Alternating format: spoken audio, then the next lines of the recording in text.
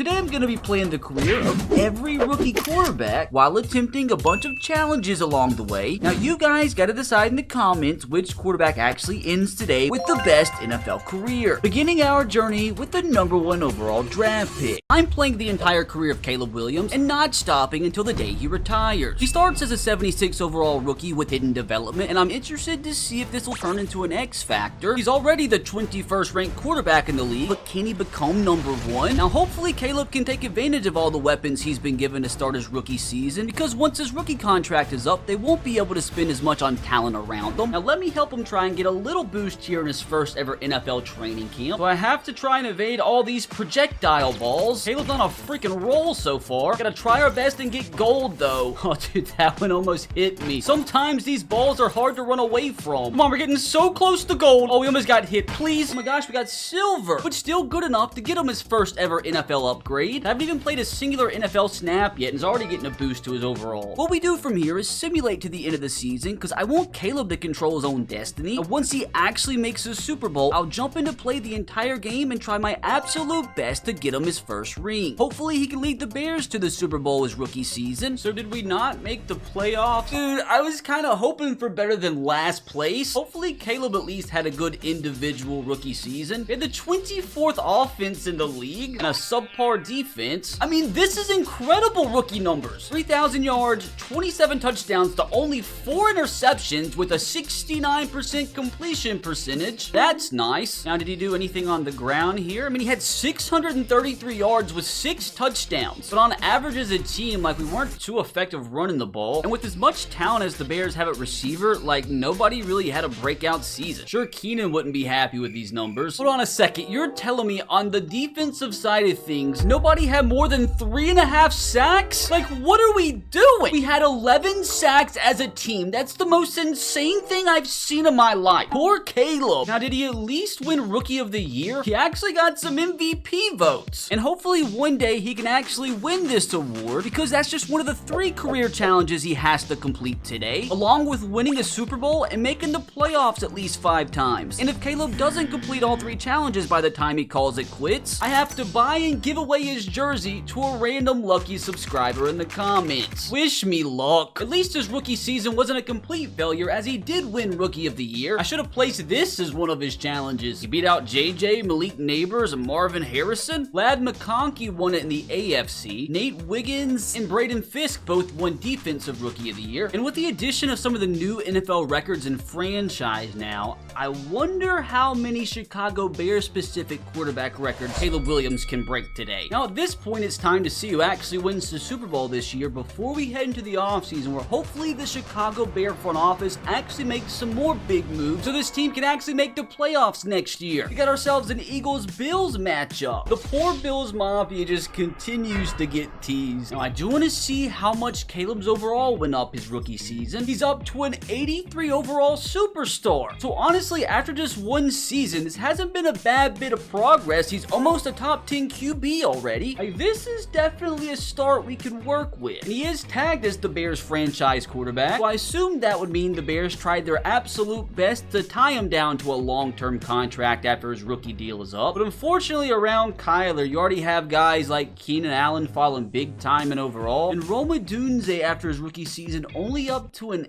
80. The offensive line's definitely kind of mid. I mean, the front office has almost $70 million to spend this offseason. So hopefully here, once we sim to the end of free agency, the Bears brass will make multiple big splashes at the end of free agency. And we did spend quite a bit of money. I mean, even though $28 million is still a lot just to have sitting there, I'd like to think we still did make some big signings here. So we did splash a little bit of cash here, signed Derek Barnett and Ryan Kelly, and we locked down Keenan Allen and Jack Sanborn to multi-year contracts. I just don't know about giving Keenan Allen 3 years, $49 million, because like I said, he's already starting to regress a little bit. Gotta have faith in the front office though. Now let's see if that front office can now put together a banger NFL draft class. Maybe get Caleb some stud linemen to protect them. Oh god, here we go, dude. Moment of truth. Please, dude, no draft busts here. Brother, we got an absolute stud strong safety in the first round. Like, a 79 overall rookie is crazy. Like, a 74 overall running back's good tackle in the second and a decent defensive tackle in the third. I mean, that was like the second highest overall player in the entire draft we got middle of the first round. Our front office kind of cooked here. So we've made it to 2025, and this is what the offense looks like around Caleb. And I think it's safe to say the offense has potential up to an 85 overall with an 87 offense. We just desperately need this defense to step up because last year was pathetic. Now, is year 2 finally gonna be the year Caleb breaks out as a top NFL quarterback? Why did we suck so bad? And look at what our team's overall is. Well, this was another disappointing season. I mean, we had a middle-of-the-pack offense this year. Defensively, we suck. I mean, Caleb had another pretty monster season, 3,800 yards, 30 touchdowns to only 7 picks. Didn't run the ball quite as much this season, but DeAndre Swift picked up the slack. Caleb finally had a 1,000-yard receiver. Like, I think Keenan Allen might have actually been worth that contract. And a little bit better of a season from Rome Odunze. Like, I'm hoping he can turn into like a 1,000-yard receiver by the time Keenan Allen retires. Brother, this rookie D tackle went off. He was a 3rd-round pick. I still don't understand why Montez Sweat is struggling so much. Now, how many MVP votes did Caleb get this year? Not a single one. Not a single Offensive Player of the Year award vote either. At least our rookie D tackle won Defensive Player of the Year. Our only positive. I mean, at least Caleb's up to an 88 overall already. So maybe this time next year he can finally eclipse 90, which he's already became a top 10 NFL quarterback, and he's still only 23 years old. I just don't understand how this offense only wins 6 games. We're a freaking 88 overall team, dude. Now, how mental is it that a last year's 3rd-round pick's already an 87 overall superstar? Not only that, the future of the defense is in spectacular hands because our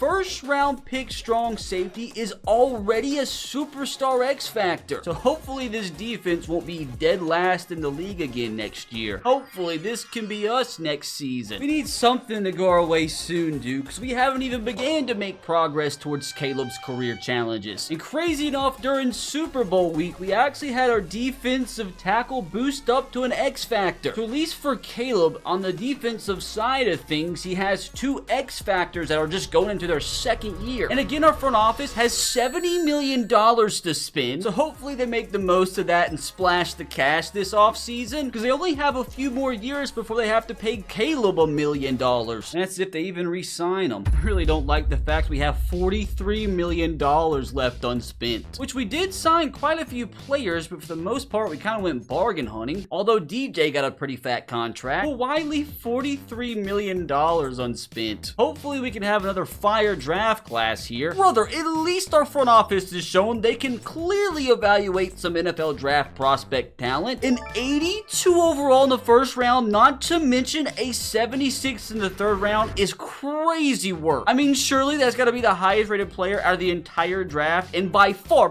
overall it was. And also the Dolphins getting a 77 receiver in the 3rd round is kind of crazy. Now, surely this is the season Caleb finally makes it to the playoffs. Even though his leading receiver from the past few seasons has fell down to an 82 overall, he's gonna be making so much money next year as like a 78 overall. I mean, the offense still should be producing, and hopefully this defense can perform better than 32nd in the league. Brother, this franchise is cursed. Like, what is happening? How's he supposed to make the playoffs 5 times when he can't even make it once? I mean, we had a top 10 offense for crying out loud. I mean, at least our defense wasn't dead last. I mean, Caleb continues to have incredible season after incredible season, but his team around him's just letting him down. Team's running game continues to be solid. DJ Moore, Keenan Allen continues to put up incredible numbers. I'm still a little disappointed by Rome Odunze, though. How is the defense so bad when they have 2 guys putting up double-digit sacks? When did we get Darius Robinson, by the way? I'm assuming still no MVP for Caleb, although a 6th place finish is the highest of his career. One of these days, I'm gonna win Coach of the Year, mark my words. Even though we've had little to no success as a team, Caleb's already broke the all-time Chicago Bears passing yard and passing touchdown record for a single season. At this rate, he's gonna catch Jay Cutler in no time. I mean, Caleb's already a 92, dude. How's he not made the playoffs yet? At least this 93 overall superstar X-Factor D tackle is gonna be Caleb's teammate for a while. Same thing with this star strong safety. And did want to check in on the stud corner. He's only a star, but he is up to an 86 already. Only had 1 pick his rookie season. 95 5 tackles, though, for corners. Kind of nuts. All I know is our front freaking office better spend every dollar possible this offseason, because this needs to be us ASAP. Well, these guys couldn't take the pain any longer. Oh my god, I told you guys we're paying Keenan Allen $17 million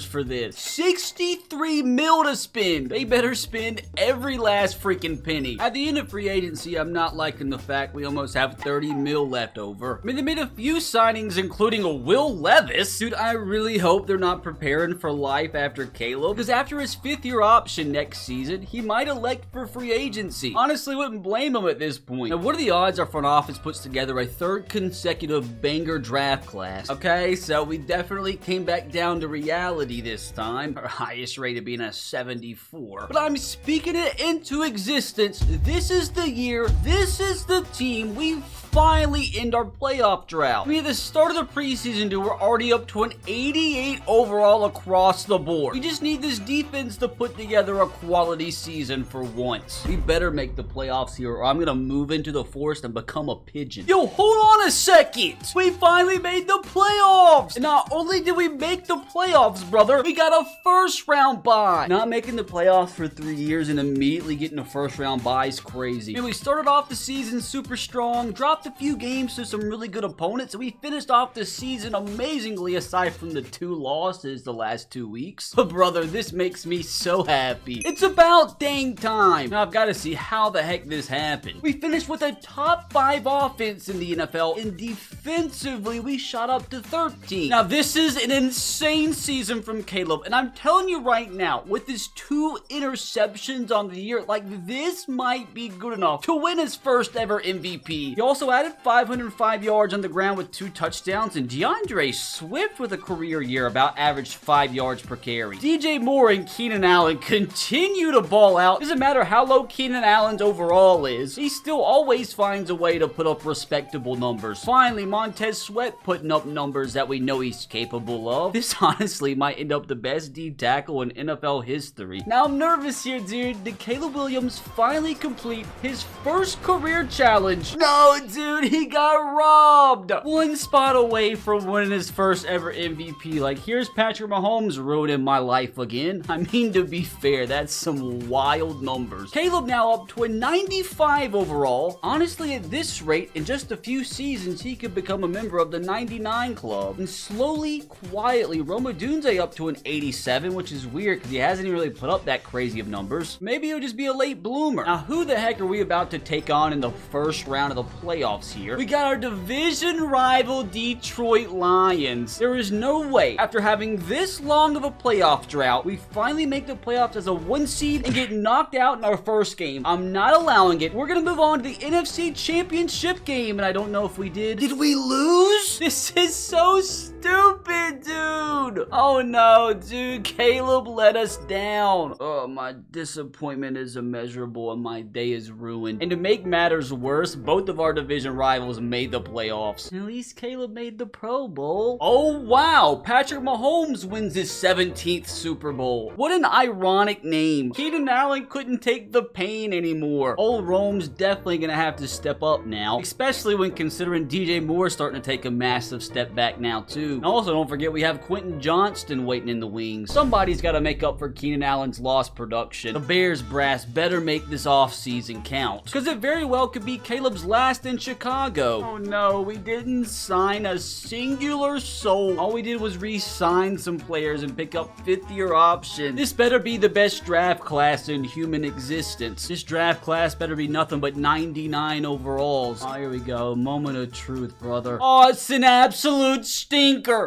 Somebody call the police. There's a riot outside the Bears headquarters. The next season begins, and I really don't know if I have faith in this team repeating last year's success. Yo, and also looks like we lost Montez Sweat. Who's gonna replace that production? Honestly, for Bears fans' sake, I hope to God they make the playoffs again, because this could be Caleb's last year as a Bear. And if it is, dude, this franchise is gonna sink right back down to the bottom of the NFL. Okay, we take that. Oh my God, poor Detroit fans. We'll take it though. Continue to have a top 5 offense despite the losses. Defensively, we were a little bit better than last year. Now, what kind of psychology iconic stat line as this: 23 touchdowns to a single interception. He also added with 8 touchdowns on the ground. Like, that really could be MVP numbers. Like, I hope so. And look at Rome Odunze making up for the loss of Keenan Allen. And you've also got to point out the production Quentin Johnston gave us. It's safe to say our defensive tackle made up for the loss of Montez Sweat. 19.5 sacks is insane. He's a member of the 99 club now, dude. He's 24. Like, forget Caleb Williams for a second. Like, I cannot believe this guy was a 3rd round pick. Now, before I get my hopes up and check the MVP race, I want to see what Patrick did this year. Okay, maybe, just maybe, dude, Caleb actually got some silverware. Dude, please don't do this to me again. Come on, let's complete Caleb's first career challenge. Peter ruined my life, dude. How in the world did Caleb come in 10th place? He threw 1 interception. You know what, dude? Who cares about individual accolades? It's about time Caleb finally wins his first ever playoff game. We're traveling to Los Angeles. We're coming out of there with a dub. Complete domination. Caleb didn't do much, but he was effective at least. Now, what are the odds we can win 2 consecutive playoff games away from home? It's time for Peter to have somebody ruin his life. It's gonna be tough though. In New York, they're the 1 seed. They got the MVP. Like, this is a tough one, and I think we lost. Gosh, dang it, dude. By 3 points. Oh, dude, this hurts. Oh, dude, I'm telling you, Peter Ward is Caleb's arch nemesis at this point. You just wait, Peter. But I guess all that's left to do at this point is to see if Caleb's even gonna be a Bear next season. Oh, it hurts even more that a division rival won it. Like, will this ever beat Caleb? Caleb up to a 96. Like, surely he can get up to a 99, right? Like, he's still only 27. But the question now, my friends, is will he become a 99 overall as a member of the Chicago Bears? I wonder if the negative $5 million available salary cap means we actually gave Caleb a big contract. But the truth, dude, is he's still there. Caleb's still a Bear. And so is Rome Odunze. Now, what kind of insane contract did Caleb get? Oh my god, dude. He's a Bear until 2034 at minimum. And one of the years, he has a cap hit of $73 million. That's bananas. If that's what Caleb got, what in the world did Rome Odunze get? I mean, that's pretty respectable. But the problem now moving forward, dude, is the team is not going to have any money to spend on other positions. So, like, how are they supposed to re-sign this big 99 overall defensive tackle? Oh, this is going to be tough, dude. You got to re-sign him. Have to re-sign this X-Factor strong safety next offseason. That makes the NFL draft even more important than ever. They have got to draft good here and put as much cheap talent around Caleb as physically possible. Can this please be a good draft class as what we had the first few seasons? Everything revealed at the click of a button. It's like not terrible. 77 corner late in the first round isn't too shabby. Got a good running back in the 3rd and a pretty good D tackle in the 4th. Like, what was the point in taking a quarterback in the 2nd? You just gave Caleb like $500 million.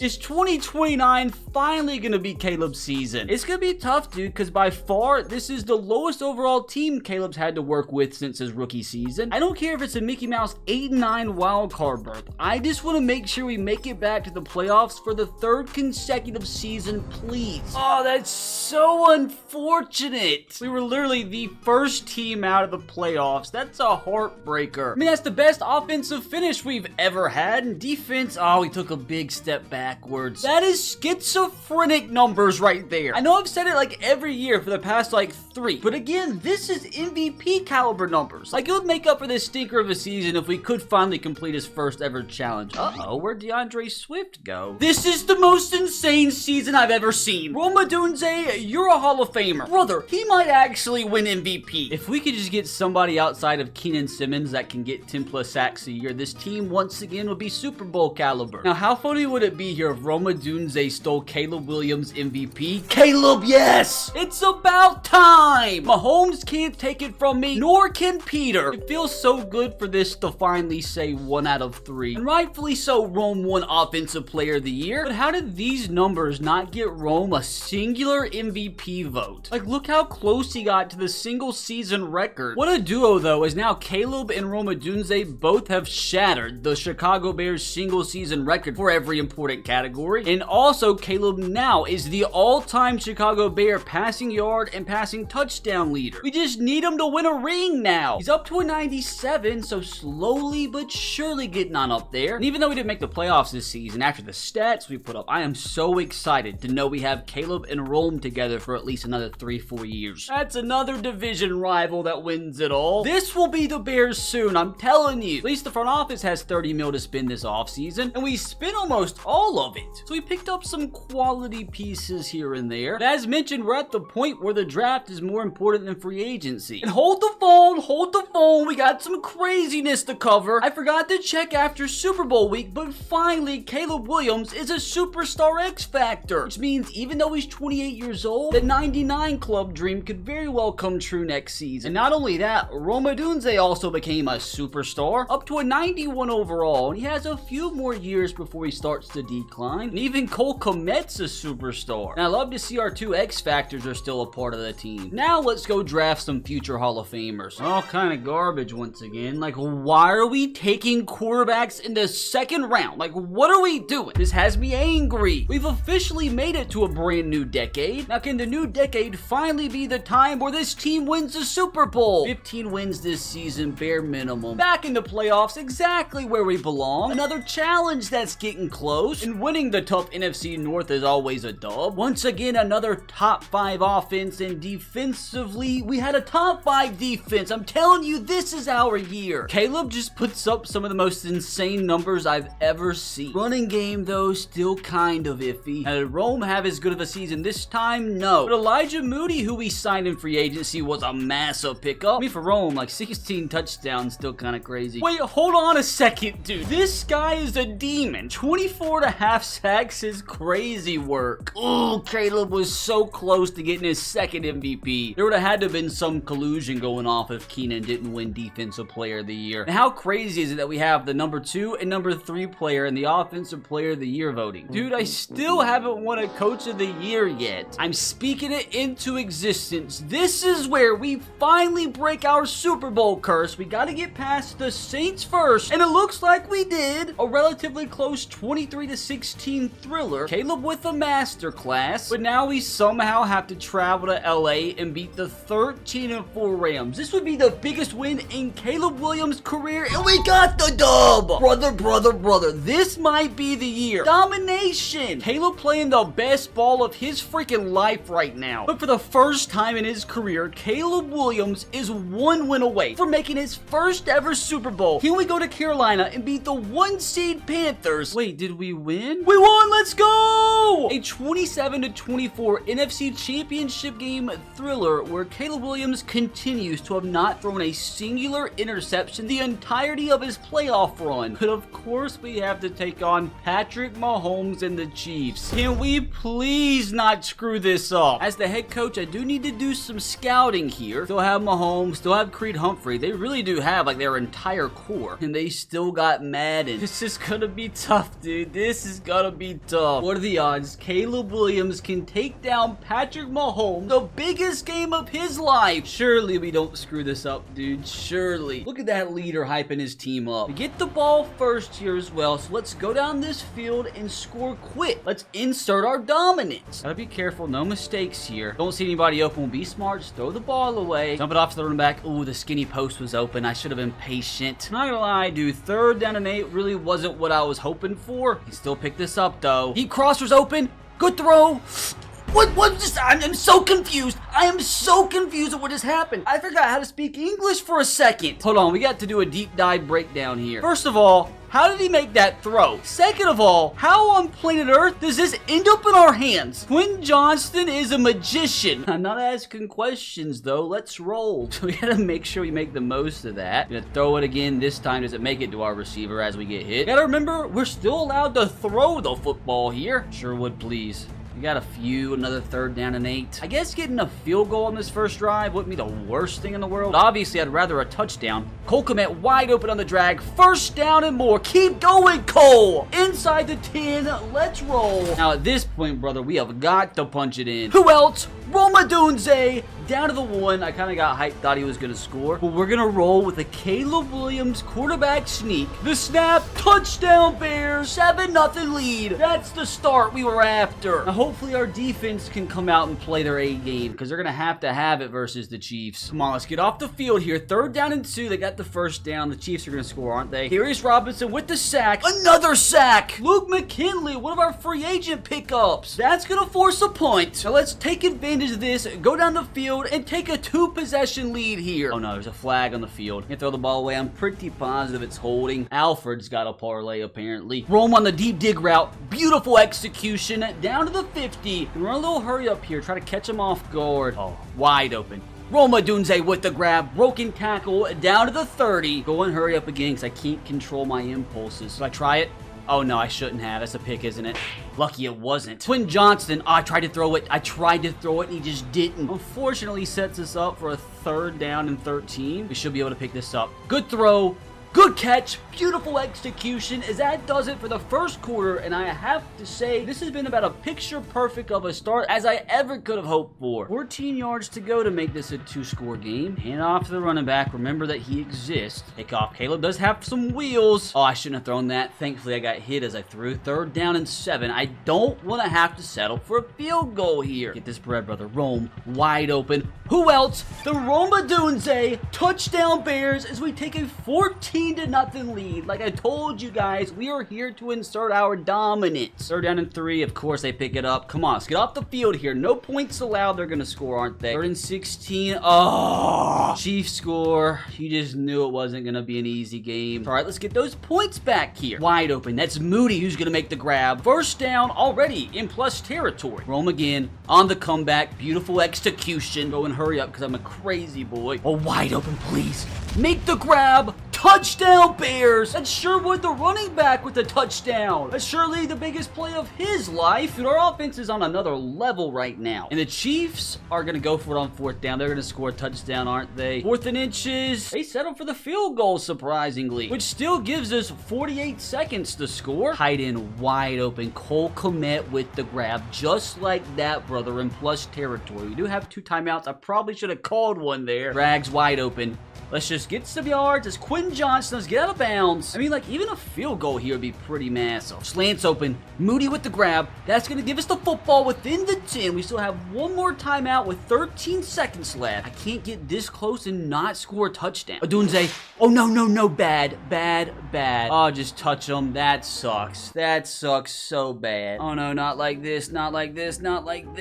Please, they're going to score a touchdown. It's a freaking 3-point game now. Dude, Patrick Mahomes is stressing me out. I'm gonna give Rome a shot. Come on, 1-on-1, come down with it. Luckily, it wasn't picked. Come on, brother. We are 1.5 quarters away from winning the Super Bowl. Time to play A+ football. Out of the backfield, gonna get about 8. Big play here. Cole Kmet, that's an easy 1st down. Veteran tight end coming up big. I really gotta get a touchdown here, like a field goal, and the Chiefs can still take the lead on their next drive. Oh no, bad guy in my face. Let's just not fumble. 2nd down and 18. We've picked up crazier before. Cole Kmet.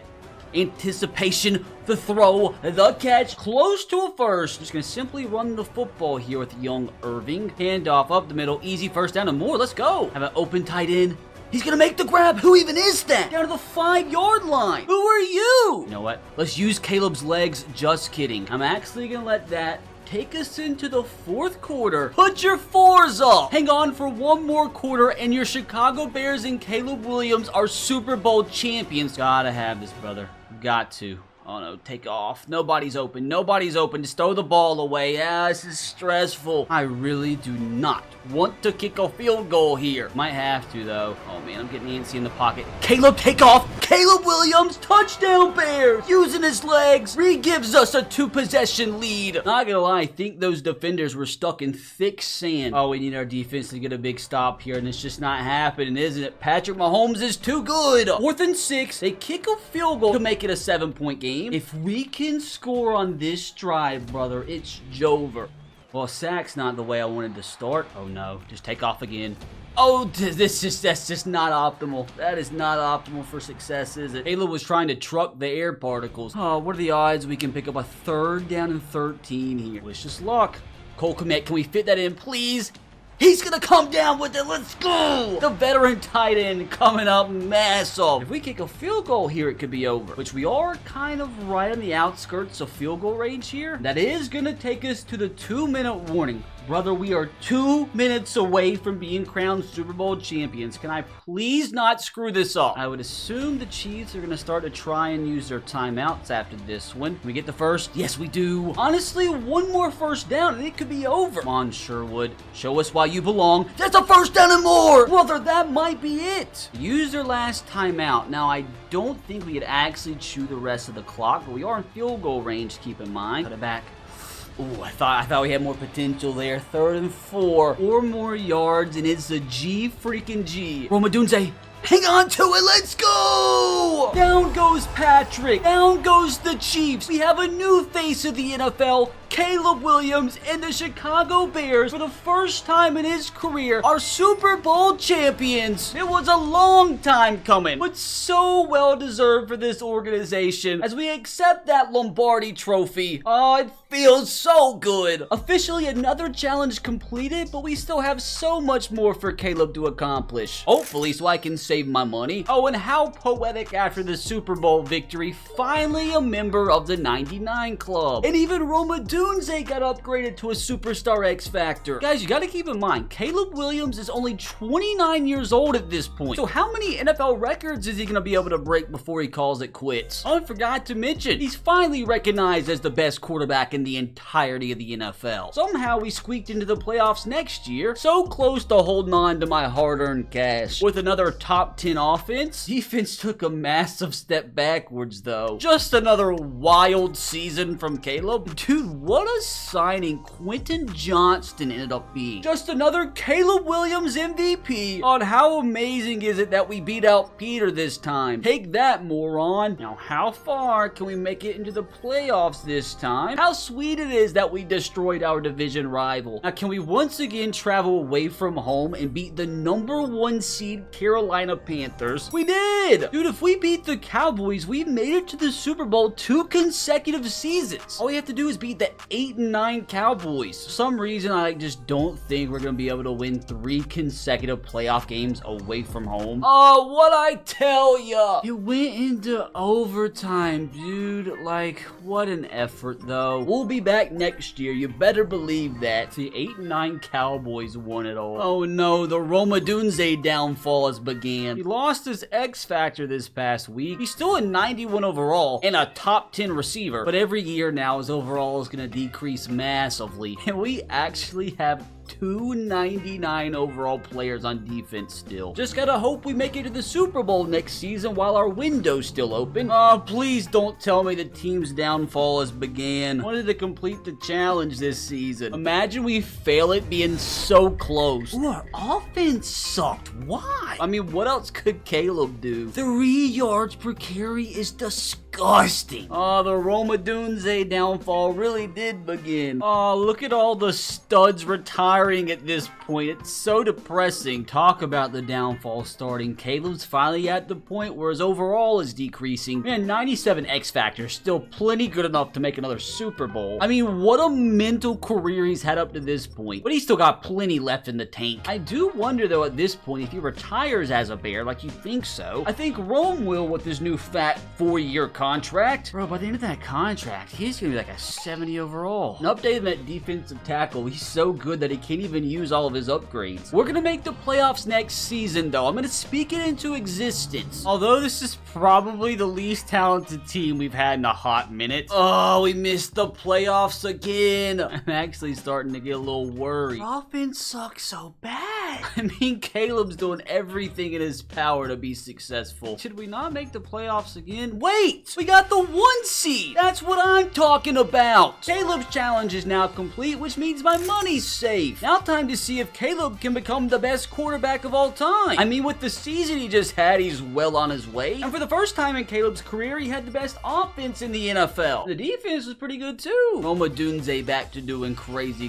things. So is our defensive tackle. I no big deal. Just another MVP for Caleb. We just love to see our arch nemesis continue to come in second. I mean, Caleb's up to 43,000 career passing yards and almost 350 career passing touchdowns. You know, with the crazy career he's had up to this point, like, does he even have a chance to pass Tom Brady? And shout out Roma Dunze for becoming the Bears' all-time receiving leader in like 50 categories. Now let's see if Caleb can make it to a second Super Bowl. Let's go! Demolish the Seahawks, beat the 2C Panthers in a thriller. And now there's a massive conflict of interest as we have to take on my favorite team in the Tennessee Titans. Honestly, if we lose here, I wouldn't be too mad considering that would be the Titans' first ever Super Bowl. And it was a complete demolition. Pretty positive Bears fans would be pretty ecstatic at a second Caleb Williams Super Bowl. Look at that complete domination of the yearly awards. I even won Coach of the Year. Oh no, oh no, oh no though. Roma Dunze down to an 80 overall? They gotta pay him almost $80 million over the next 2 years. I think it's safe to say he earned it on the field though. But Caleb's hanging in strong with that X factor at a 94 overall. But he is 33 years old, so the downfall could happen fast here. Now the biggest question at this point is whether or not Caleb's gonna remain a Bear after next season. And if he does leave the Bears, like, where the heck would he go? Last year as a Bear, kind of disappointing they didn't make the playoffs. Hold on a sec. Where is Caleb Williams? Roma Dunze's still here. I'm so confused. Now before we see where the heck Caleb Williams is, I just gotta point something out here. This guy had 30 sacks this season, which actually got him some MVP votes. Well, where the heck is Caleb? Oh, there he is. Whoever he played for, he only threw 19 touchdowns. Well, here we go. Caleb Williams is a Las Vegas Raider. Like, when the heck did this happen? Now, since this is only a one-year deal, like, is he gonna play for somebody else next year? He did make the playoffs, but he got first rounded. Now, surely somebody's gonna sign him to some massive contract this offseason. It wasn't an actual free agent, so does that mean the Raiders signed him to a fat extension? He is still a Raider. Why are they only giving him one-year deals, though? Doesn't look like he's really on a super talented team, unfortunately. The only Raider I recognize here is Brock Bowers at fullback. Let's see if he can make the playoffs a second time in 2 seasons as a Raider.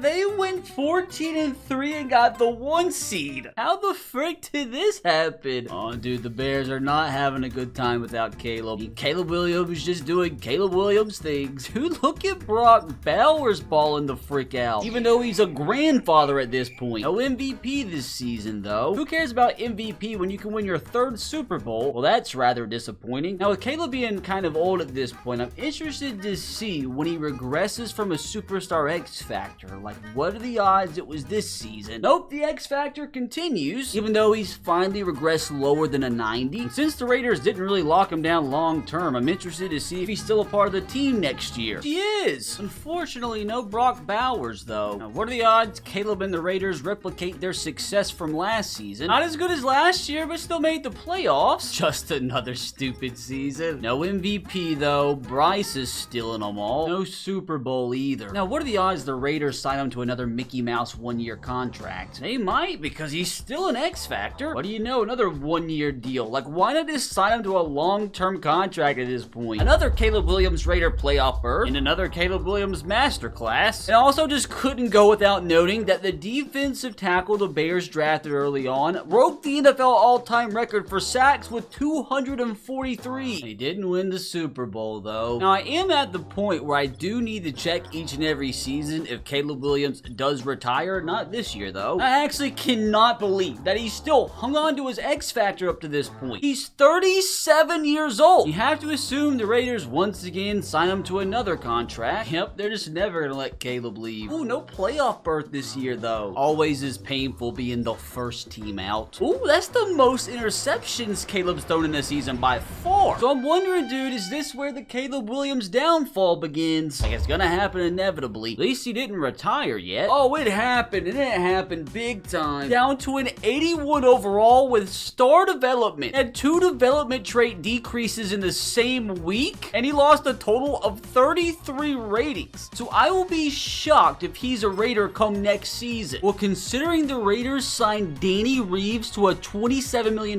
contract, I'm assuming Caleb signed elsewhere. But where he signed is the big question, though. Where are you, Caleb? Wait a minute. They did re-sign him. So why give Danny money. There's gonna be a quarterback controversy now. Well, whoever they played at quarterback led them to the playoffs. Was it Caleb? Of course it was. They had the third best offense. Our arch nemesis beat us out. Now, can he finally make it back to another Super Bowl? No. I got a sneaky suspicion this is where Caleb's gonna call it quits. I mean, I could be wrong. Here we go, the moment of truth. Apparently, I'm an idiot. His overall probably tanked big time, though. Oh my god, dude, that's disgusting. Like, he probably won't even start for anybody next year. He's not even a Raider anymore. I got a feeling I know exactly where he is. He's just rotting away in free agency. He's just chilling here with JJ McCarthy. I highly doubt anybody even picks him up here. End of the season, and he's just still sitting there chilling as he's officially made it to the age of 40. I don't think he retired, though. What are we doing, Caleb? He's down to a 69 overall. Like, you gotta know when to call it quits, brother. Surely this is the year. And there it is. After 19 beautiful seasons in the National Football League, Caleb Williams calls it quits. I mean, absolute insane career stats. Not to mention 2 Super Bowls and 17 yearly awards. And he finishes his career officially as the 8th best player in NFL history. But hilarious, like, I have to note, his former teammate finishes 2nd best of all time, just behind Patrick. Now, that was arguably a Hall of Fame career from Caleb, but what are the odds Bo Nix ends up the better quarterback? He starts as a 72 overall rookie with hidden development. I mean, he's not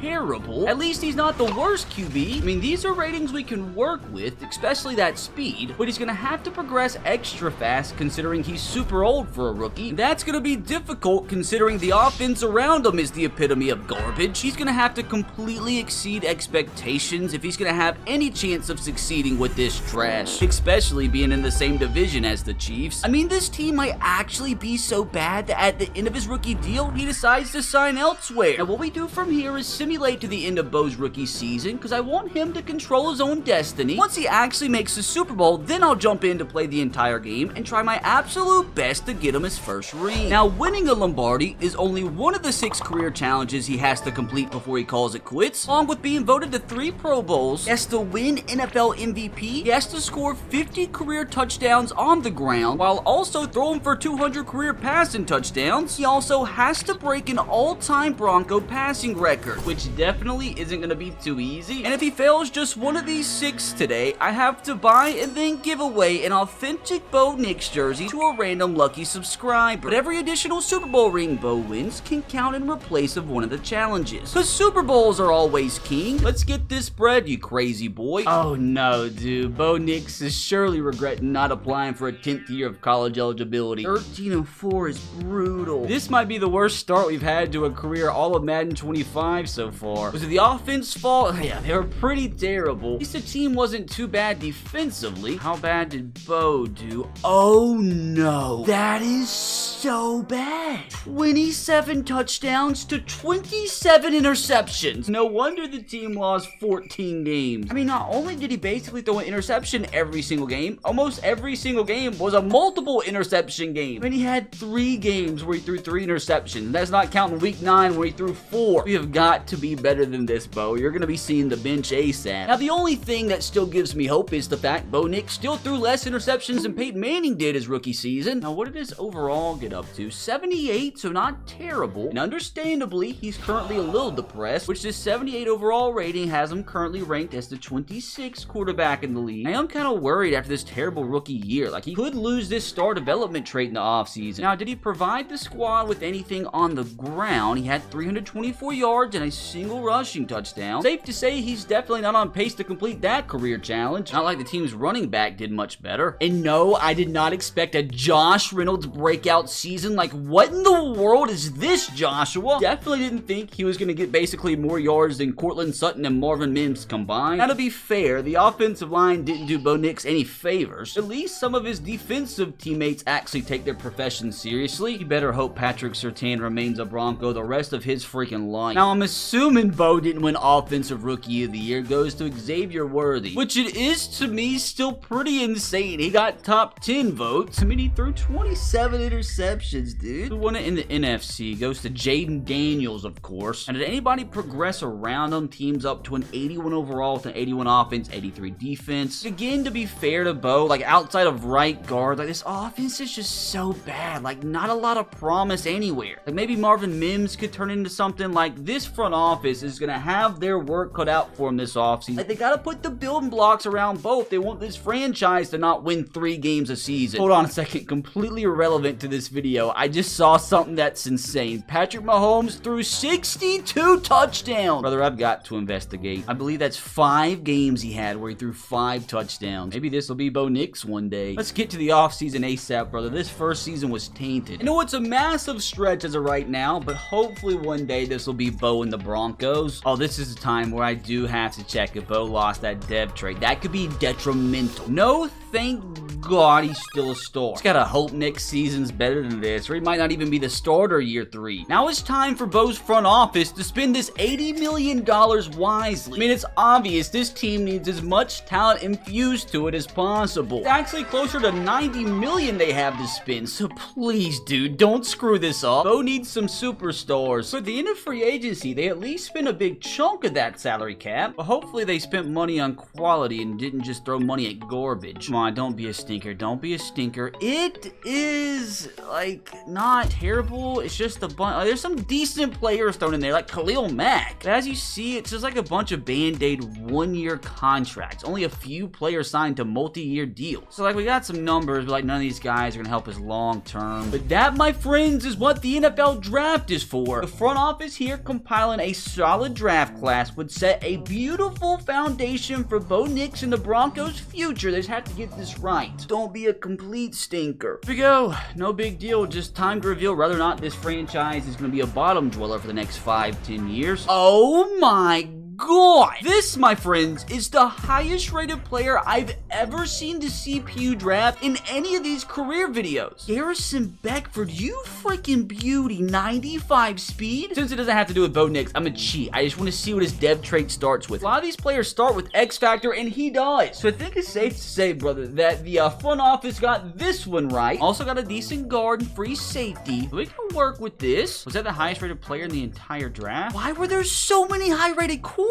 Brother, if you needed a cornerback, this was the draft for you. At least for Bo Nix's defense, the secondary is going to be locked down for a while. So surely Bo Nix's sophomore campaign will treat this team a little bit better. Like, surely this team, dude, wins more than 3 games. And that might be difficult considering the fact that Josh Reynolds is sat here unsigned. Major loss. As pathetic as this sounds, dude, I'll even take 6 wins this season. Just 6. I just need to see some bit of progress. I will gladly take 7 and 10. We didn't come in last place. Progress. How much better did the offense get? Okay, about middle of the pack. That's better. Defensively, we got a little bit worse. Okay, so once again, another wild season from Bo himself. About 4,500 yards, 40 touchdowns is crazy, but so is 20 interceptions. That's a very cool completion percentage, though. I have to say, though, throwing 47 interceptions through your first 2 seasons is wild. He's gotta get better, dude. Did he at least run for more than 1 touchdown this year? Oh wow, he ran for 2. Now, who is this season's Josh Reynolds? It was Troy Franklin at 1,384 yards, 11 touchdowns. I mean, my God, talk about a breakout season here. He apparently got his star back. So this is what Bo Nix needs. A receiver that's probably going to be here for a long time. Talk about a massive step up from his rookie season. So again, right now, we're just looking for things that give us hope, and Troy Franklin is one of those things. Gotta mention too, Cortland Sutton, Marvin Mims also putting up some decent numbers, and at least the offensive line was a little bit better. I wonder our defense was worse. Dude, we had nobody that could get to the quarterback. Our superstar rookie put up some half-decent numbers. What's his overall up to? Up to an 87 already. Another guy Bo Nix hopes to be teammates with forever. Now, what did Bo's overall get up to this season? An 82. That's respectable, which puts him 20th in the league. And that's nice and all, but keep in mind, he's already 25, so he only has like 4 or 5 years left of overall progression. we have got to start performing better than this ASAP. I mean, just limit the interceptions, dude. Talk about breaking a Broncos all-time passing record. Because of old Franklin Tripucka, he couldn't even break the Broncos single-season interception record. Even though he missed the playoffs, I have to say a lot of good came out of this season. Bo improved at least a little bit, and he also apparently has his new wide receiver 1 for the foreseeable future. Now, surely he didn't make the Pro Bowl. I still want to check, but like, surely not. Surely if Tyler Huntley can make the Pro Bowl, anything's possible. Yep, unfortunately, no Pro Bowl for Bo just yet. He somehow got to make 3. Oh, wow, the Packers win the Aaron Rodgers Bowl in a blowout. Do we have any dev trait nonsense happen this time around? Come on. Oh, wow. 20 interceptions is apparently good enough to get your dev trait increased to Superstar. I mean, I'll gladly take this, but I'm shocked. I mean, I'm not so shocked about Troy Franklin. That's still just crazy. Oh, no. Oh, poor Cortland Sutton's starting to regress pretty heavily. Wait a minute. I feel like we had half our starters retire. Like, nothing's even going our way right now, and this has still just been a wild video, especially considering we now have $130 million to spend this offseason. Brother, that might be the most available salary cap I've ever seen. If this front office doesn't go and spend this $134 million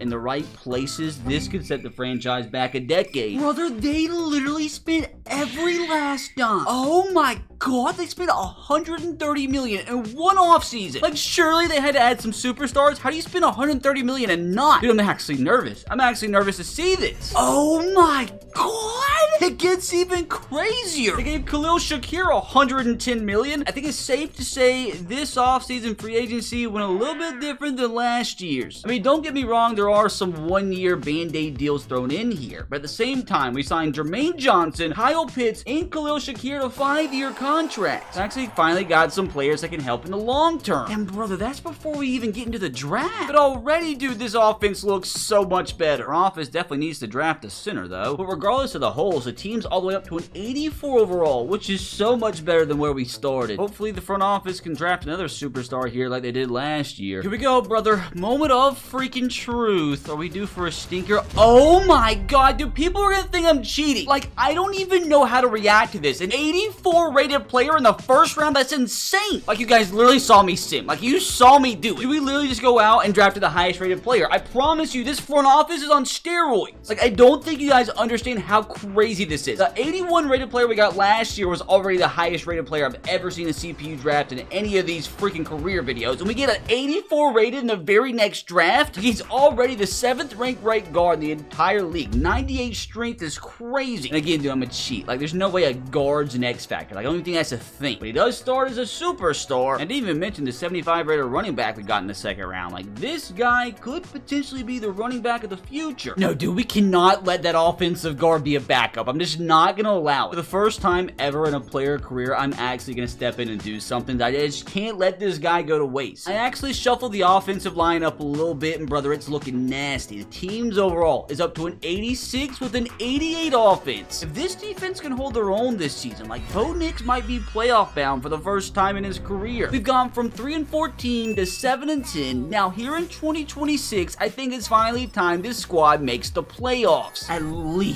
least 9 wins this year. Or how about 14-3? I'll tell you right now, that is not what I expected, and somehow the Chiefs stole the 1 seed from us. Have to admit, brother, I am over the freaking moon right now. Well, we started the season off with a 35-point loss, but after that, dude, will we go on like a 10-11 game win streak? We got revenge on the Chiefs in week 5, but this is crazy, dude. We won just 3 games 2 seasons ago. The offense was top 10 this year, so by far the best year yet, and defensively we were top 5. Now this is more like it, Bo. As long as you throw less than 20 interceptions, we'll take it. This season's already good enough for Bo to eclipse 100 career passing touchdowns. Now, did he have a career year on the ground? He did put up 5 rushing touchdowns, so we gladly take that. I think by far that was Devontae Williams' best year too. Oh, and even that young 2nd round pick at running back put in a little work this year. Now, who was the breakout candidate receiver this time around? Khalil Shakir and Kyle Pitts kind of split the load this time. Oh, a little bit of a drop off from Troy Franklin, unfortunately. I mean, that's fine, but like, I don't want it to affect his superstar. But if from what's transpired today hasn't proved to you that this front office is comprised of geniuses, like, look at what their 2 big signings did. Now, what about the defense? How'd they ball out? Oh, again, the 2 big signings into Marcus Lawrence and Jermaine Johnson both both with double-digit sacks. Like, keep in mind, dude, this defense didn't have anybody with more than 6 sacks last year. Look at Drew Sanders getting in on the action. Oh, you know what I forgot to check? I forgot to see if this young cornerback won Rookie of the Year last year. He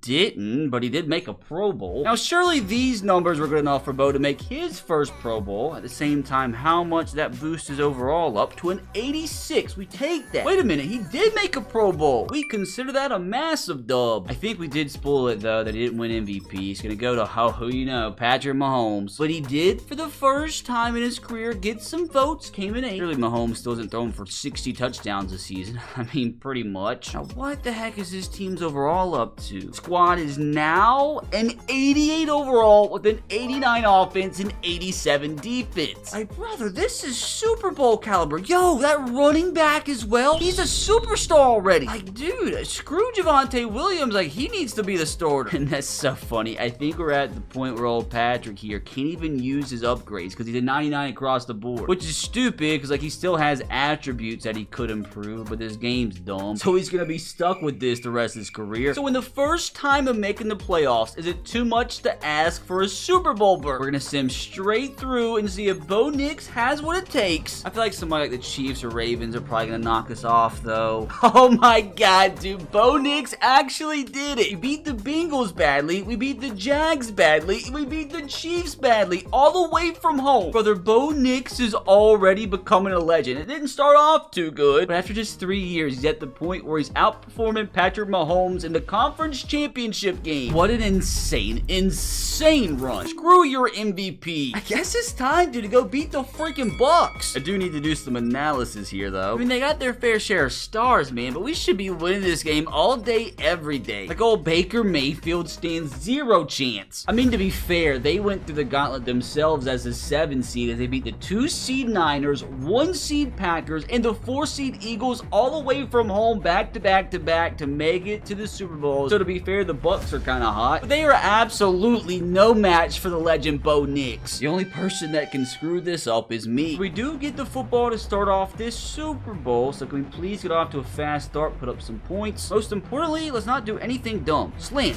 wide open, hang on to the football. And off to Javonte. I gotta remember they have Vita Vea in the middle. It's gonna screw us up from running the ball. This might be a game where we have to sling the ball 50 times to win. We can do that though, because we got Bo Nix. Dump it off, get a few yards, set up for a 3rd down and manageable at least. The running back out of the backfield. He got stuck. That should be a completion. He overthrew it. Oh no. Remember when I said the thing about not doing anything stupid? Dude, I'm going for this. This is a Super Bowl. Oh, no big deal. We could lose the game right here. Wide open. Wide open. Franklin, that's a bad throw. That was such a bad throw. He had him beat. I thought surely, dude, this was going to be a touchdown. Well, now we have to rely on our defense to hopefully keep him out the end zone. And we got an interception. Drew Sanders coming up massive. So we've already gotten bailed out once here today. Let's actually take advantage of it. We actually run the football. Javonte Williams this time getting a few yards on the ground. So we're going to run the ball. We probably need to run it away from Vita Vea. I'm going empty because I'm a crazy boy. I like these matchups over the seam. Although I'm just going to dump it off here to Troy Franklin. Get a 1st down. You know what? Bo Nix has some legs. I got to remember, he has like, what, 88 speed? Oh, God. I'm running it right towards Vita Vea. So I'm going to cut back up the middle and get a few yards. At least we're in field goal range, but screw field goals, dude. I want touchdowns. I'm going to be conservative, though. Go with the halfback screen. So much space. So much space on the Mickey Mouse screen pass inside the 15. Maneuver the pocket. Bo Nix, just slide. Don't you dare fumble. I'm being like ultra conservative right now. Throw it to Kyle Pitts.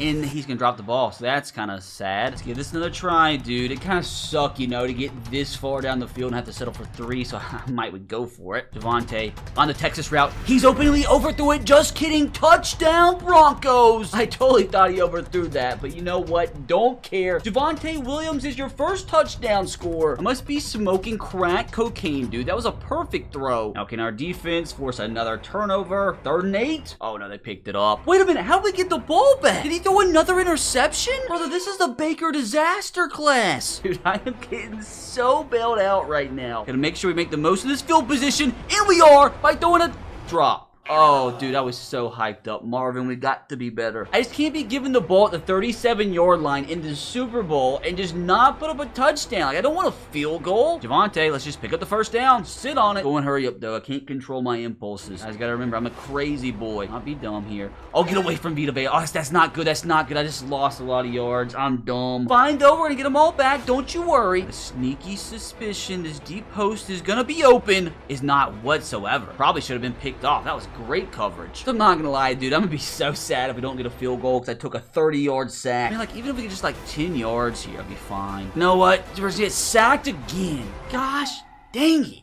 Our defense pick off Baker for the 3rd time this half. Oh my gosh, that's crazy. That is crazy. What is actually happening right now? I am getting so bailed, and I'm not asking questions. But this time, we actually got to score, please. Kyle Pitts up the seam, touchdown Broncos. Let's ride. We might have the best front office I've ever seen. They've made such huge decisions in these off seasons, and it's showing up in the Super Bowl. Now surely, we're not going to pick off Baker Mayfield for the 4th time yet. They scored in 2 plays, which it is kind of nuts after everything. We're only up by 7 points, and they get the ball at halftime. Post is open.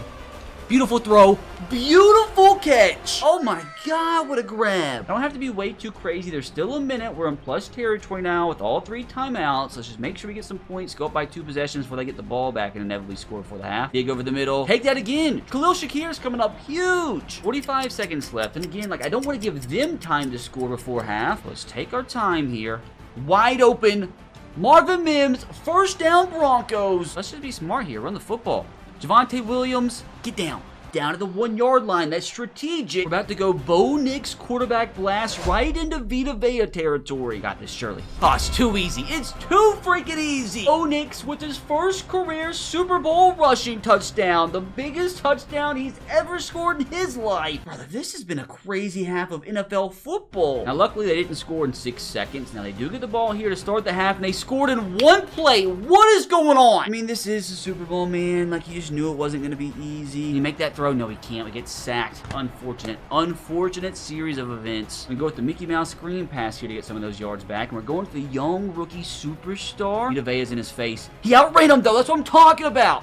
Make this man miss? Not quite, but we get just enough for the first down. Let's remember, we are allowed to run the football. Hand off here to Javonte. And we're getting about 4. Being crazy here. I'm being wild. I'm being insane. I'm insane. Gosh dang it. We need to pick this up to avoid the Buccaneers inevitably tying this up. Look for the slant underneath. It's open. That's a Bronco first down and more. Let's go Shakir. He's having a huge game. 5 catches, 87 yards already. Play action pass is probably dumb here. Take a sack to knock us out of field goal range. And even a field goal would be huge here. But again, as you know, I'm quite the crazy boy. Play action. Just dump it off. Oh no, that was almost so bad. That was almost so bad. Like, the one thing I can't do here is throw an interception. Hand it off here to the youngster, who's going to pick up about 3. And I'm going to try to be a little conservative here. Underneath. It's open. That's another first down. Let's go. That's Shakir again. The same exact play once again. And throw it to the same exact receiver once again. And that, my friends, is exactly why. Inside the 10, just like that. You know, let's try to get this rookie running back in the end zone. Oh, so close. You know what? Let's go right back to a Bo Nix quarterback draw on the goal line.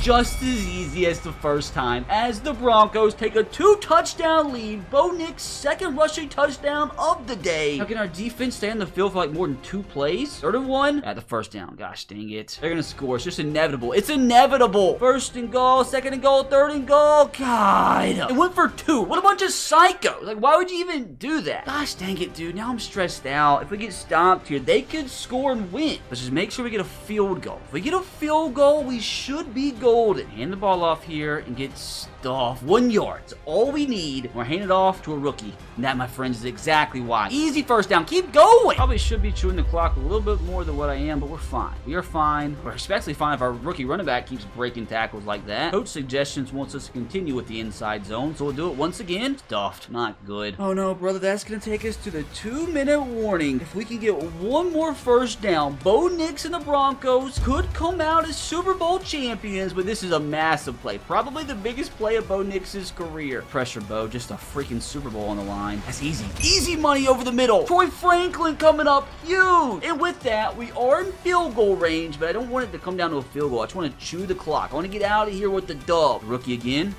Get a few. They are going to be able to call a few more timeouts. I just really don't want it to come down to a field goal. They're going to hand this off. Javonte Williams. Bounce it back inside, got 2. So again, I'm just going to keep this on the ground, be safe, maybe try to center up a field goal. Or just get the first down. Spin move, it's nasty. Let's go. 3, 2, 1. With that, Bo Nix and the Denver Broncos beat the Tampa Bay Buccaneers 28-22 to become Super Bowl champions. Baker Mayfield goes down. Oh, this was a stressful one. I feel like we won this game by like a lot more than what the score showed, but at the end of the day, who cares what the score was? I don't care if it's 1-0, 100-0, 1,000-0. As long as we have more points than our opponents, all that matters. And yes, we are ecstatic that Bo Nix got his first ring, but he still has so much left to accomplish before he completes his career challenge. I mean, my bank account is still not safe, dude. Now, surely nobody quit on us right after we won a Super Bowl. Gosh dang it, Joel. But good news, this team has another $80 million to spend. We very easily also could have got some more depth trade increases here, like maybe Bo Nix became an X Factor, and of course he did. Bo Nix, as a 27-year-old, now is finally a superstar X Factor. Apparently it happened right after he won the Super Bowl. Hey, not only did we win the Super Bowl, I also won Coach of the Year. Now, with another $80 million to spend here, dude, let's see if this front office can put together another masterclass. Hopefully they spend that money wisely, because they're about to have to give Bo Nix the big bucks. That is, unless he signs elsewhere. Okay, so they didn't spend all of it this offseason, but maybe that was enough to sign a few superstars here and there. Why do I feel like this is about to be an absolute stinker? Okay, so we signed 3 players. We gave Nolan Smith a pretty big deal. We gave BJ Ojulari a decent deal, but you know, definitely not as exciting as last offseason. I mean, to be fair, maybe the front office is saving the salary cap to re-sign Bo Nix. Now, what are the odds the front office once again drafts a player 80 overall and above? Like, surely at this point it's impossible, because we're gonna have the 32nd pick. If we get an 80+ rated player with a 32nd pick in the first round, dude, I'll move to Puerto Rico and become a tree. I feel like we're gonna be let down though, which is fair, considering we're picking at the end of the first round. And yeah, we got a 73, a 70, 73, which that is some decent depth though. Don't know why they're drafting a quarterback here in the 4th round, unless he's the backup plan if they can't actually afford Bo. Like, that's just not a guy I won't lead my team as my quarterback. Like, that's the epitome of zero aura. So we've officially made it to what could possibly be Bo Nix last year as a Bronco. Like, the O-line isn't as good as what we're used to, but I think this team still can make a run. Now, the defense is actually pretty lousy. Like, the team's overall still an 84, but the offense is kind of carrying. The defense is garbage. Our defensive tackle depth is garbage. But who cares about the defense, dude? Because we have a Bo Nix-led offense that's about to score 50 points a game. Now, I would be totally shocked if this team matched their 14-win season from a year ago, but I still expect like 10 wins, and I still expect a playoff berth. Not gonna lie, a little disappointed. From winning a Super Bowl to a sub-500 record. I mean, our offense was better than last year. Our defense must have sucked, yeah, which I guess is fair. I mean, another Bo Nix masterclass season, and another really nice completion percentage. Obviously, it wasn't enough. He did have 5 touchdowns on the ground once again. That's the best our running game's ever been. Khalil Shakir, Marvin Mims putting up crazy numbers. Another solid season from Kyle Pitts and Troy Franklin. Yet just not the same juice defensively as last year. Unfortunately, no MVP votes this time around for Bo. He's up to an 89 overall, so he's about to crack a 90. He started off the season okay, but had a 4-game losing streak. He threw 5 interceptions in a game, which, to be fair, he threw 5 picks here. Didn't throw another interception the rest of the season, but we still ended off with 3 losses. It's a very inconsistent year, which it did already have its spoil. Bo Nix did sign a 5-year contract extension worth about, what, $200 million?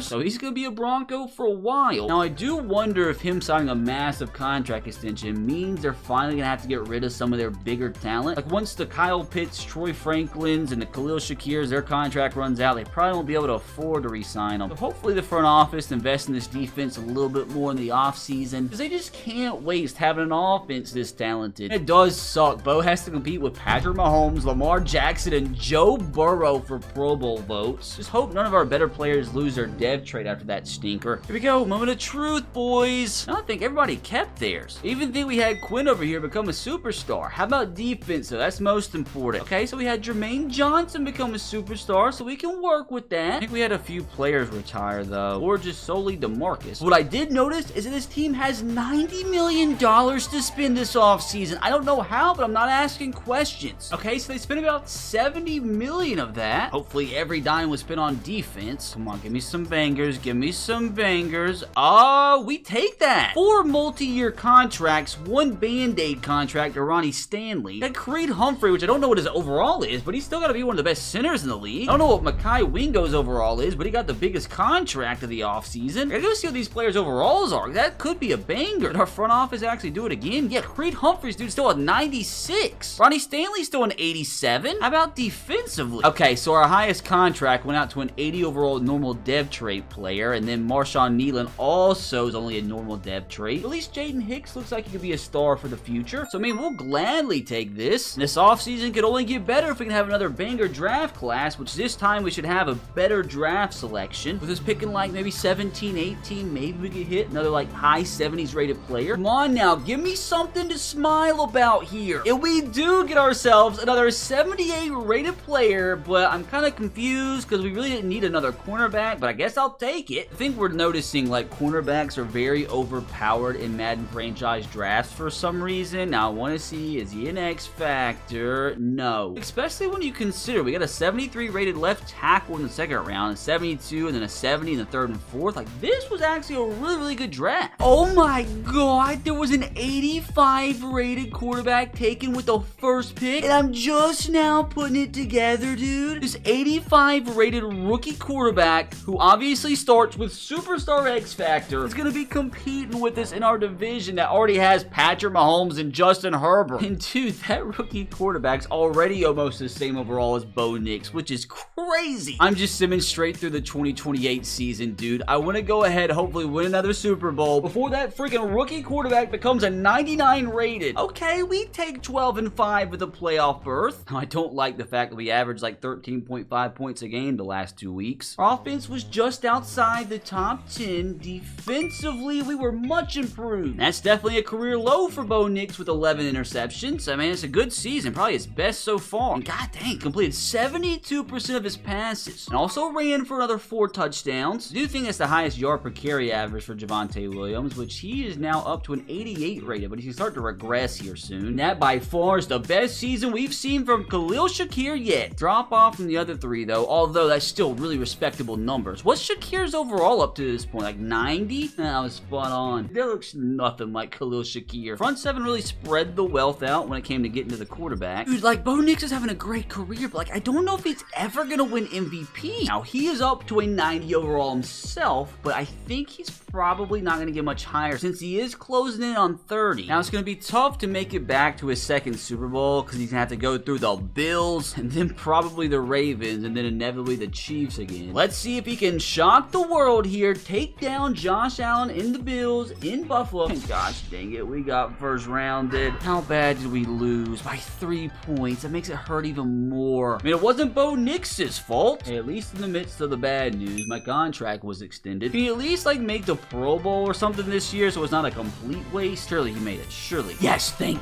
God. So we can take some positivity out of this year. Dude, the Bucs just can't catch a break at this point. Surely nobody quit on us just because we got first rounded. Proof we have a bunch of loyalists here in Denver. Now, hopefully nobody got worse. I mean, I think everybody stayed the same. Oh, our young running back lost his superstar. Oh no, Patrick lost his X Factor. That is so unfortunate. Like, why? He's still a 99 across the board. Like, he's not even 30 yet. Like, the guy is still so good that he can't even use all his upgrades. Dumb game. Blows my mind that an 89 rated team got first rounded. We're gonna make up for it though, as his front office is about to spend all 40 million of these available salary cap dollars and improve this team so we can make it back to the Super Bowl next season. Let's ride. I don't think they spent a single dime. Picked up some 5th-year options and re-signed somebody, but we didn't sign a single free agent. Like, why? Oh, it's fine. It's fine. We signed Michael Thomas's son. Better be the best freaking draft class of all time. Come on, give me the first ever 90 rated rookie here. Okay, kind of garbage. Why do we spend both of our first 2 picks on free safety? Honestly, probably one of the worst draft classes we've had yet. Now, to be fair, this wasn't the best draft class I've ever seen. season, although there was a 75 rated wide receiver taken in the 5th round. Made it to next year, and I still think this team has what it takes to win it all, although the tackle positions are a little dodgy. It was a terrible time for that running back to lose his superstar, because now he's the starter. I mean, at the end of the day, dude, this squad's still an 89 overall. Like, we should be competing with the best of them. 13 wins this season, I'm calling it. Ooh, 10 wins this time. We have to play at Buffalo again in the playoffs. Oh, the Raiders are slowly but surely getting better. Before we check anything else, I want to go see what that Raiders young quarterback's overall is up to. Probably 99. Oh my god, dude. He is already past the Bo Nix. He's only played for 2 seasons now. I mean, he's had a pretty decent first 2 years. He kind of followed the Bo Nix train, throwing a little bit too many interceptions his rookie season. Yeah, dude, as this guy gets better, it's going to be tough to beat the Raiders. Like, he's going to be better than Patrick Mahomes before no time. 11th best offense this time around. Defense, I don't know what that means. We had about the 10th best defense in the league, not too shabby. Bo Nix with another quality season, about 4,700 yards, 39 touchdowns to 10 picks. He completed 74% of his passes, and he did improve up to a 92 overall, which again, I think is probably going to end up his max since he's about to turn 30. Yeah, dude, that by far has got to be his best complete season. Oh no, the running back sucked. At least he had another 4 rushing touchdowns. But his massive season means he's finally over 200 career passing touchdowns, which is finally another challenge completed. I highly doubt, though, he's going to be able to hit 50 career rushing touchdowns at this rate. We very well might have to win another Super Bowl to replace that. Khalil Shakir and Kyle Pitts went the frick off. That's got to be Kyle Pitts' best season ever. Troy Franklin just missed out on hitting 1,000 yards, too. Like, we were pretty close to having 4 1,000-yard receivers. Now, how many MVP votes did Bo Nix get this season? He came in 5th, which is the highest he's came in his career, so maybe he still has a chance to win an MVP. And brother, it's going to be tough for Bo Nix to break one of these Broncos all-time passing records. I don't think he's going to be able to beat Peyton Manning's numbers. So hopefully he can go out here and win another Super Bowl. He has to beat the Bills in Buffalo, though, and he gets first rounded again. Can it stop giving me the Bills, man? Lost by 18. Couldn't throw a single pass and touchdown. That's so unfortunate. Like, surely, brother, he made his 3rd Pro Bowl. Like, he had to. If he didn't, I'm taking to the streets and rioting. Come on, please, please, please. Oh my god, he didn't. How? He came 5th in MVP voting and didn't even get voted to the Pro Bowl. Stupid game. Trevor Lawrence, who came 5 spots lower than him in the MVP race, made the Pro Bowl over him? Such a dumb game. Guess we're gonna have to take this bad boy into the brand new decade. The Bills got beat by George. My dog's name is George. And dude, I have a bad feeling Bo Nix is about to start regressing. He's about to turn 30. To my surprise, he stayed at 92, but yes, he is now 30 years old, so the regression is gonna start here very soon. So we need him to win another Super Bowl ASAP. And a lot happened. Khalil Shakir and Troy Franklin both lost their superstars, but Kyle Pitts became an X factor. Dude, our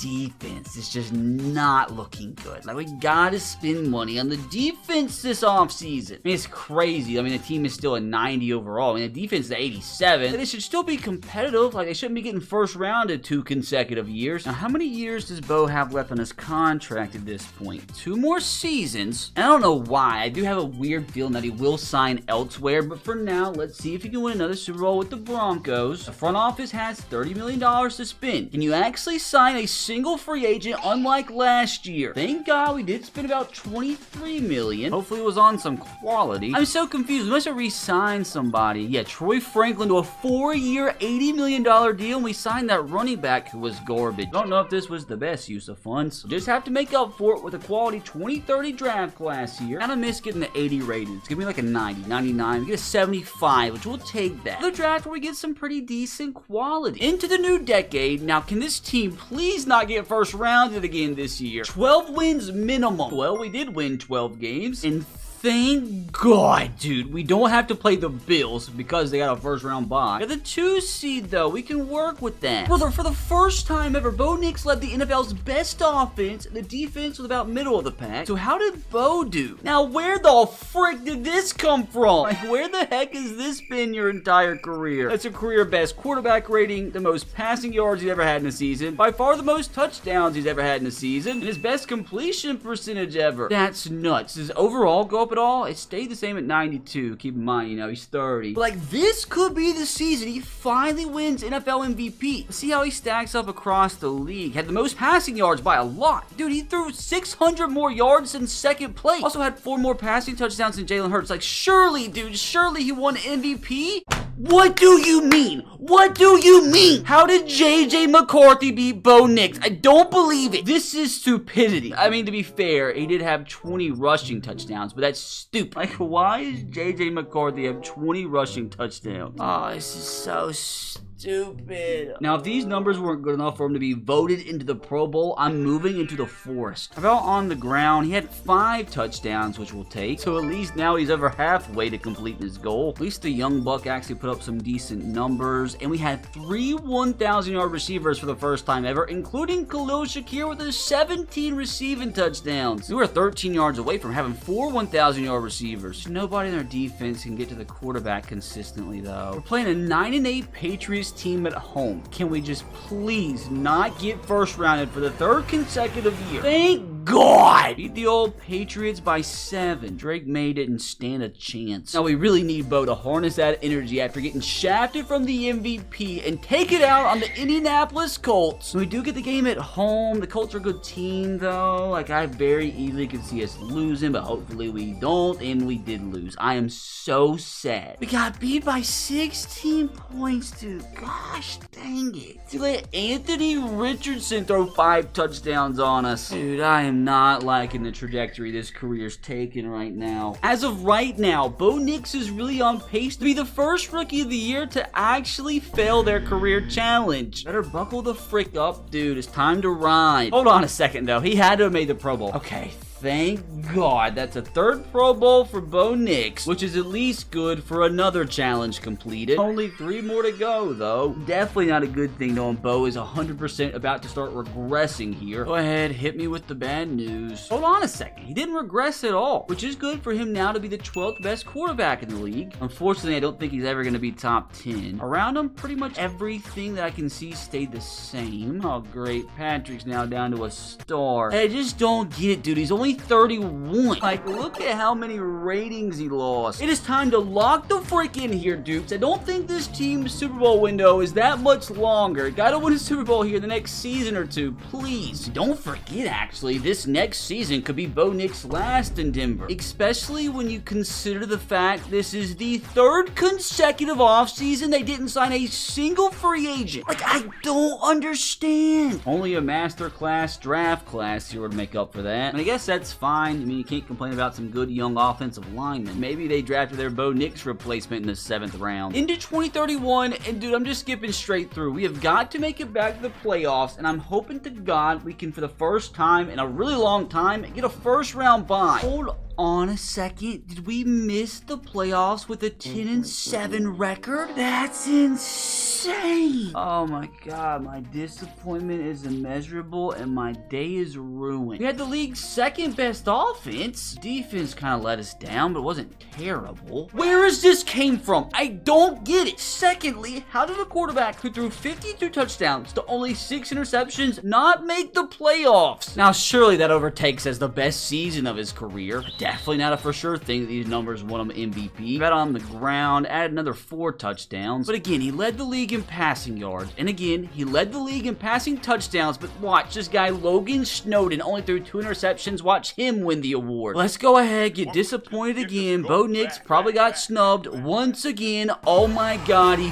finally won NFL MVP for the first time in his career. Thank God. Hold on a second. He might have also broke a record. There it is. Bo Nix is now officially the all-time passing touchdown leader in Denver Bronco history, which is good for another challenge completed. I just don't know, though. Is he going to be able to run for 20 more touchdowns? I mean, dude, he's 31 years old. I mean, his speed's still 88, but like, God dang, dude, 20 touchdowns is a lot. Which I was wrong, by the way. It looks like he's going to max out at 93 overall, unless somehow he goes another offseason with without regressing. But somehow this team continues to do crazy things. For the first time ever, Bo Nix had 4 1,000-yard receivers, and he almost had 4 receivers with 10-plus receiving touchdowns. Yeah, Khalil Shakir with 79 career receiving touchdowns. It's crazy. And he also broke the Broncos single-season touchdown record in 2030. What a signing this was. At least all the challenges we completed makes missing the playoffs hurt a little bit less. Hold on a second. Did Bo Nix re-sign yet? He did on a 3-year contract. He's a Bronco until at least 2034. Now, I know I've said it over and over again, but I'm 100% positive. I'm lying, not 100%, but I'm like 99.9% sure this is the offseason where he finally does start to regress, so he's going to get worse and worse every year now. I guess I definitely miss Creed Humphrey leaving us to join our division rival. Glad he's gone. Here we go, dude. Moment of truth. I mean, he holds on to his X factor, but the inevitable did happen, and he's regressed down to a 90 overall. At least his speed stayed the same, so maybe he can possibly run for another 20 touchdowns before he retires. And something else that I saw, dude, that makes me so sad. Poor Khalil Shakir, man, getting ruined by Madden down to an 80 overall. He lost 9 catching ratings. I just don't get it. He's had some of the best years of his career the last 2 seasons. Make it make sense. Oh no, dude, they're starting to hurt Patrick too. Although he did regain his superstar. He's down to a 96 though. Wait, how much are they paying Khalil Shakir as an 80 overall normal dev player? 15 mil a year. That's brutal. Fellas, let's see what this front office can cook up with 15 mil. I mean, I'm fully expecting this to be the 4th consecutive offseason where we don't sign a single free agent. And they had enough money to re-sign Marvin Mims and that young free safety. Yeah, dude, I'm sick of this. So sick of it. I'm kind of hoping they actually draft a receiver here in the first round. We need somebody to replace this grandpa. No receivers early on, but they drafted 4 straight 74 rated players, so at least the front office is consistent. And they did get a 70 rated wide receiver in the 6th round, but he's just normal dev, so he's probably not even gonna make the team. Golly, dude, there was 2 81 rated receivers taken in the top 6 picks. 2032. Now, can this team please remind me what it feels like to feel alive again? I just really don't know if this team has the defense to go all the way. Like, this defensive line is brutal. Honestly, I'll be shocked if this team wins any more than like 11 games this season. Hey, we did win 11 games. I mean, we gladly take a division title. Still had the league's #2 offense, so that's a dub. Defensively, we were 3rd? This defense was 3rd? Not quite the Bo Nix masterclass that we've learned to expect the last couple seasons, but still very, very respectable numbers. How'd he do on the ground? This time, 11 rushing touchdowns. Where did this come from? Like, nothing that Bo Nix is doing in his career makes any sense. Like, you're getting older, brother, and that's 50 more carries than he ever had in his career. Like, did they hire a new coordinator or something? But I'm not asking questions. 17 broken tackles is crazy, especially when you consider, like, the rest of his career combined, he barely had 17. I don't understand, but I'm not asking questions. 2 1,000-yard receivers, and Khalil Shakir, even though he's a shell of his former self, put up his career-high receiving touchdowns. Look at this middle linebacker with 6 interceptions. Now, what are the odds Bo won another MVP? Very slim. Wait, he came in 2nd. That's brutal. Rob. Look at the state of this, though. No wonder the Chiefs suck now. Now, can the boys actually go and do it again? Keep in mind, if we get an extra Super Bowl win here, that counts in replace of our last challenge. Oh my god, dude, we did it again. Let's freaking go. We got past the Browns by 4, beat the Texans by 6, and oh my god, we did the impossible and beat the Bills in the playoffs. I guess because that's a Justin Fields-led Bills team. So can we do it, man? Can we take down the 14-3 San Francisco 49ers to win Bo Nix and the Broncos their 2nd Super Bowl? Oh, here we go. I gotta scroll down, man. I hate how it doesn't show the record unless you scroll down and see the graphic. Just gets the adrenaline pumping a little bit. Where's the scoreboard? Dude, who won? Oh, no. Oh, my God, dude. I'm so sick. This could have completed the career challenge, dude. Brother, what happened? Oh, Brock Purdy's what happened, alright? Well, brother, I guess somehow, some way, Bo's just gonna have to pick up 9 more rushing touchdowns on his own, which I'm sure he probably went down even more, man. He's down to an 87 overall. And he only has 1 more year left in his contract, so, like, he very easily just could retire after next season. Can't take it, man. Just gonna sim to next season. Now, before we sim this season, how bad's the team looking? Oh, no, we suck. We suck. Khalil Shakir Shakir's gone. This running back sucks. Both our top receivers are washed. I mean, an 86 overall team is still good, but like at the same time, that's the lowest we've had in a really long time. I'm scared to look at this defense, dude. It's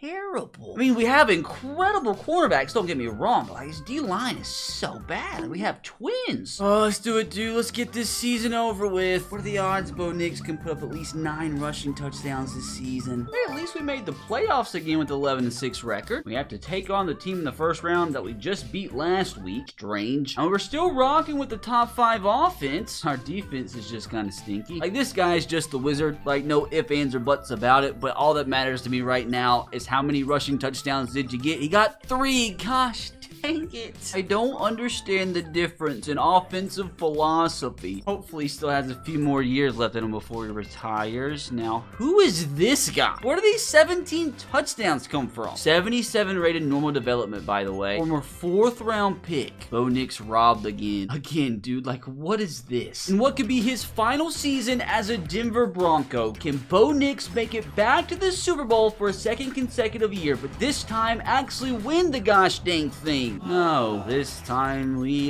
didn't get first rounded. Oh no, we lost in the conference championship by a single point. Oh, he just couldn't do nothing, man. Surely this isn't how Bo Nix goes out. I mean, for all I know, he could have already signed another contract extension. I mean, he's only 33. Like, he's got to play at least a few more seasons. Unfortunately, no, he hasn't signed an extension. I mean, if this was his last season as a Bronco, what a career he's had up to this point. But I'm gonna be a little wild here and just go ahead and simulate straight to next season and see where Bo Nix is at that point. And if he is still a Bronco, like, his overall is probably gonna take a massive hit. Might not even be an X factor anymore. Into 2034, major question, is Bo Nix still a Denver Bronco? And of course the man wasn't gonna leave. Down to an 83, but he still hangs on to his X factor, which is crazy. To this point, he's the 24th ranked quarterback in the league, and his speed's still the same. Like, you think if a player's gonna regress, his speed would be the first thing to go, not his awareness. Like, aren't you supposed to get wiser with age? He's 34 now, so he has been in the league for over a decade. You know, no big deal, Bo. Just need 6 rushing touchdowns from you this season. I mean, as you already saw, man, like, the team is just not good. Not good at all. Down to an 82. This offense is just despicable. Like, Marvin Mims is gone. At least Kyle Pitts is still kind of good. Say that to say this. There's probably no Super Bowl in Bo Nix's future this season, so we need those 6 rushing touchdowns, or he's gonna be the first rookie this year to not complete his career challenge. We freaking go, brother. Did we make the playoffs, which would completely shock me? Oh no. The worst season we've had since his rookie year. At last in the division, just as things started. Was it the offense's fault? Yeah, we were garbage. Defense was actually better than the offense for the first time in a long time. I mean, through the air, he had a pretty good season. Like, did we suck on the ground? He had 6.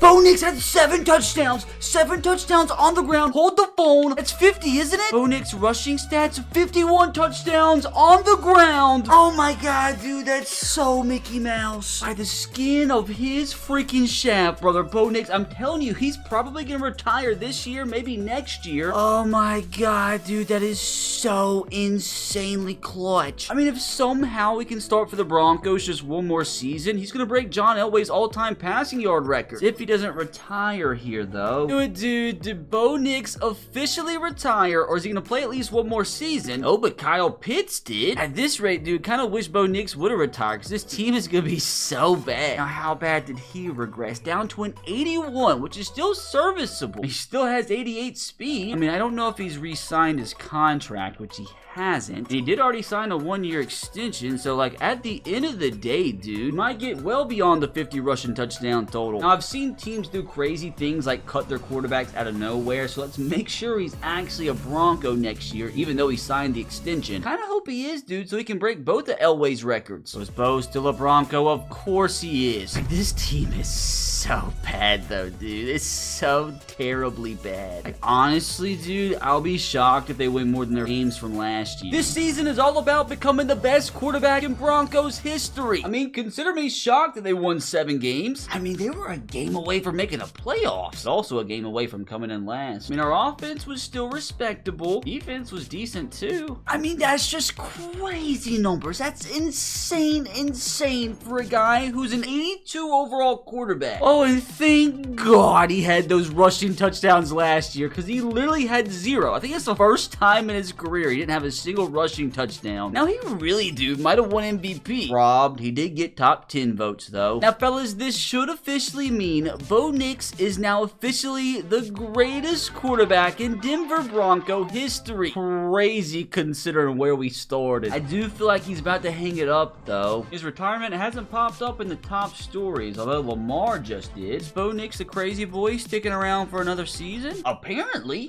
Poor Bo is washed. To my complete shock, though, they did give him a 1-year extension, which they only have $130 million to spend in cap space. So maybe spend all that money this offseason and actually send Bo Nix off into the sunset with another Super Bowl. Let's make sure the front office doesn't cut him first, though. Oh no, they did cut him. Aw, dude, I just knew it was coming. Like, I'm not gonna lie. If he's just sitting out here in free agency, I'm gonna manually resign him. Like, that's disrespectful. Yeah, dude, he's still sitting there. Like, absolutely not. Give him one final chance at a ring. Especially considering the fact it looks like they actually signed some decent players in the offseason. I mean, like, the team's up to an 87 across the board. Brother, look at those chops. And he actually do it right off into the sunset and bring his franchise one more Super Bowl. Please make it interesting with one final playoff berth. Bo Nix, Mickey Mouse 10-7 season. Let's go. And they had to overcome a 5-game losing streak right at the start of the season. And they won like 5 in a row. That's what I'm talking about. Overcame adversity. No big deal. Just the second best offense. Nothing crazy. This is insane. Crazy numbers. Like, keep in mind, dude, he is freaking 77 overall.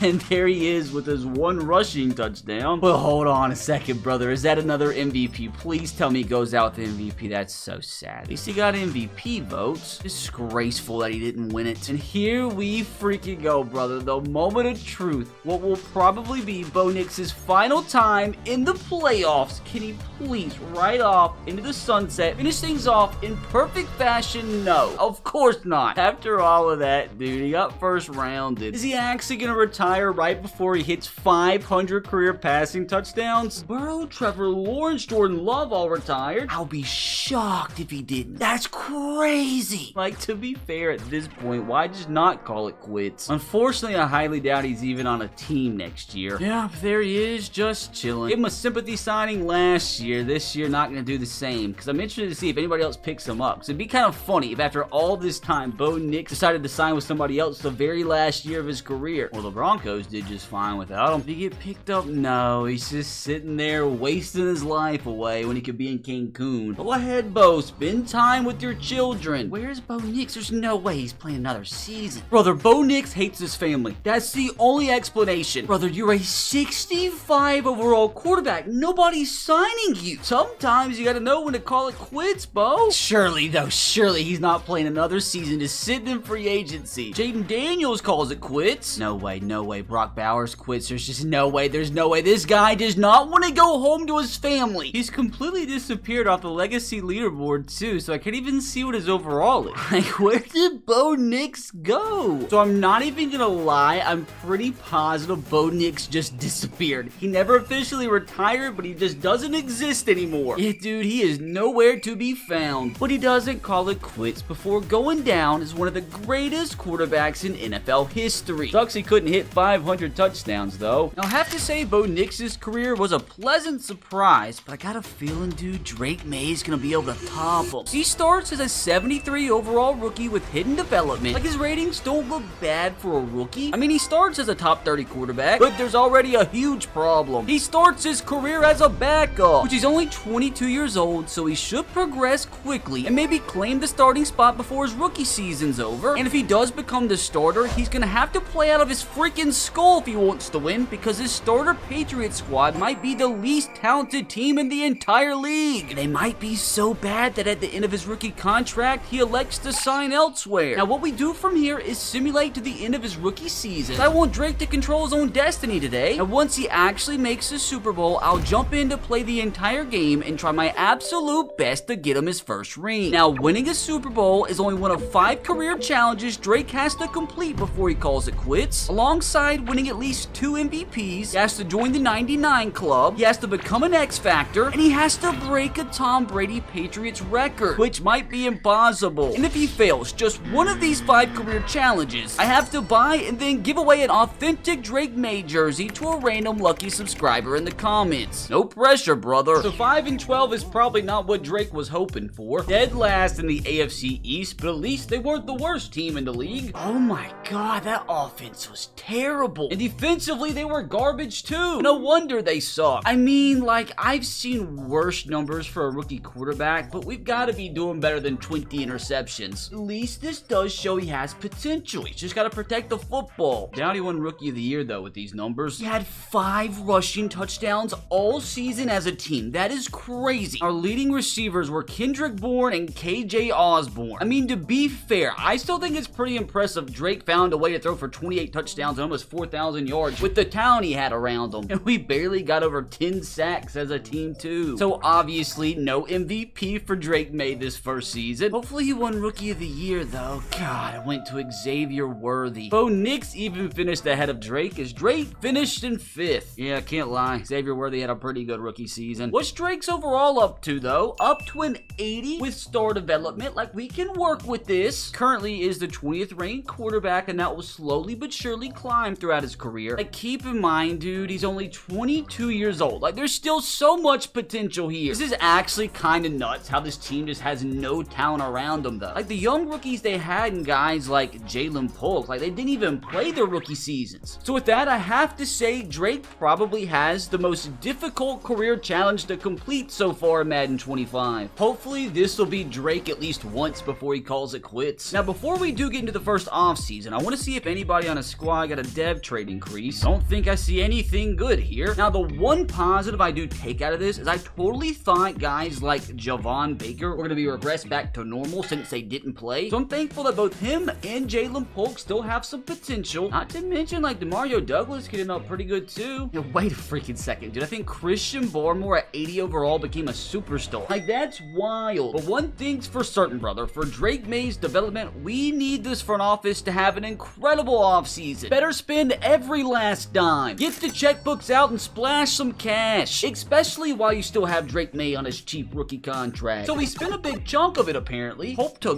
God they spend it wisely. I mean, that's a pretty decent free agent haul. And I completely missed Trey Smith down here. And Rashid Shaheed. It's such a weird class. They signed 2 left tackles, which we'll take. Gave a punter a 4-year deal. And at least Rashid Shaheed and Trey Smith should be some pretty massive long-term answers for us. Like, the team already looks so much better. Defense still kind of stinky, though. Hopefully the front office can follow up a pretty massive free agent haul with a decent draft class here. Now, for Drake May's sake, please tell me they drafted the next Justin Jefferson here. I mean, they had a ton of draft picks this year, but they just got a bunch of mid. Like, dude, you can't screw up having a top 5 pick like this. Oh my god, dude. They missed out on so many good players. Dude, they could have got a 79 rated wide receiver, and they took a 74 rated right tackle instead, and then a 73 rated strong safety in the second round. And strong safety was already one of the deepest positions of the entire team. I'm not gonna lie, dude, I feel like Drake's front office kind of sold with their draft class, but we've made it to a new year, and I totally expect this team to get more wins than what they did a year ago. I mean, I guess 7 wins was a little bit better. We still came in last place again. At least we didn't have the worst record in the conference this year. I mean, at least the offense improved a little bit. Defense still sucked. I mean, Drake threw for more yards this year, more touchdowns, but we've got to limit the turnovers. He had a 3 interception game and a win against the Falcons. And brother, he had a 6 interception game against the Browns. Like, how wasn't he benched? He did have some master classes mixed in this season, like this performance week 9 against the Jets. Yeah, dude, he's for sure gonna break a Tom Brady Patriots record. Probably the interception record. We at least run the ball better this year. Like, 12 touchdowns, a lot better than what we had a year ago. I gotta mention, Drake's putting up 400 yards this season. Like, we take that. Receivers, we obviously had a breakout year from Jalen Polk. I mean, quality seasons as well from Demario Douglas and Rashid Shaheed, so you like their trajectory here. We still only got the quarterback, like, what, like 17 times this year? Now, what did Drake's overall get up to? To an 85. We take beat that. He is now a top half quarterback in the league. Keep in mind, he's only 23, so maybe that 99 club is possible. Now, also interested in what his teammate Jalen Polk's overall is up to an 80. That's not bad. I mean, as much as I am excited about his progress so far, you can't help but be a little disappointed in him throwing 41 interceptions in his first 2 years. No surprise, once again, didn't get an MVP vote. And at least the team did get quite a bit better, up to an 86 overall with an 88 offense. So maybe with another big offseason, year number 3, this team can finally compete. Now, the Grossi Posse wins it all in 2025. Gosh dang it, dude. Drake May loses his blindside protector. You have 40 mil available to spend this offseason. Let's have another productive offseason this time, front office. Let's go. I mean, not as productive as last offseason, but we still signed some quality players here. It looks like mainly on the defensive side of things. Why'd we sign Matt Stafford? Like, that's weird. I mean, maybe it could actually help out Drake. It does say Matt Stafford's a mentor, so hopefully he does help out Drake's development a little. Now, can we please have a better draft class here than this crap? Surely it can't be as bad as last year's, right? Okay, so not like any superstars or anything, but at least we got some quality in the mid-rounds. I mean, I'm not too mad at a 75 rated running back in the 4th round. Like, this guy could be Drake May's running back of the future. Still can't hit on their first round picks, though. There was a 76 rated tight end just sitting there in the 3rd round, man. John Mills here, dude. It's gonna be a future MVP. Just watch. Officially have made it to year number 3, and when the heck did Hunter Henry become a superstar? Dude, he's 79 rated. Like, what are we doing? And as optimistic as I'm trying to be here, I just noticed our 1st round pick from this year is literally a normal development player. Like, why does our front office suck at picking in the 1st round? Now, I do still think this is the year, though, where Drake May could actually inflict some real damage. Just don't know about this defense, though. But as long as we do continue to improve year over year, I think we should be looking at like maybe a 9-win season and possibly the first playoff berth of Drake May's career. Wishful thinking, anyway. So my prediction was a little bit too optimistic. At least we did improve and didn't finish in dead last this time. This isn't good, dude. This is year 3. We still haven't made the playoffs, and we need Drake May to somehow win a Super Bowl. The offense actually got a little bit worse this year. Maybe the defense improved. It still sucks. At least Drake May did find a way to limit his turnovers this year, which is probably why they won a few more games. Ramondre's putting up touchdowns, and so is Drake May with his 6 on the ground, but like having a running back average less than 4 yards per carry is garbage. We get breakout seasons this time around from Demario Douglas and Rashid Shaheed. Kind of disappointed the route Javon Baker's gone, though. He's still a star somehow, even though he hasn't made a single catch through 3 years. Now, 82, so maybe he can be Drake May's wide receiver number 1 of the future, although he is in the last year of his rookie contract, so hopefully the front office re-signs him. I mean, at this point, May only has 2 years left on his rookie contract, so this team really needs to find success quick before Drake costs them too much money. Like, when will this front office find somebody that can get to the freaking quarterback consistently? Through 3 years, still not a single MVP vote for Drake May, but at least some positivity as Demario Douglas gets the Offensive Player of the Year vote. And most importantly, Drake May's up to an 88, so he's gonna become a 90 overall pretty soon. Just upset his dev trade hasn't increased, though. He is up to the 14th ranked quarterback in the league, so hopefully soon he'll be considered a top 10 QB. I mean, the team's up to an 86 overall. Like, how are they only winning 8 games? Guess we're just gonna have to rely on the freaking front office again to have a big offseason. If Anthony Richardson and the Colts can win a Super Bowl, surely Drake May can. God, now his center retires. But no worries, though, as our front office has $90 million this offseason to replace him. Before we get into the offseason, though, did we get any dev trade increases? I mean, the only one I noticed is like maybe Trey Smith here, who's up to a superstar. That's because he won Offensive Lineman of the Year. How about on defense? God, dude, everybody sucks. Something I already noticed, man, Ramondre Stevenson is starting to regress ASAP. So maybe either this front office signs a replacement running back, or this next year they just go ahead and hand the reins off to this youngster. We just really need the front office to spend every last dime here. Considering they still have over $30 million to spend, I'm kind of scared to check this offseason's transactions. Their only signings was Justin Simmons and Drew Sanders, and they let Demario Douglas sign with the Chargers? Like, we couldn't match that money? Do you not remember what he did for you last season? And we clearly could afford him. Oh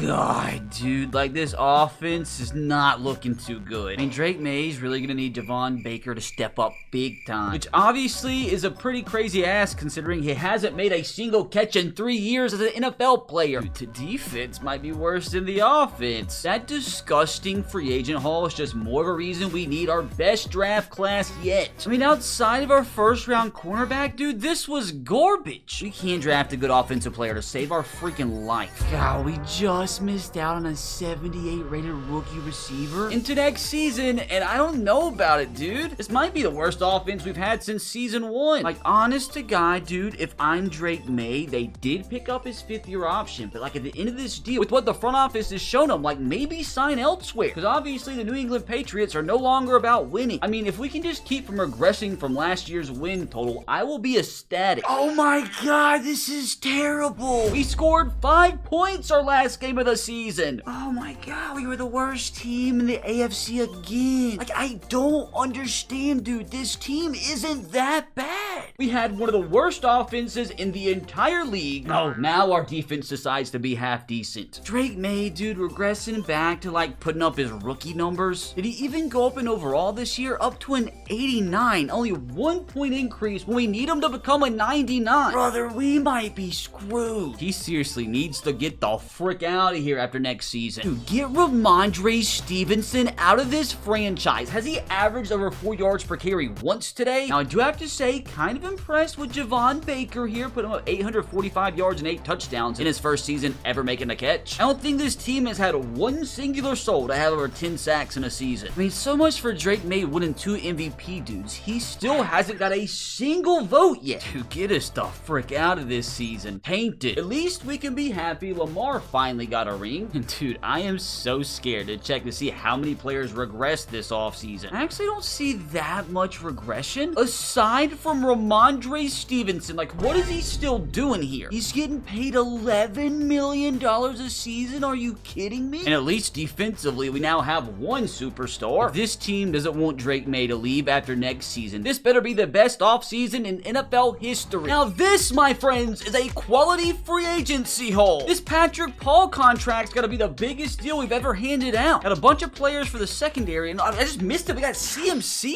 Only signed him to a 6-year deal, so he's probably kind of washed, but I'm interested to see what his overall is. He's an 84 rated. Like, was this even worth it? I have to admit too, dude, the secondary's looking pretty solid. Imagine we can follow this up with a solid draft class for once. Please tell me for once our front office got something right. Now, I have to say, that's more like it. Like, yeah, we did kind of draft a bust with the 2nd pick in the draft, but at least we got ourselves a star receiver with our 2nd round pick. Please tell me he has hidden development. Please tell me he has hidden development. Thank God. I just don't understand, like, why the front office continues to miss when we have a top 5 pick. Like, this is garbage. Now, to be fair to the front office, this was a really weird draft class. Like, none of the guys that got drafted in the top 5 are one of the top rated players. With the 6th pick in the draft, the Broncos took a 67 overall, but he has 99 speed. It's crazy. So did the front office actually do enough this offseason to push into next year and actually compete for a playoff spot? I mean, we're an 85 overall with an 87 offense. If we can have a Drake May masterclass, maybe, just maybe, we can make it for the first time ever. And the Patriots brass better hope they make the playoffs, because if Drake May goes 5 years without making the playoffs once, he really might sign elsewhere next offseason. Can this please be the season where we at least hit Drake May's career high win total of 9? Dude, this has gotta be some sort of sick joke. We lost the last 2 games of the season too. I swear to God, dude, we are never gonna make the playoffs. I mean, maybe Drake May's a bust. I mean, he is up to a 91 overall, and keep in mind, he's only 26 years old. So there's plenty of time, but we're gonna need a miracle. I mean, he had a good season, but just didn't throw for many touchdowns. I mean, he still hasn't had a single season in his career where he's thrown for single-digit interceptions. He had his career high quarterback rating, though, and also tied his career high for completion percentage in a season. And not to mention, he had 9 rushing touchdowns on the ground. ground. Even a wash CMC can hit 1,000 yards on the ground when Ramondre Stevenson never could. And look at the rookie, dude. Breakout season here. 1,340 yards, 14 touchdowns. Cade Otton with his best season as a Patriot yet. Kind of lackluster performances, although they're okay from Jalen Polk and Javon Baker. Like, where's Rashid Shaheed? He didn't make a single catch all year. Like, why the heck are we paying you? Like, seriously though, like, what happened? Surely this was enough for Jimmy to win Rookie of the Year, right? He's up to an 82, which is crazy work. Still not a single defensive player throughout Drake May's career to have 10+ sacks. We at least for the first time ever had a top 10 offense, and defensively we had a top 10 defense. How did we only win 8 games? What do you know, through 5 full seasons now, Drake May still doesn't have a singular MVP vote, and he somehow has to find a way to win at least 2. Hold on a second, brother. There's just no way that's a quarterback. That's just not real. At least somebody finally won an award of some sort. Only took 5 freaking seasons. And I'm just curious, dude, up to this point, Drake May already has 20,000 yards, 150 touchdowns to 83 interceptions, dude. Like, he's got to stop turning the ball over so much. And to my complete dismay, dude, Drake May has signed a 6-year contract extension worth roughly $250 million.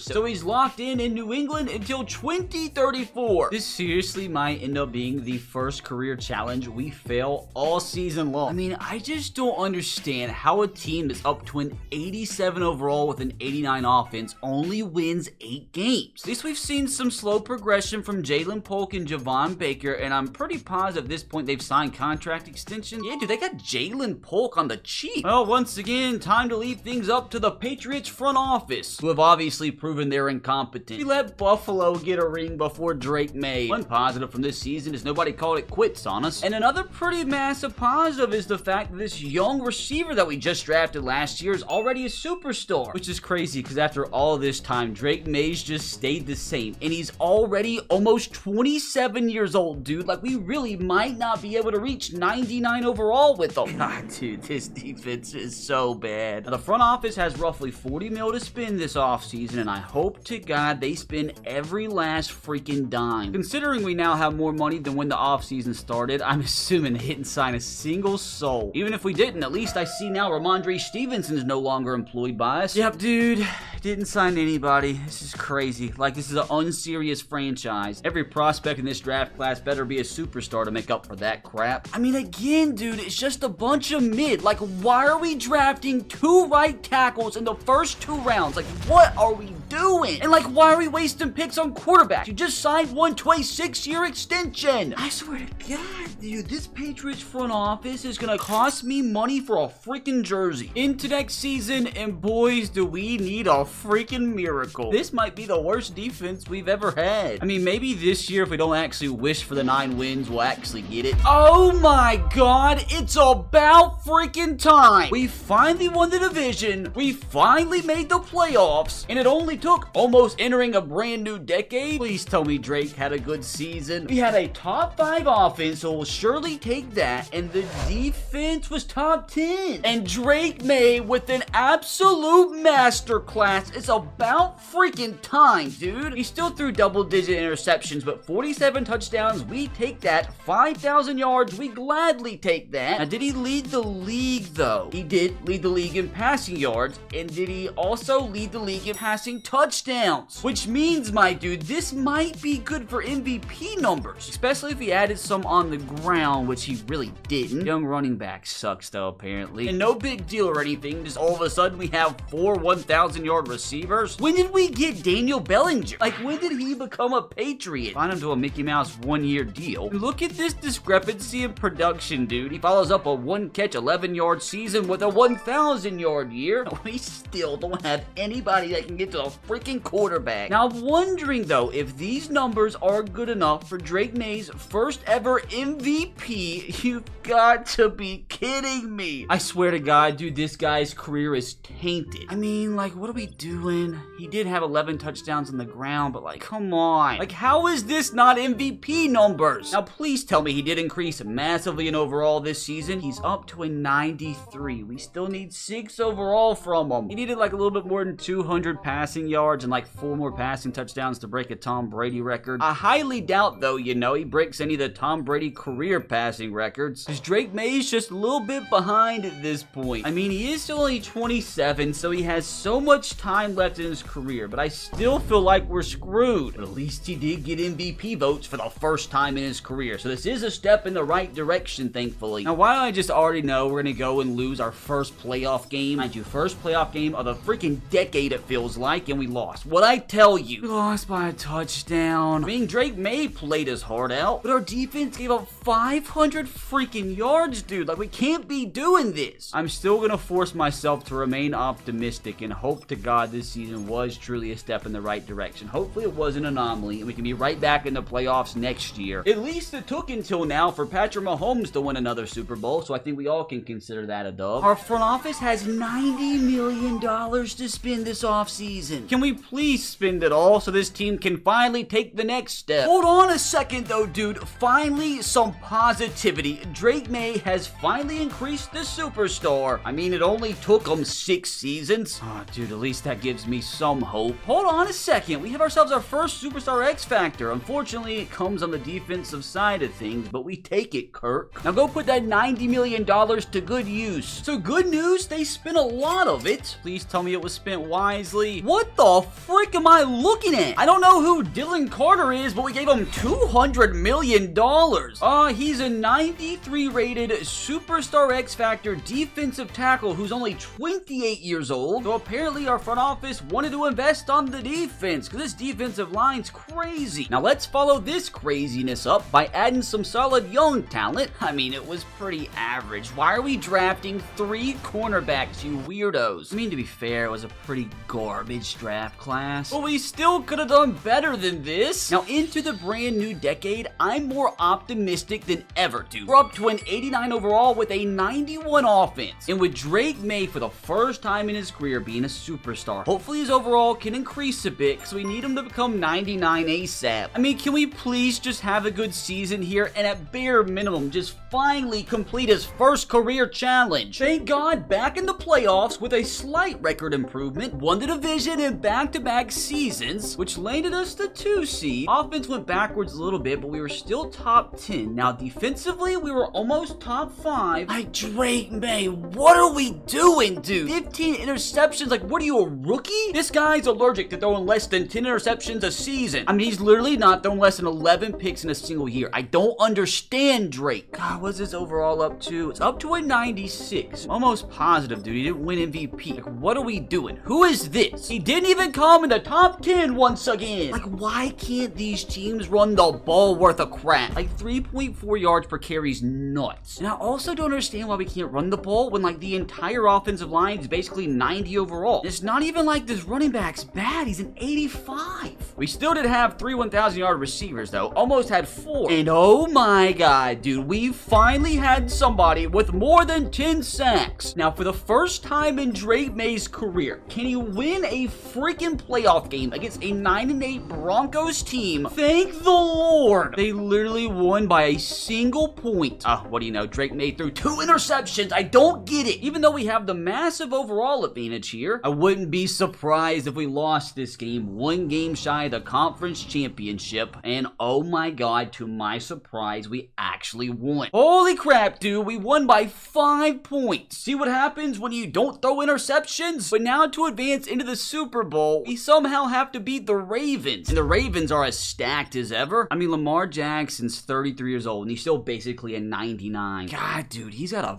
beast regen tight end Zach Edwards. He's an X Factor, 91 rated, 24 years of age. So I will be shocked if we win this one. Now we're actually going to simulate in-game to make it more dramatic, because we not even came close to a Super Bowl, and now we're just 1 game away. We can't make it this far just to lose, right? It's going to be a tough one. We go on top 7-0 early. We make it 14, we make it 10-0, so it's 2-possession ball game. 10-7. Knew it wasn't going to be easy. It's 13-7, having to settle for field goals, and that's why they have the lead, because they score touchdowns and we kick field goals. They just kicked the field goal. Come on. 4th quarter, 20-17. Please hang on. 6-point ball game. Did we win? Yes, let's go. Oh my God, dude. It took so long, but Drake May is finally headed to a Super Bowl, despite not throwing a single touchdown. Fantastic time for this running back to have the game of his freaking life. And it's the Rams that we have to beat in the Super Bowl. Who the frick do the Rams have at this point? Oh god, 99 Puka Nacua, a 99 regen quarterback, a 98 regen defensive tackle. Jared Verse, Ricky Pearsall, and Ivan Pace are all monsters, so is Braden Fisk. So this for sure isn't gonna be an easy one. We can't get this far, only to lose. Like, I'm just not gonna allow it. We open the Super Bowl with the football, so let's make sure, go down this field, not do anything stupid, get some points. Little PA crossers action here, play number 1. Have to throw it deep here. Maybe BB knocks it down. Move the chains here. Receivers open. What a throw. Let's not control our impulses here and go hurry up. Honestly here, let's send number 5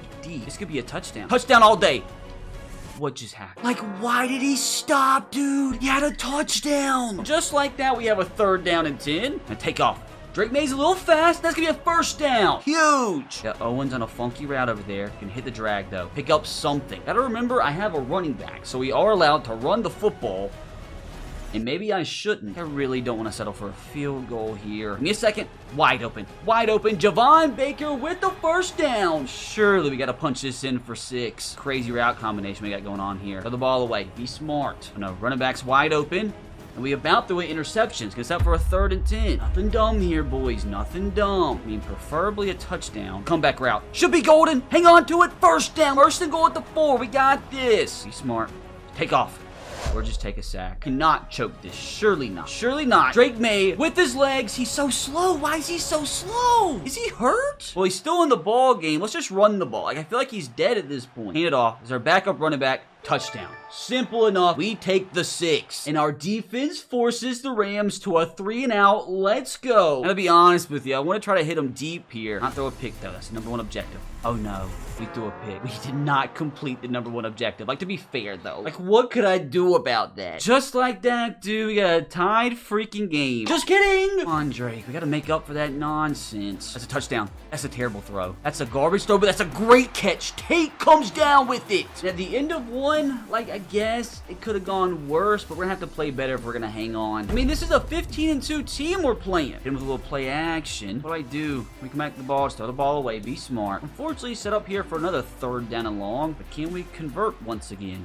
The comeback. It's clean. Beautiful. Up tempo. Let's get this bread. Come on. Take off with Drake May's legs. That's going to be a touchdown. Let's go. Told you guys he was fast. I have no idea what happened earlier. And dude, I'm going to be a crazy boy and go for 2 here. Try to make it a 2-score game. Drag. It's open. It's a 2-possession ball game here in the Super Bowl. Now, can our defense get another stop? We got a pick on the very first play. Let's go, Christian Gonzalez. And brother, that gives us the football at the 22-yard line. We have got to make the most of this. Please, dear God. Again, got happy feet. It's a disaster. Throw the ball away. That's the best play I've seen all day. Oh, what do you know? Another 3rd down and 10. Really don't want to have to settle for a field goal here. We're not gonna, because Drake May is a fast boy, and he's gonna take this pigskin right into the end zone for a 2nd rushing touchdown and 2 straight drives. Dude, this game has gotten crazy fast. Oh God, the Rams are moving. The Rams are moving. It's a touchdown. Freaking Ricky. Still a 2-score ball game, so we're fine. Baker wide open down the seam.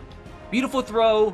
He dropped it. Hello, darkness, my old friend. Why do I feel like we're not going to get this? Need a perfect throw. That was almost intercepted, but at the same time, it was almost completed. We do have to punt the ball for the first time today. And luckily, we forced the Rams to punt. Thank God. Now, can we stop messing around and score here before the half? Jalen Polk's got him beat. That's a touchdown. That's a 1-play touchdown. That's a 1-play touchdown. Just kidding, dude. He was so open. Pressing both the outside receivers. Surely somebody's got to get open down the field here, especially if we pass protect. It's a touchdown. No, it's not, dude. Our receivers are selling right now. Well, here we go with this crap again. I'm going to try something like super funky here. This is gonna work to perfection for a touchdown. Tate again. The 20, the 10, touchdown Patriots. Oh my gosh, dude, like I thought it was gonna work, but not for a touchdown. Devin Tate, don't know who you are, but I appreciate that you're on my team. Now I'm actually gonna go for 2 again to make this a 3-score ball game. Drag's not open. Drake May's legs though. 2-point conversion's good. No way, no way, no way. They scored. Brother, this might end up being the highest score in Super Bowl of all freaking time. What are the odds I can score in 22 seconds. Devon Baker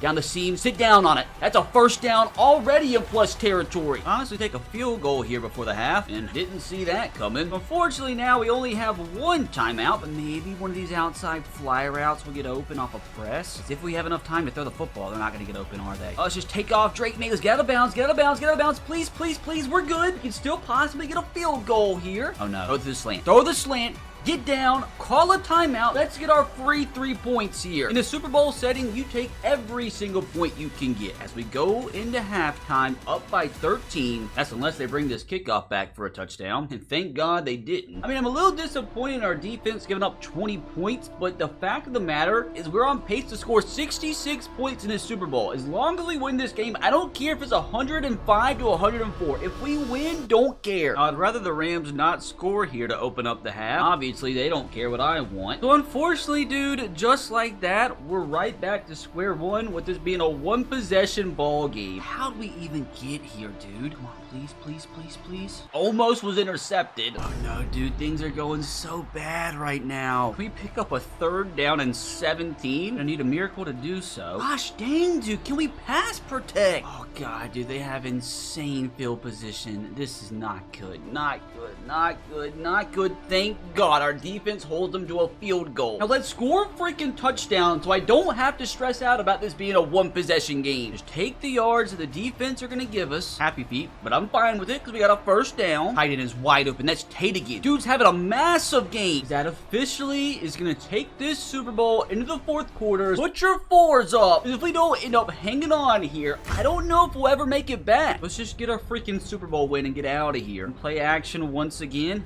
He's open, over the middle, beautiful throw, beautiful catch, and that's a Patriots touchdown! Give us that 2-possession lead back! How can our defense please get a stop? Oh my god, dude, they're getting 20 yards of play. 3rd and 8, no, it's 1st and goal. Oh my god, they scored. Up right back to square one. Probably shouldn't have rolled out, just hit the tight end. Wide open for a 1st down, we take it. Running back out of the backfield, that's what I'm talking about. Just like that, digging and dunking in plus territory.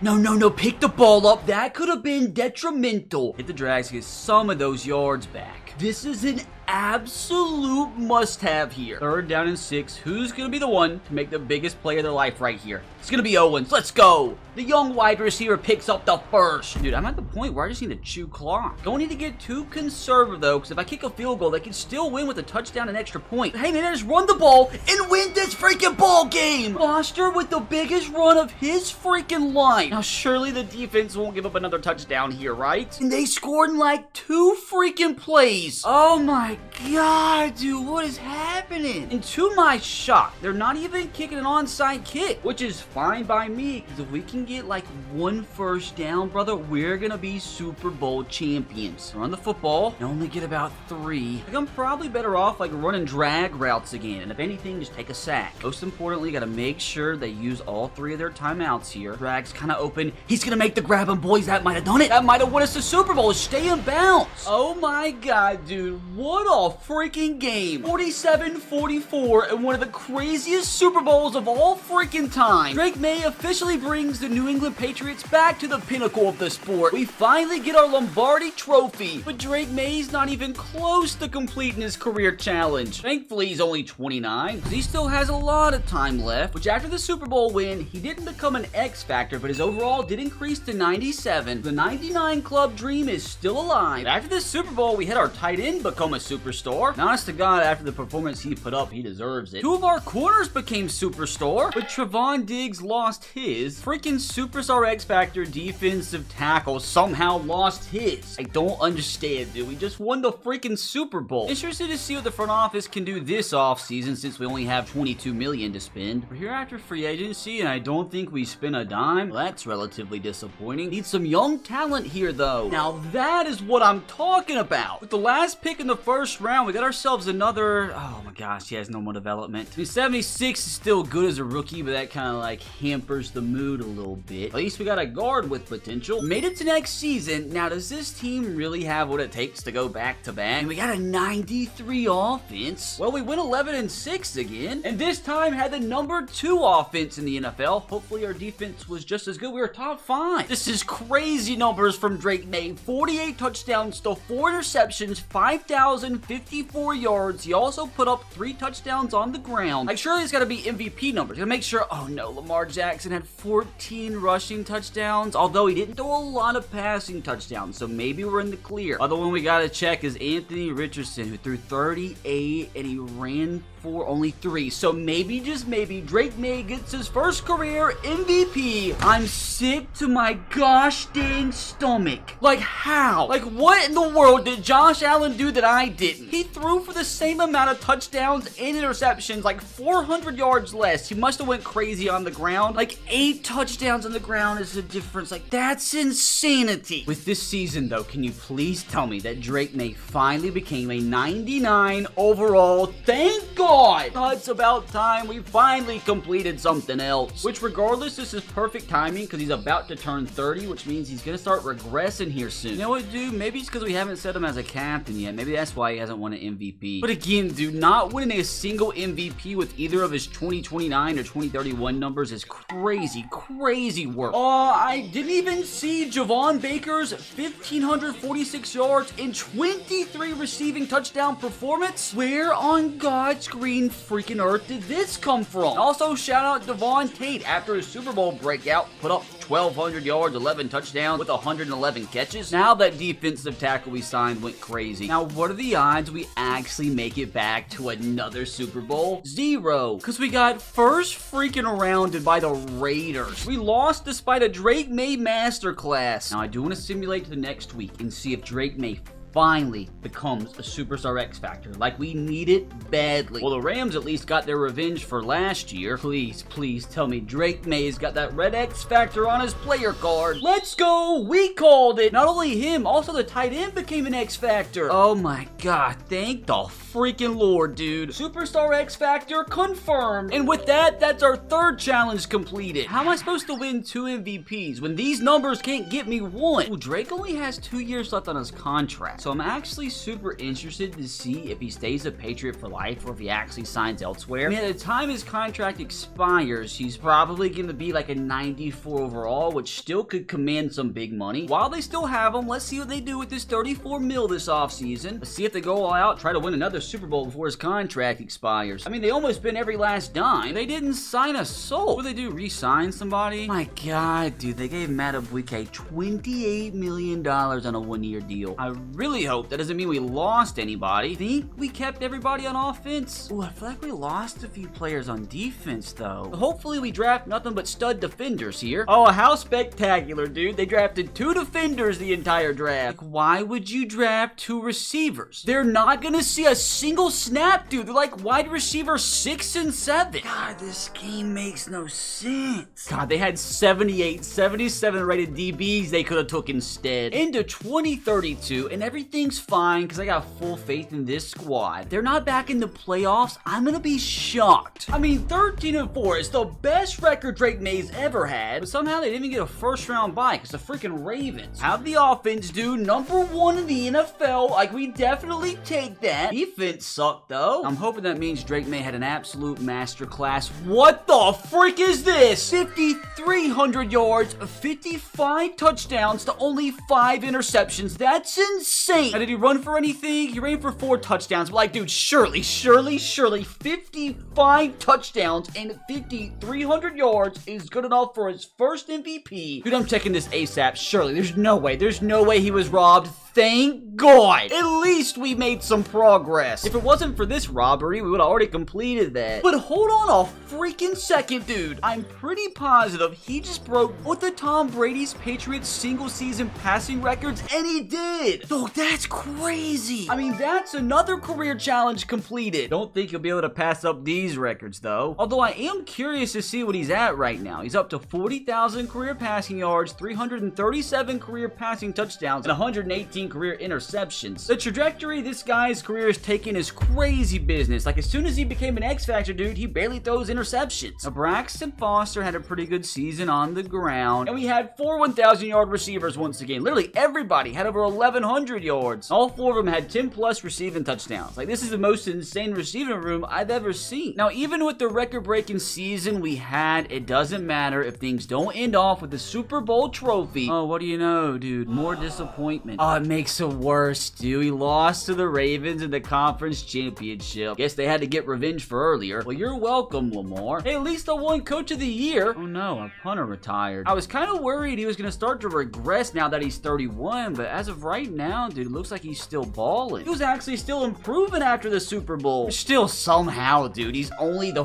4th ranked quarterback. Like, what are we talking about? And he still only has 1 more season left on his contract. So, like, dude, are they going to re-sign him? Let's go ahead and get to next season and see how the team's looking. We made it to 2033. For the most part, the offense looks exactly the same, although Jalen Polk's starting to regress a little bit. They're now in their 30s. I think even our running back's starting to go down because he's almost 32. Hey, at least our defensive tackle Reed became an X factor. Outside of him, though, the D-line sucks. I can't begin to explain to you, though, how much I would love for Drake May to go ahead and win his 2nd MVP this season. Would make me a happy boy. Back in the playoffs with an 11-6 record, won the division again, had just outside of a top 5 offense, and our defense, oh my god, was almost dead last. I mean, that's not as good as last year, and I'm kind of worried that 12 interceptions is going to be too many for another MVP. Yeah, I don't know if the MVP is going to be his with his 1 rushing touchdown. At least our receiving room's still cooking. I mean, he threw for the 2nd most amount of yards, and it looks like, oh, Justin Herbert threw for more touchdowns, so he probably won MVP. Go ahead, brother. Ruin my day. Who is this guy? That is not an MVP. Drake May came all the way down in 7. Through the MVP, let's just go win another Super Bowl. Oh my god, dude, to my complete surprise, we actually made it. Went through the Jags, the Bengals, and the 1 seed Colts. Come on, and what could be Drake May's last season as a New England Patriot? Let's get his 2nd Super Bowl. Brother, talk about complete domination. In this MVP, please count towards the challenge. So after his 2nd Super Bowl ring, he's still a 99 overall X factor, and he still hasn't started to regress. Like, normally at this point, quarterbacks have already dropped to like 93, 92 overalls. Now, have they extended his contract yet? They did for another 3 seasons. So I'm going to go ahead and simulate to the end of his new Patriots contract and hope to God in these next 3 seasons he can win 1 more MVP. So at the end of 2036, it's a good sign the team's still playoff caliber. How good's the offense at this point? Number 3 in the NFL. Drake May just threw for 56 touchdowns. What is going on? He's still a 99. This is crazy. He's 34. The previous 2 seasons threw for 41 touchdowns, 9 picks, and 2035 threw 50 touchdowns, 8 picks, and 5,000 yards. Surely one of these 2 years was good enough to win his 2nd MVP, right? Jimmy Owens is still here, but he's got 2 newbies with over 1,000 yards, and one of them has 21 touchdowns. Quentin Brinkley, who the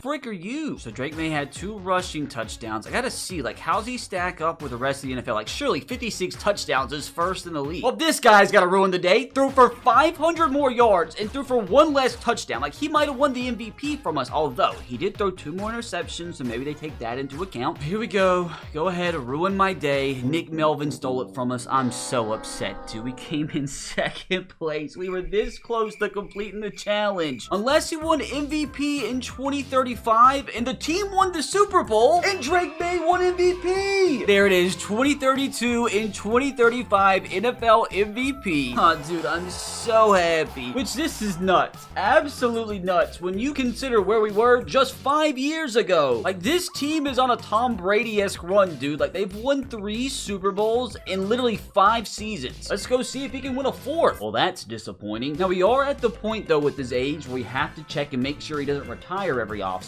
because it can happen any year now. Well, his right tackle's called it quits, but he hasn't. Lamar Jackson, the Packer, retired. I want to see, did he finally start to regress? Like, it's inevitable at some point. Yes, he has fell back to a 97, but he keeps his X factor. The only problem is this regression is going to start to accelerate as time goes on. Now, with that being the case, I'm interested to see, did they re-sign him to another extension, or is he about to be a free agent? Wait a second, dude. Why does he have an $81 million cap hit for next year? year. It's the craziest deal I've ever seen. Let's see if he can compete for another Super Bowl next season. Drake May finally shows his first bit of regression, and they just go out and get a first round bye. I mean, that's the best record of his career. Didn't have a top 5 offense, though. At least it was top 10. The defense was top 10. Again, that's just stupid numbers, dude. 48 touchdowns to just 3 picks. Like, is that another MVP? There you have it. His third of his career. His receivers are loving life right now. Like, Jimmy's got to be going down, too. He's only a star 86 rated. I gotta see what Drake May's career stats are at this point. 64,000 yards, 578 touchdowns to 160 picks. Not to mention 50 touchdowns on the ground. Dude, he actually threw for more passing touchdowns than Tom Brady did in his Patriots career. I thought there was no chance he was breaking that. Dude, maybe at this point he can break his passing yard record too. He's about 10,000 off. I've just never seen a player career like this. Like, we did literally nothing the first, 7-8 years? And then once Drake May turned 30, he turned into one of the best quarterbacks of all time. Talk about aging like a fine wine. Let's see if they can go win his 4th Super Bowl. But would you believe it? Barely got past the Jags, then beat the Steelers by a touchdown. 4 Super Bowls in a 7-year span would be a psychotic run. Come on, don't be anticlimactic. Got another ring as they won by 6. And I got another Coach of the Year. And the crazier thing is, dude, like at this point, Drake May is showing no signs whatsoever of slowing down. That's unless he retired, which he didn't. He's still an X Factor, but he did fall down to 94 rated. I mean, it's kind of crazy to lose that many attributes after winning another Super Bowl. It looks like they already signed him to another 1-year Mickey Mouse deal. Like, at this point, dude, I want to see if he could, like, really pass up Brady. Which, to be fair, next year's team is probably the worst he's ever had. Drake wins with this team, dude. He really is the GOAT. I mean, they're right back in the playoffs, so there's a shot. Offense did go a little bit backwards, though. We're back to, like, the pre-30-year-old Drake May numbers, which is still solid. But I'm assuming that didn't get him any MVP votes. He still had 3 1,000-yard receivers, though. He actually wins another Super Bowl, though. This might be the craziest career video I've ever ended up doing. Oh, I guess it was too good to be true. Got beat by Buffalo. Buffalo and Brock Purdy, that is. Hopefully Brock Purdy isn't the one to send Drake May into retirement. Hasn't called it quits just yet. And even as a 37-year-old, he hangs on to his X Factor, and he only fell down to 93, so he's still a top 10 quarterback. Why not just give him a multi-year deal at this point? And I really can't believe I'm saying this, but he does have a legitimate shot to pass up Tom Brady. He could even end up with the most passing touchdowns in NFL history. Like, he's not too far away. Surprise, surprise, back in the playoffs, which is insane when you consider it almost took Drake May like 7 seasons to make it for the first time. But you know, right back to having a top 5 offense. Well, here he is again, fellas, just putting up Drake May type numbers. Like, that might be enough to win MVP. There's another one for him. Interesting to see Anthony Richardson's out there still rocking too. And there you have it, dude. Drake May is the all-time career NFL leader in passing touchdowns. He's got to be so close at this point to passing Tom Brady's passing yard record with the Patriots. He's at 73,000 yards. If he can just play for one more season, he'll break that, which he is 37, so he could very well just retire after the year. I mean, if this is it for Drake May, can he at least end things off with another Super Bowl win? No. The NFL just had to rig an all-LA Super Bowl. Here we go, dude. The moment of freaking truth.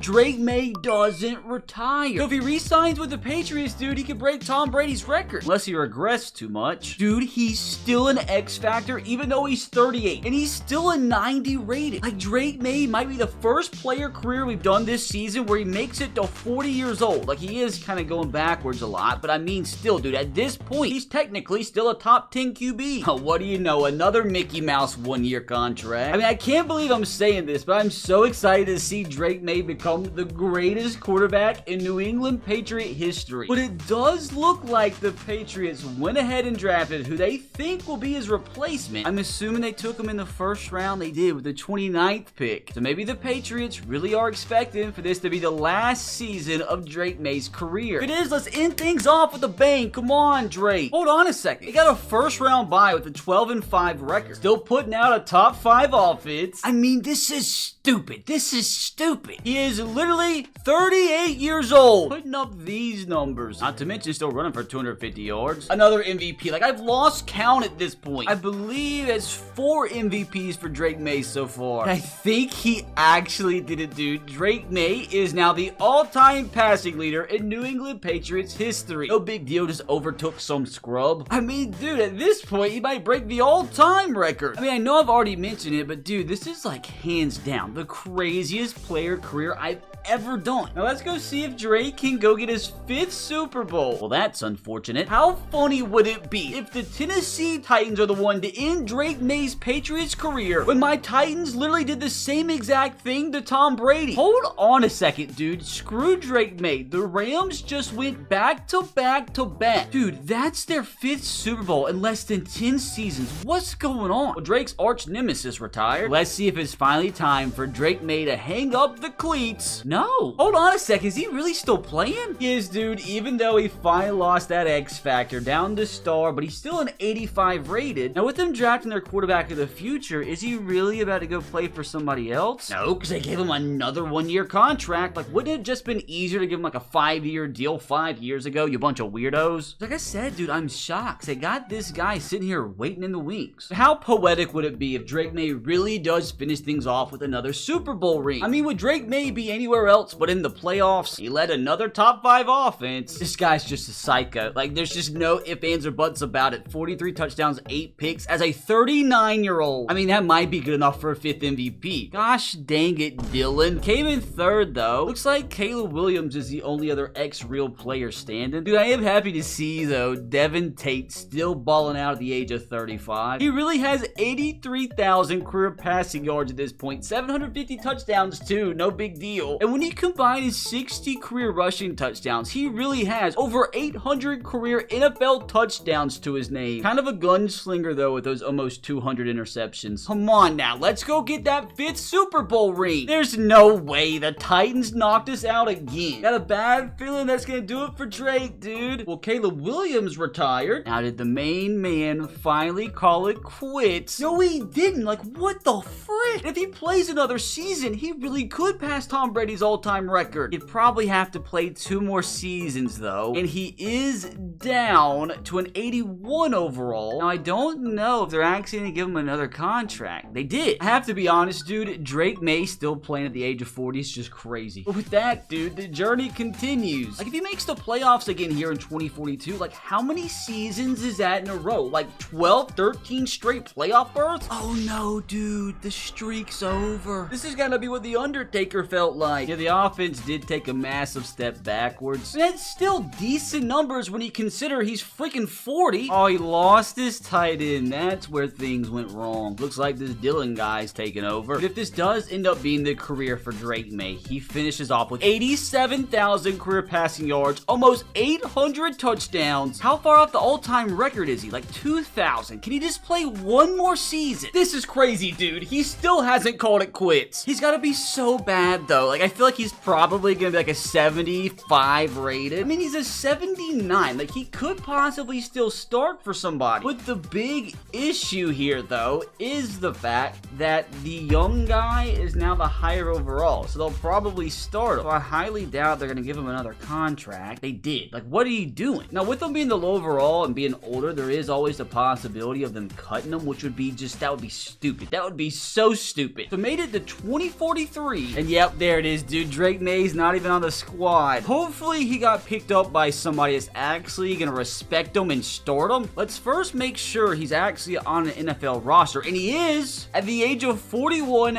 Drake May is a Jacksonville Jag. Like, how do you cut the guy that put these numbers up for you? Like, shame on the Patriots. And it does look like he's gonna be the starter for the Jags, so maybe he does break the all-time record. It's gonna be hilarious, because if he breaks that all-time record, he's gonna go down in the record books as a Jag. Well, funny, the first year without Drake May, the Patriots get a first-round bye. The Jags did make the playoffs. And to be fair, the guy replacing Drake May went crazy, so maybe the Patriots front office made the right decision. But please tell me Drake had a good season with Jacksonville. Like, that's not bad. Like, that's just definitely not bad numbers when you consider he's 41. But I think that was enough for Drake May to become the all-time passing leader in NFL history. The first ever NFL quarterback quarterback to eclipse 90,000 career passing yards. I told you the Patriots were stupid. He goes down as a Jag in the record book. Hey, at least my Titans got revenge. And there it is, dudes. You knew this announcement was coming eventually, but not before he shattered all-time NFL passing records. And as he apparently goes down as the greatest NFL football player of all time. Like, that's just legendary numbers. Why did this guy retire? He could have kept playing. Now, I thought there was zero chance anybody was going to have a better career than Drake May, but JJ McCarthy might pleasantly surprise you. He begins his journey as a 71 overall rookie with hidden development. I mean, this isn't terrible for a 21-year-old, but what is terrible is the fact that he's out for his entire rookie season. But at least he can look forward to the offense he's going to come back to next season. That's unless the Vikings decide to actually stick with Sam Darnold for the long term, which would completely screw up JJ's career. Now, we pick up in the current day NFL, and we're going to go ahead and simulate to when JJ's finally healthy. I mean, the Vikings were pretty good without him. Came third in the division, though. They'll win that dang division once JJ's actually healthy. Fractured kneecap, by the way. I mean, I am pretty interested to see if the Vikings do give Sam Darnold a contract extension. JJ hopes not. And it does suck that McCarthy's not going to be able to reap the benefits of 91 overall Aaron Jones because he's 29 years old and he's going to probably start to regress super fast. But somebody that is absolutely not leaving him is going to be Justin Jefferson, who should be his wide receiver number 1 for the majority of his career. Now, for JJ's sake, he probably actually hopes the Vikings doesn't win the Super Bowl here, because if they do, like, it would be dumb if they didn't extend Sam Darnold, which they did beat the Rams in the first round, but lost to the Bears. This is going to be used for future motivation. I'm telling you, this is going to be the Vikings soon, especially if JJ can reach his potential, but unfortunately, he loses one of his veteran teammates. Also lost the right tackle, and I think this was their long snapper. Now, since he didn't get to play because of injury, I'm actually kind of worried. He might have lost his dev trait. Like, he might be normal development, which would be terrible. Which, thank God, he sticks with his star, which is manageable. But unfortunately for the Vikings, they only have 3 years of JJ now on his rookie contract. That's unless they re-sign Samuel. Oh, and like I said, dude, Aaron Jones's overall was decimated. I just think it's absolutely so dumb. Just because you hit a certain age in this game, you lose so many stats automatically. Like, no matter how well you perform. Oh, I forgot, TJ Hawkinson's back and healthy. His defense has some young talent scattered in between as well. So hopefully next year, JJ can actually start and begin to actually utilize these offensive weapons. But first, let's see what the front office does this offseason with the $68 million they have to spend. Well, they spent practically all the money they had. Hopefully none of it went to Sam Darnold. Okay, so they signed a ton of players this offseason. Majority on the defensive side of things, but like no superstars, but a lot of numbers. Might be the most free agents I've seen signed in one offseason ever. Now, the main question here is Sam Darnold still the Vikings quarterback? Thank God it's JJ McCarthy. God, dude, I was so freaking worried. I didn't want to see where Samuel ended up. Sam Darnold is a Tennessee Titan, of course, of course. As a diehard, lifelong Tennessee Titans fan, dude, how much money did we give him? 4 years, like what, 120 mil? Man, I guess it couldn't be much worse than Will Levis. Now, let's go see if the front office can add some young talent here in the draft. Come on now, don't give us a stinker. Okay, we only have 4 draft picks and they all are kind of garbage. That's a bad start.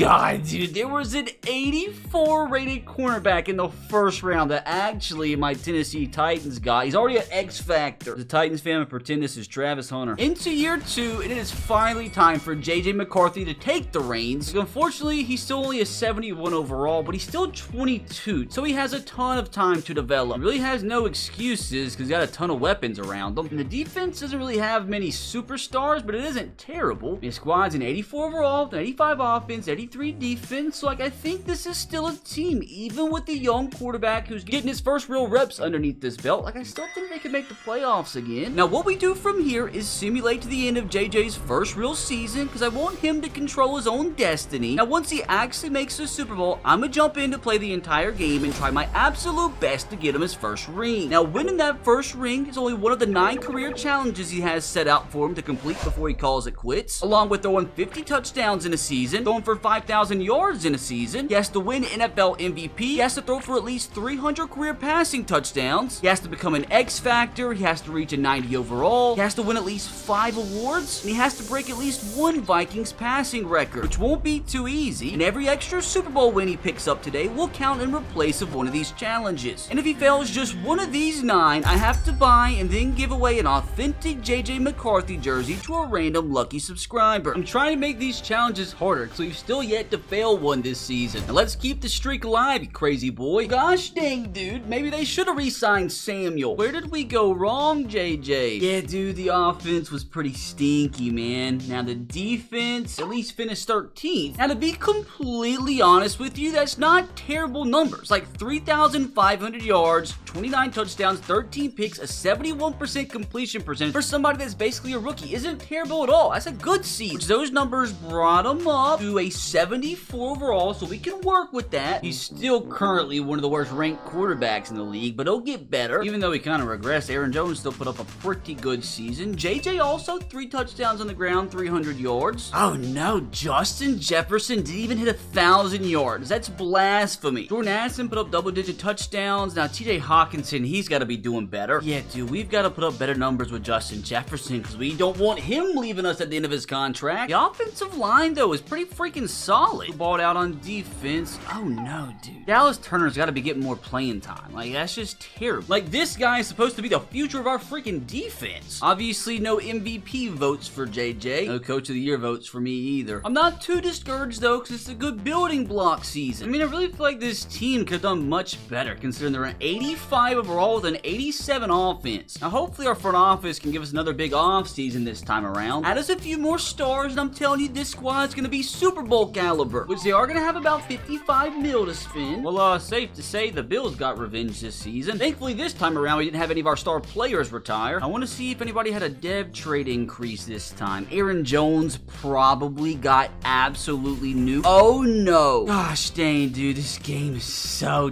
dumb. Like, this guy just put up 1,000 yards last season. Oh, no, and he's due 22 mil over the next few seasons. Like, surely they gotta cut him. And something else stupid that I noticed, like, why on God's green freaking earth did Justin Jefferson, 99 overall, lose his X Factor? He's the #1 receiver in the league. Dumb game. Oh, no, also Stephon Gilmore, Harrison Phillips got nuked. They better spend this money wisely. They did spend all their money again, but what did they spend it on? Well, a lot of money went to re-signing players. They gave Josh Oliver a 3-year, $20 million deal. They got some quality. They got Wyatt Teller, a new running back in Rashad White, and a few middle linebackers, and Tyler Lockett. I guess it does mean Aaron Jones did get cut. JJ's sake, dude, I just need this front office to draft a center. Like, there's absolutely no way this draft class ends up being worse than last year's. Come on now, please don't be a freaking stinker. Dude, like, what is this, man? Like, surely there had to be better options than a 73 overall defensive end with the 7th pick. Oh, I just know I'm about to be sick. Oh yeah, dude, there was an 81 rated free safety sitting there for us. There's a 77 rated wide receiver we could have got. Dude, this front office is not off to a good start for JJ here. So hopefully year 3 is going to treat this squad better than last year. It's not like he doesn't have weapons to throw to. Oh, and hold on a freaking second. I am now just realizing the defensive end that they drafted is a superstar off the get-go. I don't know why it doesn't say hidden, and I don't know why it says he's 22, yet he looks like he's 45. Like, that's just not a 22-year-old young man. Like, honestly, dude, I would just take 9 wins this season. Would gladly take that over 6. Well, you know what's better than 9 wins? 10. Still can't win the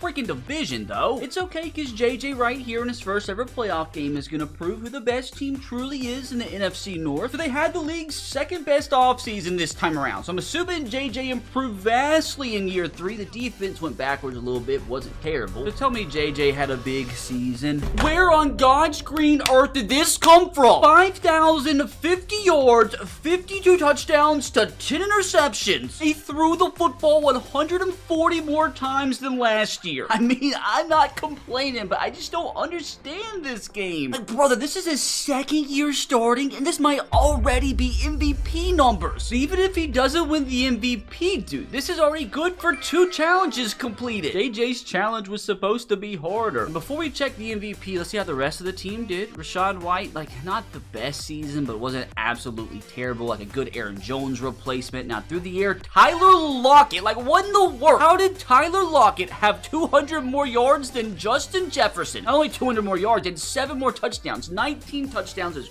crazy. Good season from TJ Hawkinson as well, considering he had over 100 catches. I mean, we were very close to having 4 1,000-yard receivers, which is crazy. Now, defensively, like, not much improvement. Dallas Turner only had 3 sacks. Like, I don't understand why he can't get to the quarterback. Like, if he keeps putting up these pedestrian numbers, dude, like, he's not even gonna hit a 90 overall. Like, he might lose his star development. Also want to see, yes, he led the NFL in passing yards, and I'm assuming he also led the league in passing touchdowns, which has got to mean, it's got to mean he went ahead and won NFL MVP. Dude, this is an insane story. MVP in basically his second season? Like, remember where we were a year ago? Hold on a second, because he very easily could have won some other awards at the same time. Now, he did win Offensive Player of the Year, came all the way down in 5th place, but he did win the Best Quarterback Award, which means things are already starting to get super serious. And hold on a freaking second, dude. I'm pretty positive, like, he had to have broke some records already. JJ McCarthy is already the all-time Minnesota Vikings single-season passer. He already broke both of the records. Again, dude, that's another challenge completed. At this rate, dude, he very well could give Frank Tarkenton a run for his money. And what makes it even more insane is the fact that he's only 23 years old. Already up to an 83 overall. And of course, after the season he's super happy. And at the end of the regular season, the team is already up to an 86 overall with a 91 offense. Like, just imagine if this defense had some half-decent talent. Imagine after completing 4 challenges in one season, they go out and get first rounded here. That would be so anticlimactic. And apparently they got the dub. What should they win by? What is that? There's just absolutely no way that just happened. After putting up 5,000 yards and 50+ touchdowns, JJ McCarthy goes into Green Bay and wins 9-8. Definitely not going to be able to Mickey Mouse our way through another win like this. Now we have to travel to Philadelphia, dude. They went 13-4 on the season. They've made 2 consecutive Super Bowls. I have a bad feeling this is where the Cinderella run ends. Just kidding. This is crazy. We won 38-27. We are literally the sole reason why the Eagles didn't make it to the 3rd straight Super Bowl. It's safe to say the offense performed a little bit better. JJ this time performed much better. Justin Jefferson coming up big time. Now I just know it's going to happen. We're going to get beat here in the conference championship by the Cowboys. They're Madden's favorite team. You just know it's going to happen. Unless we get ourselves another JJ McCarthy masterclass. Oh my god, we won 41-31. This is crazy. This is the most insane season I think I've ever had in a career video ever. He actually just went to Green Bay, Philadelphia, and Dallas in back-to-back weeks. 3 straight dubs to advance to take on the Ravens in the Super Bowl. What a historic run, dude. 5 touchdowns to a single interception. The old offensive line also didn't allow a sack, so gotta give them credit. Like, where on God's green earth has this Tyler Lockett resurgence came from? Like, he's gotta be like 50 years old at this point. Well, fellas, with that, I guess we're already headed to the Super Bowl, which the Ravens haven't really been tested yet. And it's a David versus Goliath 7 versus 1 seed matchup. Now, what are the Ravens looking like at this point? Lamar's at 99, Roquan's at 99. They're pretty good. They're pretty good. They stand no chance against JJ. I've been doing these career challenge videos for like 3 years now. If we win this Super Bowl, this might be the best season we have ever had. We have a chance to complete 5 separate challenges in just 1 season. Lamar could very well ruin it all, though. See if the old defense can come out balling. Not looking good. Just kidding. 4th down, and they're gonna go for it, and they missed a field goal. Justin Tucker's washed. I kind of want to be a crazy boy and just take a deep shot in the very first play, dude. Like, we have Justin Jefferson. I don't even care if he's double covered. Just, oh no, I thought he was running a fly route. And apparently that did not feel good. So apparently we have Jerome Ford here in the backfield. Don't know how he became a Viking, but doesn't matter because he's getting a carry here in the Super Bowl, which only goes for a few yards. So can we please make the most here of that Justin Tucker missed field goal? Over the middle.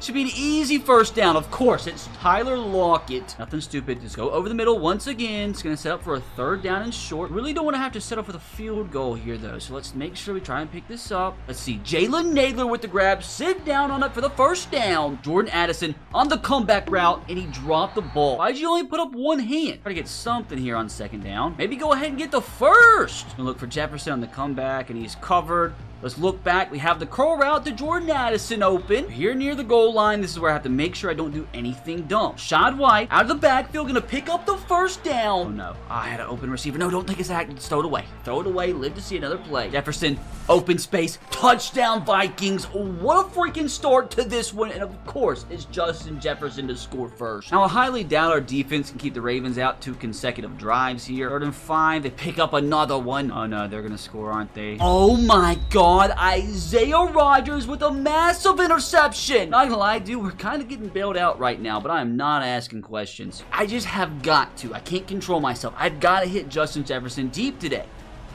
Well, that's just not really what I was looking to do there. Just pick up something here, hit Addison again for a few. This has been such a weird Super Bowl. Like, we don't get a first down here. Like, we could go into halftime up 7-0. Hopefully we can pick this up, though. Lockett. Oh, what a terrible throw. Well, we're going to have to get bailed out by our defense again, which we do. This is crazy. So we get another chance to go by 2 possessions. Let's not waste this one. Hawk over the middle. Going to pick up about 7. Need to go hurry up, though. We only have 51 yards so far. It's kind of pathetic. What do I do here? Give me a second. Wide open receiver on the run. We've got to be better. Got to be. You know what? I'm actually going to run the football here with Rashad White. Like, we didn't pay him for nothing. Oh, no. Oh, no. 4th and 1. I'm going to go for it. This is probably such a dumb decision, but I'm doing it because I am dumb. The Ravens actually called a timeout, which makes me feel better about this. No way they stop us 2 plays in a row. So I'm talking about. Let's go, Rashad. Hurry up time. Hurry up. I have all 3 timeouts. I don't need to be dumb. I need to manage my time better. Let's sprint outside. There was a blitz on the outside. Justin Jefferson wide open. Stay your feet. That's a dime. Justin Jefferson, for the 2nd time in the half, scores for your Minnesota Vikings. This has been an insane half of football. We should be getting the ball here. Dude, let's go on top by 21 points here. I actually think this is the same exact play as we just scored on before the half. They're blitzing too. I'm going to chunk it deep. Jefferson, can he get there? Kind of lucky it wasn't picked. Run the ball here with Rashad. Up the middle. Only pick up about 4. I can't get too complacent because I have to punt here. They score a touchdown. It's only a 1-possession game at that point. Just keep these chains moving here.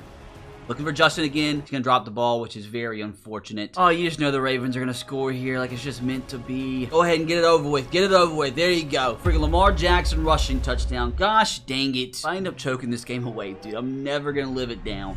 Oh, I threw it to the wrong person. No, no, no, no. I was trying to hit the other drag. Pick 6, isn't it? Gosh dang it, dude. I'm so mad. I literally just got the words out of my mouth. I don't even know why I panicked there. I was trying to hit Hawkins on the drag. I'm just so dumb. What do you guys remember at the start of the half when I thought I was going to go up 21-0? Nah, dude, we're scoring first play, Justin Jefferson. They got him absolutely clamped on the outside. More play off before we get into the 4th quarter. Decent little run here from Rashad White. Would I be lying if I said the morale was high? Definitely not high whatsoever, but we're obviously not out of this ball game. We have a chance to go on the field here, take this lead. I just would have much rather have been 21-0. Play action this time around. JJ wide open. Oh, beautiful pass this time. 1st down and more. Ooh, I'm kind of liking this. I think the post is going to be open. It is going to be open. That's another terrible throw. What's going on? There was an update to Madden today. I don't know if they changed like the pass meter. I've been getting a lot of reds today. Nothing stupid.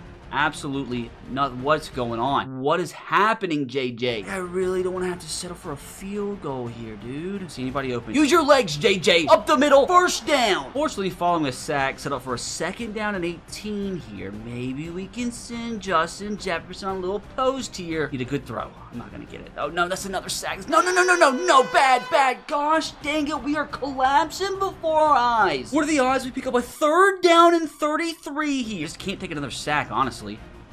Oh, no, no, no, no, no, no. I'm so lucky it wasn't picked. I just tried to throw it deep, and I almost threw another interception. 54-yard field goal here, which it should be good.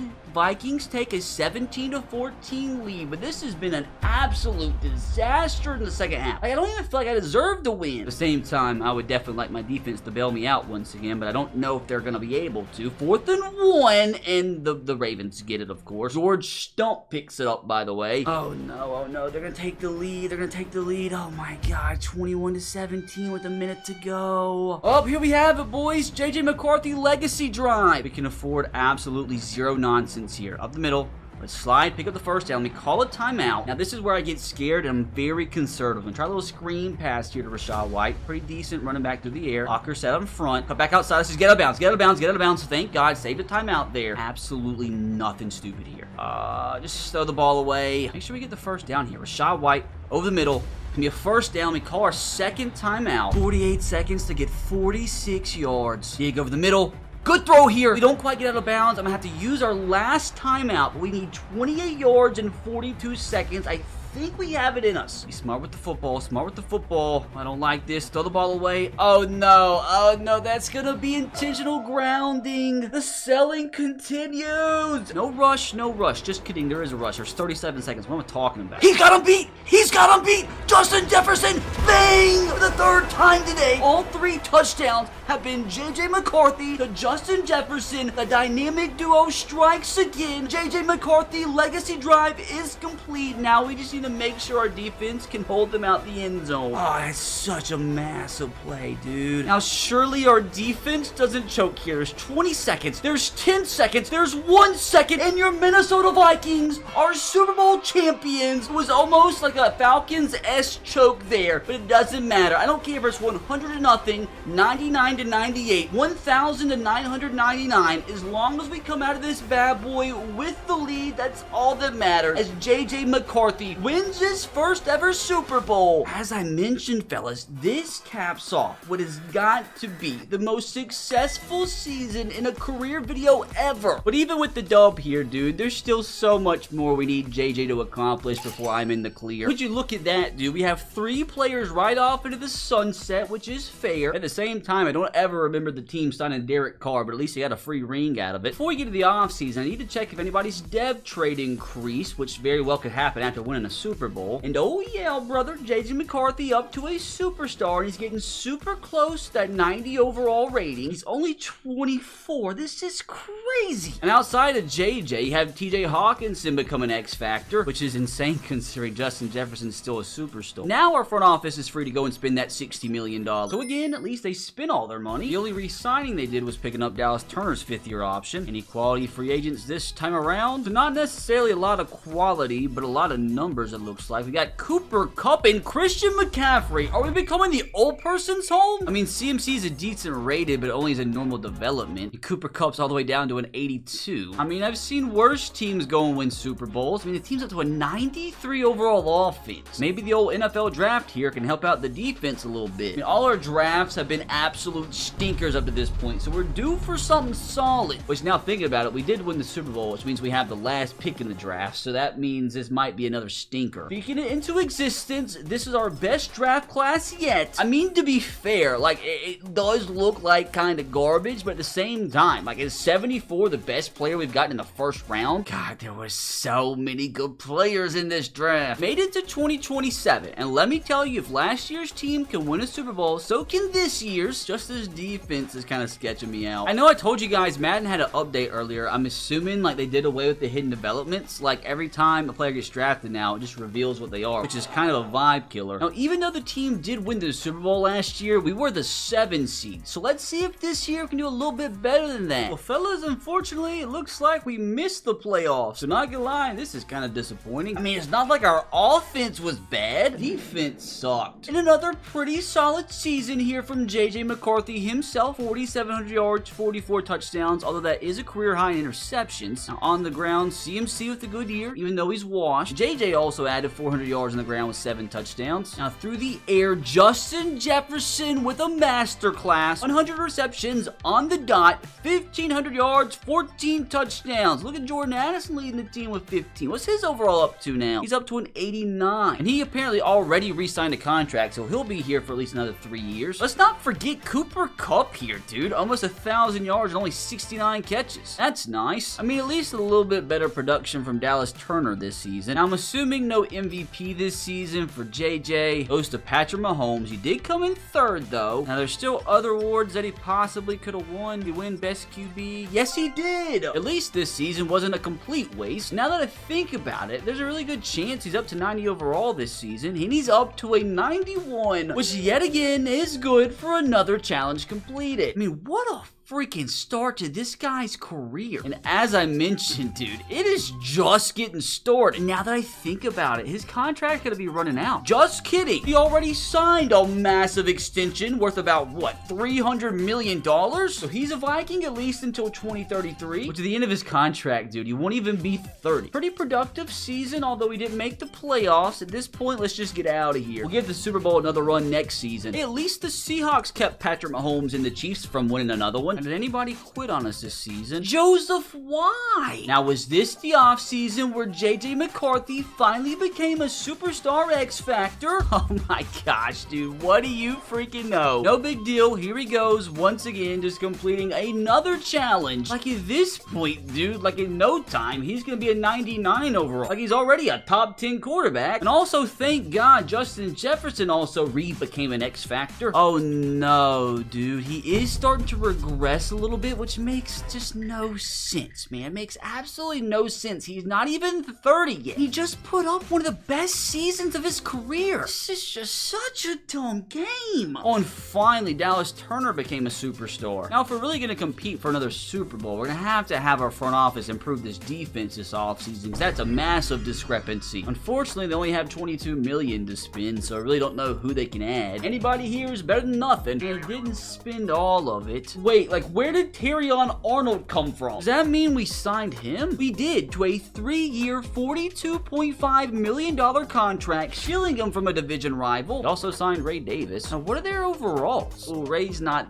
that good. What about Terrion? He's up to an 88 rate. We just got ourselves a long-term lockdown corner, although that's 100% an imposter. Now, I think it is time we were due for an absolute draft masterclass. I'm ready to draft Jesus Christ himself here. Oh my god, dude. The one thing this front office cannot do is draft worth a crap. It's not like there wasn't any talent out there. 280 overall players we could have drafted. We're in next season. I'm skipping straight to the playoffs. At least 12 wins this season. I'm calling it. Well, fellas, a little bit better than 12 wins. We got 13. And for the first time today, the Minnesota Vikings and JJ McCarthy earned themselves a first-round bye, which is crazy when you consider the fact we lost 2 games to start the season. Then after that, only dropped 2 relatively close losses. Is this the year where JJ wins his second Super Bowl? Offense took a little step backwards, but we're still top 10. Now the defense with a massive improvement up to second in the league. Offense dropping off was not any fault of JJ's. Had 39 touchdowns, 9 picks, with a 75% completion percentage, which has got to be his career best. I think it's safe to say we struggled quite a bit in the running game, although JJ put up some decent numbers on the ground himself. The year, Justin Jefferson with another absolute masterclass. 1 catch less than last year, but 1,400 yards, 14 touchdowns. I didn't even realize Cooper Kupp was still here, putting up good numbers even though he's completely washed at this point. Jordan Addison with good numbers too. Offensively, we're finally starting to see Dallas Turner break out a bit. 10.5 sacks, which is definitely a career high. Maybe, just maybe, there's a chance he can also become an X Factor. Like, keep in mind, he's only 25. Now, they re-signed him by chance? Oh yeah, dude, they signed him to a 7-year contract. Now, I'm assuming, unfortunately, JJ probably didn't win any awards this year, although he did come in 3rd place again, which means there's a good chance he once again won Best Quarterback, and he did, which means he's just getting close to completing another challenge. Now, what's his overall up to at this point? He's up to a 94, so like I said, dude, 99 overall is definitely in the cards. He still has like 5 years before he begins to regress at all. Hold on a second, why is he not a team captain already? Much better. I'm just gonna send this bad boy straight to the Super Bowl. Can JJ actually muster up Lombardi number 2? He made it. This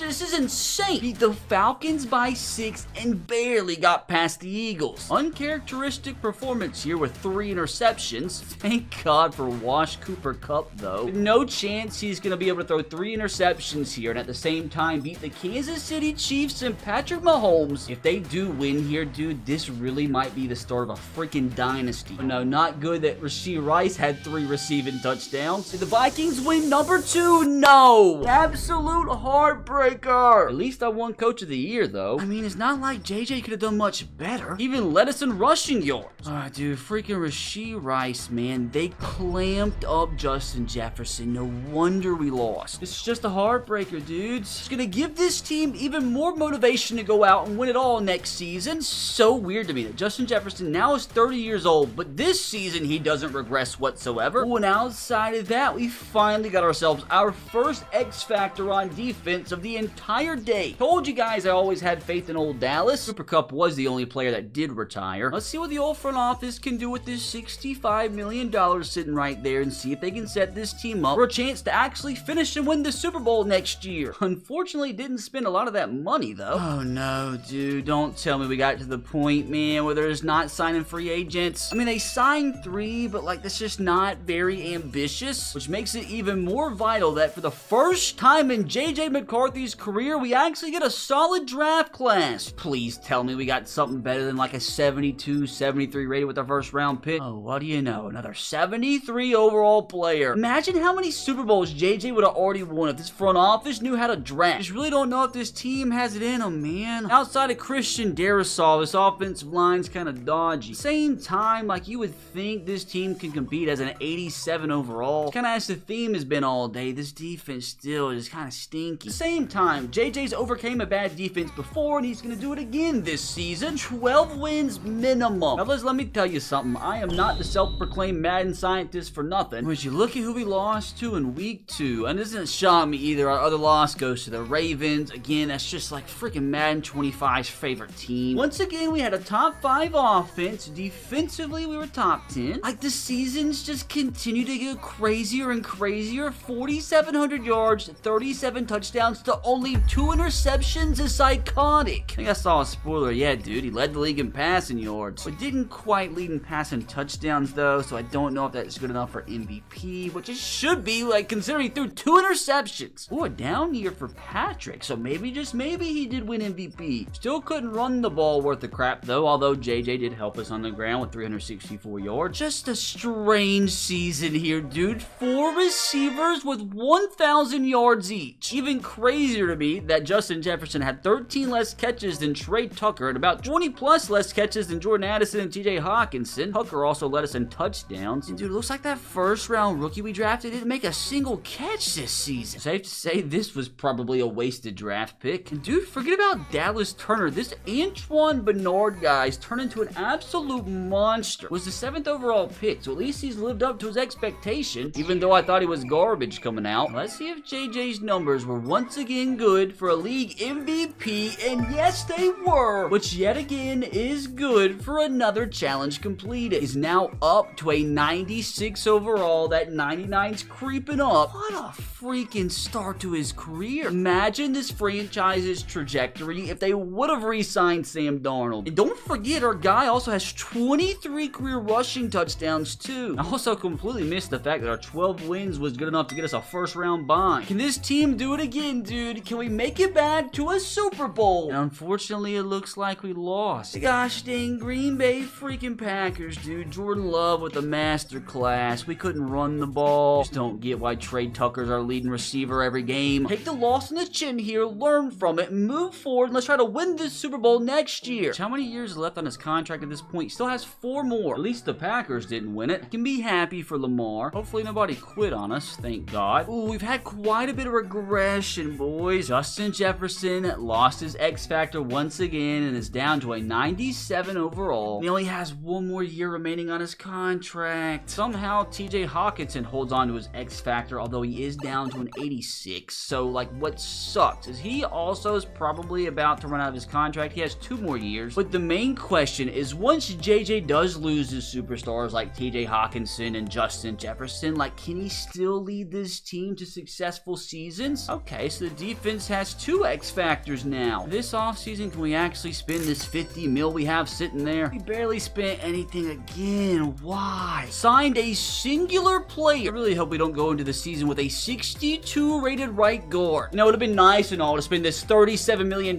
just sitting there to fill that position. If we don't draft an offensive guard here, we're screwed. Why do we just suck so bad at drafting? Like, at least at the end of the day, we did get a 75 rated tight end who could be the future TJ Hawkinson replacement. Although Jamarcus comes in with normal development, he looks like a freaking monster though. The only offensive guard we drafted was 66 overall. Yeah, dude, we really might be screwed this season. I mean, if the defense performs form's okay. We should still be fine. Let's start off this brand new decade with hopefully another first round bye. Not a first round bye or anything, but can't complain about a 10-7 season with a playoff berth. And again, another top 5 offense, and the defense was almost also top 5. Just another schizophrenic season here from JJ. 4,500 yards, 46 touchdowns to only 8 interceptions. This offense would be unstoppable if we had somebody that knew how to run the football. I mean, our quarterback's our best rusher every season. Well, there's Justin Jefferson once again being a crazy boy. 1,476 yards with a career-high 22 receiving touchdowns. Which even after scoring 22 touchdowns, I'm telling you right now, he's going to go down even more in overall this offseason. Dumb game. And look at the old dynamic duo being wild. Dallas is overall up to 92. I don't know if 99's possible for him. What about JJ though? Is he up to 99? Officially a 98 overall. Just give him another season. Was that good for another JJ McCarthy MVP? No. Stolen by Josh Allen. I can't even get another coach of the year. Couldn't even win the NFC's best quarterback. Wait, how does he beat Jordan Love by 3 spots in MVP voting, but can't beat them out for the best quarterback award? He's gonna take out that built-up rage after getting snubbed from the MVP and best quarterback award by going out and winning himself his second Super Bowl in his career. Hopefully, anyway. Gosh, dang it, man. We beat the Niners, but got knocked out by the Panthers. Like, what are we doing? Who do the Panthers even have at this point? Okay, they have Jahmyr Gibbs and Jesse Pearson leading the attack.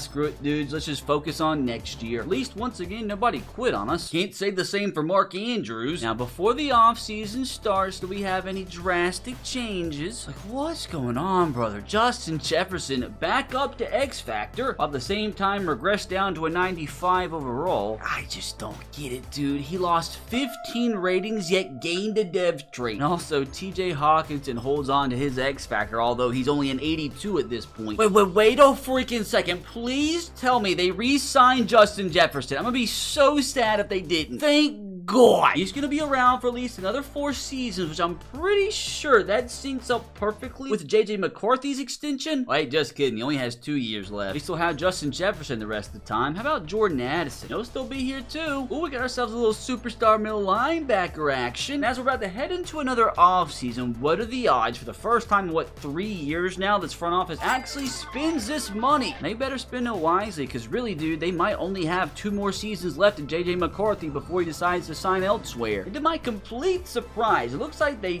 did. They actually went negative. Tell me it was spent wisely on some quality. Wait, what are you talking about? Where did all that money go? We have to re-sign a bunch of players. Oh, okay. We gave a massive fat extension to Christian Darrisaw. That's where the money went. So since we, for the first time ever today, didn't sign a single free agent, that just means this draft class is even more important. But I think at this point, dude, collectively, none of us have any faith in this front office to draft any decent draft class here. Okay, dudes, that's more like it. I mean, like, I've seen much better before, like, much better. But 75 and 76 is by far the best 2 players we have taken in the first 2 rounds today. And would you look at this? Maybe they are looking to replace JJ McCarthy. Although I really don't know if Stephon Matthews is the guy. Brother, is that Cam Newton? We did miss out on a couple superstars. Into 2031, and I look at this offense, and given the fact that our running back sucks and the right side of our offensive line's pretty garbage, like, I just don't know if we have what it takes. At the same time, this defense is about as good as it's ever been. Like, we have a superstar outside linebacker who's not even really going to start for us. And the team's up to an 86 overall, so maybe there is a shot. Honestly, 9 wins, 10 wins, I'll just be happy with a playoff spot here. Or, you know what? Let's just go ahead and go 15-2 out of nowhere. Like, where the frick did this come from? We lost the first game of the season by a single point. 15-game winning streak. We lost to the Chargers in week 14. But, like, my God, dude. Surely this is the season for JJ's second Super Bowl. What do you know? The league's #1 offense. And I'm expecting the defense to be the same. It was top 5. Roughly 5,000 yards, 48 touchdowns to 7 interceptions. Like, that has to be good enough numbers to win another MVP. Now, on the ground, we were still kind of stinky. But again, JJ with almost 440 yards, 7 touchdowns. And he almost carried the ball 100 times. Like, what's this speed at this point. Still just 85, which is 100% respectable, but one thing that you do see here,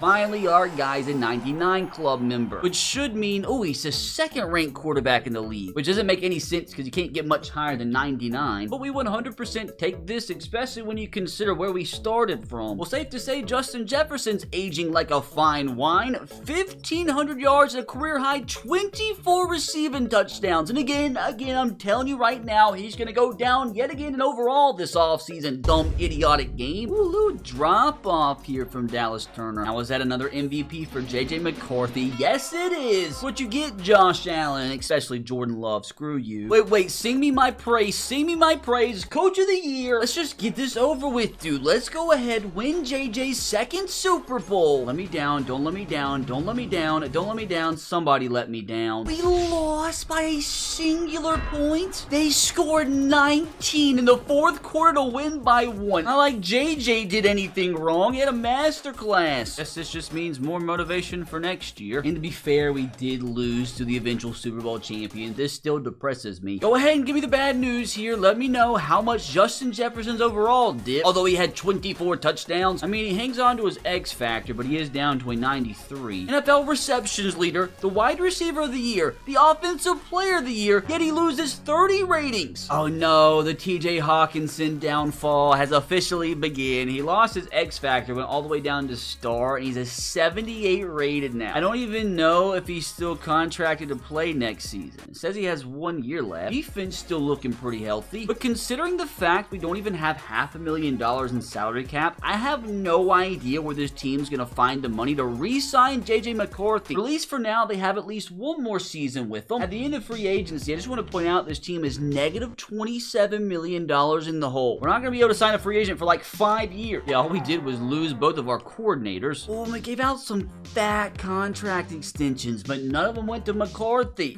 Really don't know if we're gonna be able to afford them next offseason. What are the odds they draft a young quarterback here? After the draft, they're negative 34 mil in the cap. Where they muster up this draft. Okay, 74 corner and a 76 mil linebacker, but no quarterbacks. And there were some absolute studs out there in the next season, and unfortunately, it looks like they got rid of TJ Hawkinson. Keep in mind, dude, this could very easily be the last season of the Justin Jefferson, JJ McCarthy, and Jordan Addison trio. They still do have a legitimate shot of winning it all this season, considering the fact they're an 88 overall team. Like, legitimately, I just don't know how they're going to afford re-signing JJ McCarthy to a contract extension. It should be pretty crazy, because I'm pretty positive that almost every single career that we've done up to this point, the rookies stay with the team that's drafted them until the very end. So if JJ McCarthy can't get a contract extension here, he'd be one of the first rookies of Madden 25 to sign elsewhere. And him signing elsewhere would be Vikings fans' worst nightmare. Not very promising that they missed the playoffs. How do you go from 15-2 to this? I mean, the offense was still one of the best in the entire league. The defense is not even bad. It's not like JJ McCarthy had a bad season. 4,700 yards, 40 touchdowns to only 8 picks. This again could be another MVP campaign. Again, dude, the team just couldn't run the freaking ball. Like, the front office's incompetence of signing a solid running back is really what's kept this team from winning so many Super Bowls. Just another crazy Justin Jefferson season as well. Now, this guy that we did draft in the first round has kind of stepped up the last few seasons, but he lost his star because he didn't play his first season, so he's only a normal development player right now, so he's not really going to get high up on there in the overall. Kind of sad to see Jordan Addison starting to regress a little bit too. I mean, to be fair, he is 30. Dallas Turner continuing to go a little bit backwards. Now, if this is JJ McCarthy's last season as a Viking, since he didn't make the playoffs, maybe, just maybe, it'll make things feel a little bit better if he ended off with an MVP. Just kidding, Joe Burrow stole it from him. When did he sign with the Bills? If this is his last season as a Viking, like, no big deal. He just solidified himself as the best quarterback in team history. Let's see, dude, screw everything else. I want to go ahead and simulate to next season and see if the Minnesota Vikings somehow find a way to penny pinch and keep JJ McCarthy a Viking for life. Here we are, start of 2033. The most important click of a button today is JJ McCarthy still a Minnesota Viking. No, he is not. That is crazy. Oh my god, dude, this is like the first time it's happened. I know Justin Jefferson and Jordan Addison's gotta be so sad. Now, next more important question, where the frick did JJ McCarthy sign? Here we are, JJ McCarthy is a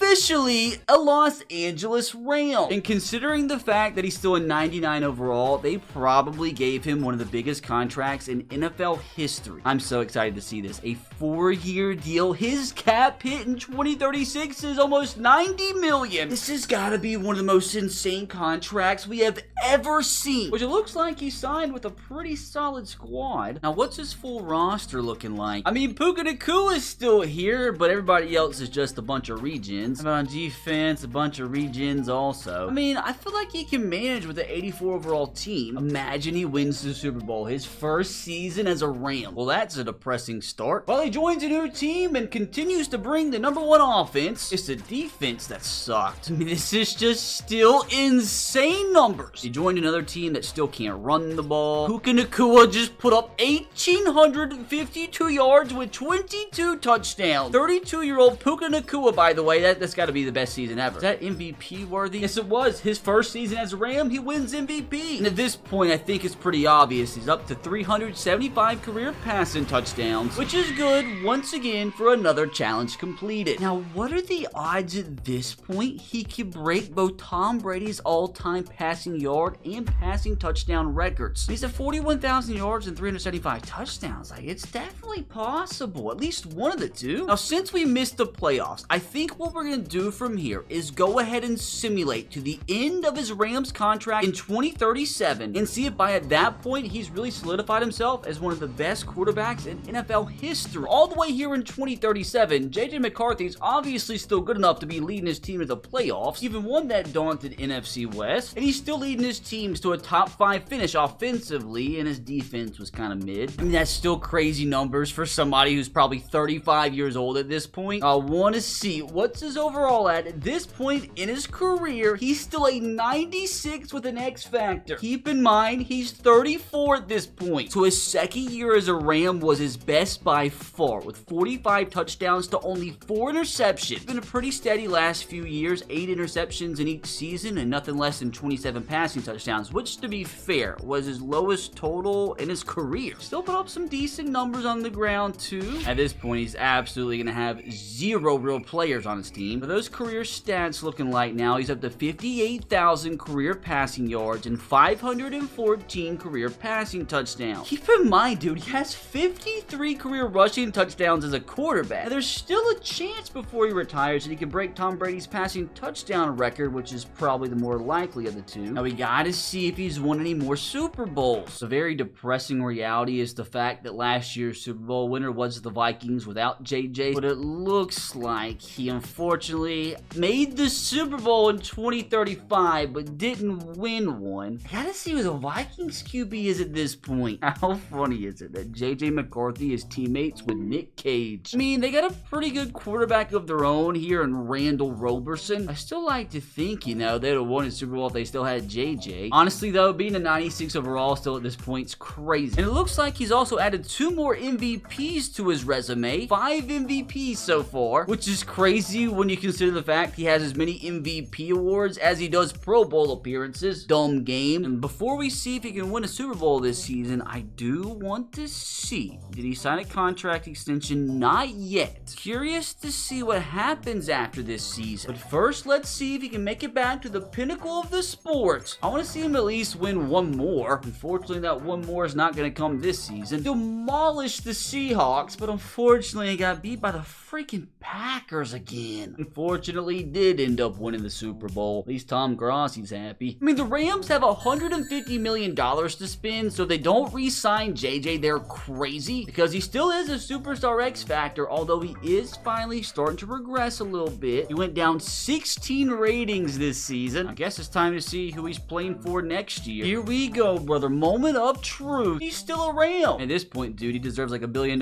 contract. A 2-year deal worth about $63 million per season on average. Now let's go ahead and simulate to the end of 2039 and see if JJ can actually win another Super Bowl. Keep in mind, he's getting to the point where he could retire any given off season, so hopefully he can at least win one more. So at the end of 2039, he's right back in the playoffs. Now first, let's just double check that he's still a Ram. And he is. And crazy to me, he's held on to that superstar X factor, and he's still a 90 overall, despite the fact he's 36. He hasn't signed an extension yet or anything, so he really could sign elsewhere in the offseason. playoff season. He's still leading teams to the best offense in the league because he is still continuing to put up psychotic numbers. He's still getting kind of freaky on the ground. Dude, if you count the amount of second places he has like 10 MVPs at this point, which is crazy as this is his 7th year as a Ram, and that's the best season he's had passing yard wise. Now, what are the chances he actually won the Super Bowl last year and went to the freaking Eagles? At least I won Coach of the Year, though. Now, what's his yard total up to? 67,000 career passing yards with almost 600 passing touchdowns. Slowly but surely creeping on up there towards Brady. I really think this passing touchdown record's possible. Come on, man. If anybody deserves a second Super Bowl, it's JJ. And it's about freaking time he made another one. The Niners by 6, the Saints by 4, and the Buccaneers by 3. All the way from home. And let me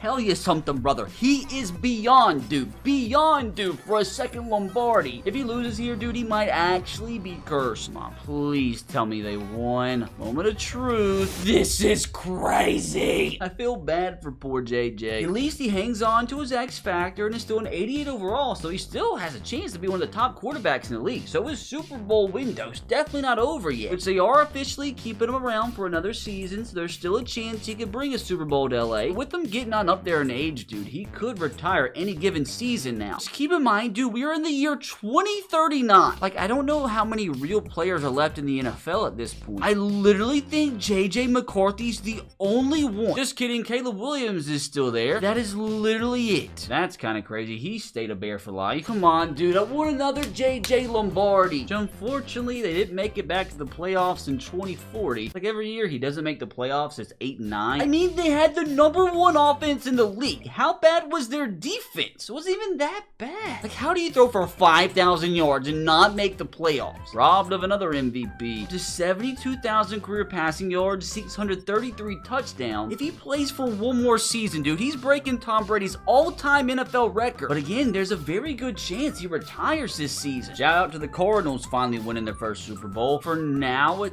doesn't look like he retired. Caleb Williams did. Here we go, brother. Moment of truth. No retirements just yet. I have a bad feeling his overall probably tank quite a bit. For the first time in a long time, JJ McCarthy down to star development, all the way down to an 84 rated. It's so weird. Like, why do they lose 2 depth traits at a time? Everything about this game is weird. At the same time, he is 38 years old. He's pushing 40. But don't get it twisted, dude. He's still a top half ranked quarterback in the league. He's still got another Super Bowl in him. The question, though, is it going to be as a Ram? Yep, they gave him $50 million.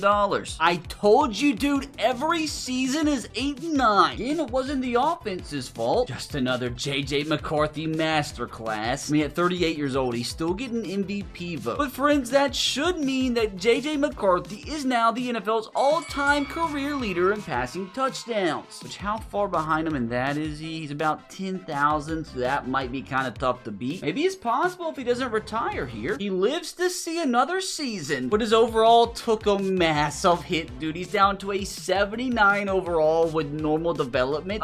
He might not even start somewhere next season, which they did go ahead and pay him $35 million. And if he does decide that next season is his last, you just have to look through his stats, dude, and just salute, man. Like, what a career up to this point. But at the start of next season, he's still the starter. I just want so badly before he retires to win just one more Super Bowl. At least just go out with a playoff berth. Oh, thank God, they didn't go 8 and 9 again. Just another top 3 offense. This isn't fair, dude. He's about to be 40 years old. Like, I'm telling you, I think it's another MVP. That's another MVP in the bank for JJ McCarthy. 79 overall, dude. He has no business putting up those numbers. Up to 9 Pro Bowl appearances now. Numerous offensive players of the week. They probably can't even count how many he has. He has so many accolades that his MVP from this season isn't even showing up. Come on, dude. Don't let me down. I want another Super Bowl berth here. Brother, it is too good to be true. They again won 3 straight playoff games away from home. How picture perfect would it be, dude, if he can end off his career with another Super Bowl? I think he's made, what, like 4 Super Bowls at this point. Hopefully he doesn't choke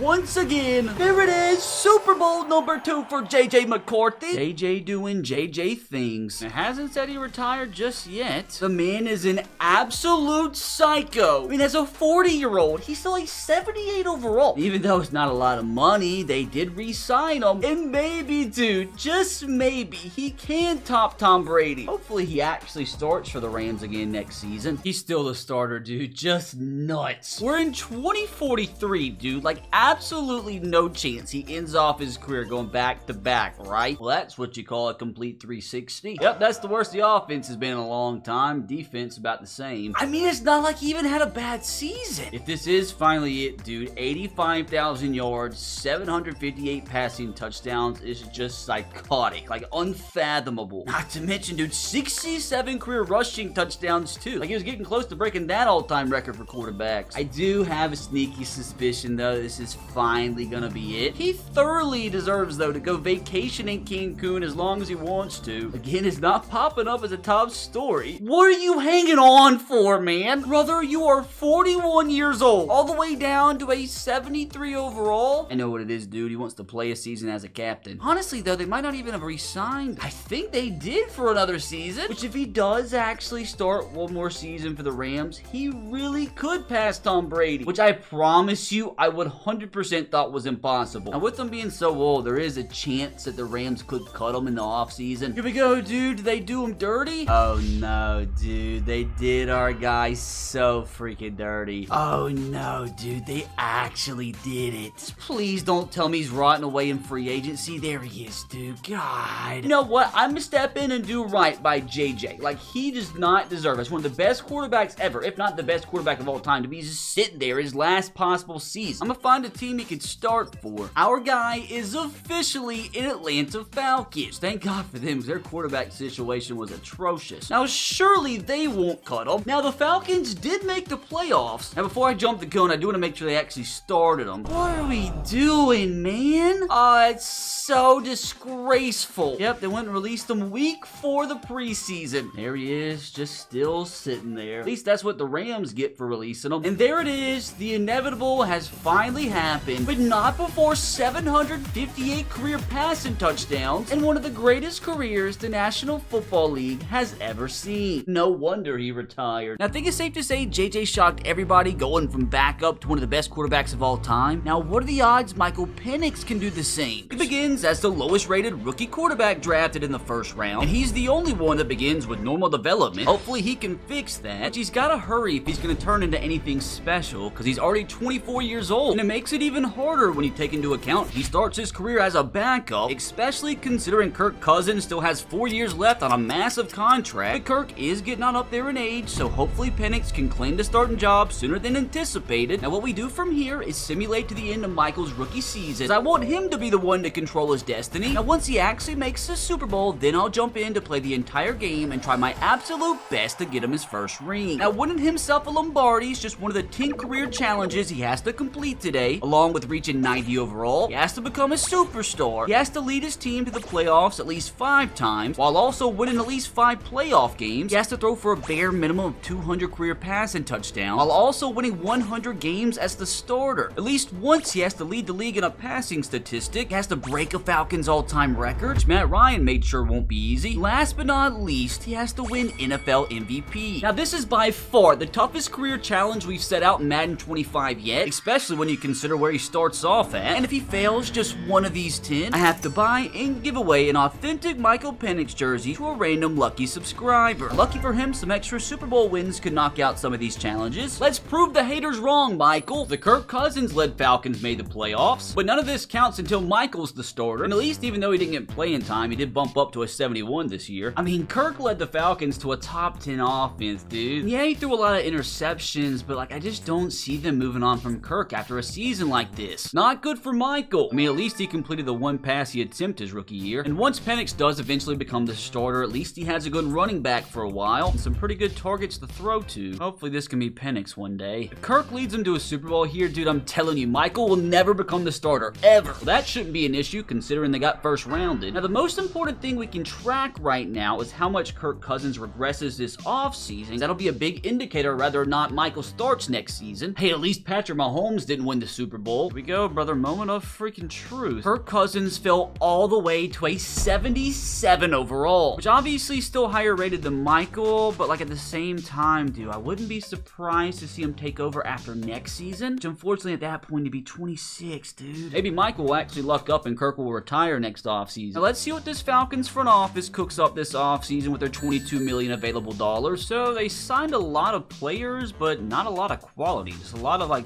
deadwood, to be honest with you. DJ Jones, like their biggest contract so far. They signed Nathan Peterman. Okay, Brandon Stevens, Levante David got the most money, but honestly, dude, it's just a bunch of crap. Here we go, no pressure, just the future of the Atlanta Falcons on the line here. First draft class wasn't like absolutely terrible, but I've seen so much better. Hopefully Keenan won't be cheeks. God, and there were some absolute monsters in this class too. We missed out on the 76 rated receiver our pick. There was an 81 rated strong safety just sitting there for us to take. Now we're into Michael's second season, and hopefully this is the last time he's not going to be the starter. I just hope once he finally does take over the starting job, it isn't too little too late. Now if we do want Michael to eventually become the starter, we kind of do need to hope for the Falcons' downfall here with Kirk. Well, apparently our wish is Madden's command. To be fair, the entire division sucked. Yeah, the offense was garbage. I mean, again, wasn't garbage numbers from Kirk, but still, like, I would like to think next year Michael can finally take over after this. Now, did he progress as the backup whatsoever? He's up to a 74. You know what? He's getting the Jordan Love treatment. Once he becomes the starter, he's going to hit the ground running. Even a down year from Bijan. Would have thought Ray McLeod was the team's leading receiver. Get me out of this freaking season so Michael can finally get some playing time. Again, it's all going to come down to how much Kirk Cousins regresses this offseason. Didn't retire, so hopefully he did regress below Michael. Here we go, dude. The all-important button click. Kirk Cousins is officially a lower overall than Michael Penix. He is all the way down to a freaking 72 overall, which kind of sucks for the Falcons, dude, because he has a $57 million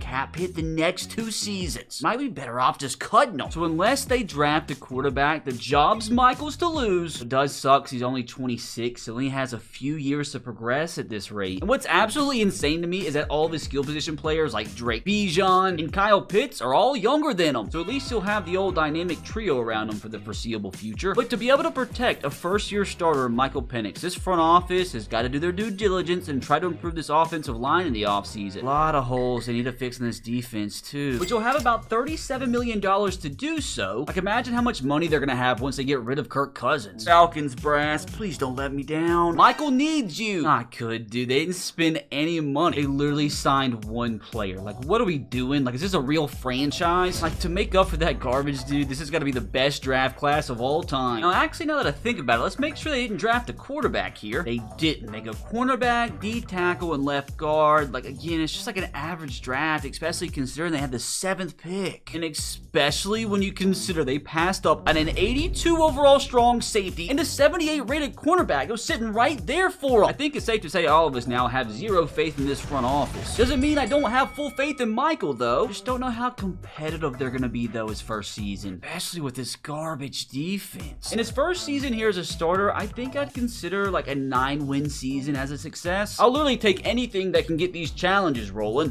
So we won 9 games, but somehow that was good enough to make the playoffs. Thank God we're in the NFC South. Like, look at our division compared to the East. Officially on the board, though. Let's see how Michael did his first season. Finished about 14th in the NFL offensively. Not terrible in his first year of starting. Defensively, we were garbage. I mean, you definitely would have wished he could have limited these turnovers a little bit. Like, 22 interceptions won't get you too far. But, I mean, at the end of the day, dude, let's just consider him a gunslinger. Most importantly, what did he get that overall up to? He is up to a 77, so kind of well on his way to a 90, hopefully. Good season from the old running back, though. And no, I did not expect Cheeks to be our team's leading receiver. Like, 14 receiving touchdowns when Drake London and Darnell Mooney had a combined 4 is crazy work. See what happens when you don't invest on the defense, dude? Like, we didn't even have somebody with more than 5 sacks. Safe to say, no MVP votes this season. Now, does it count leading the league in a passing statistic if that statistic's interceptions? Which he got really close. How's he ever supposed to beat out Patrick Mahomes, dude? He's throwing 59 touchdowns this season. It's stupid. Now, let's see if he can win his first ever playoff game. He gets a tough matchup versus the Lions here, but at least they do get this game at home. Hopefully we can shock the world. And we lost. Got beat by 11. Was it Michael's fault? He only threw 1 pick. Just couldn't run the ball worth a crap. The main thing here, you see we have $37 million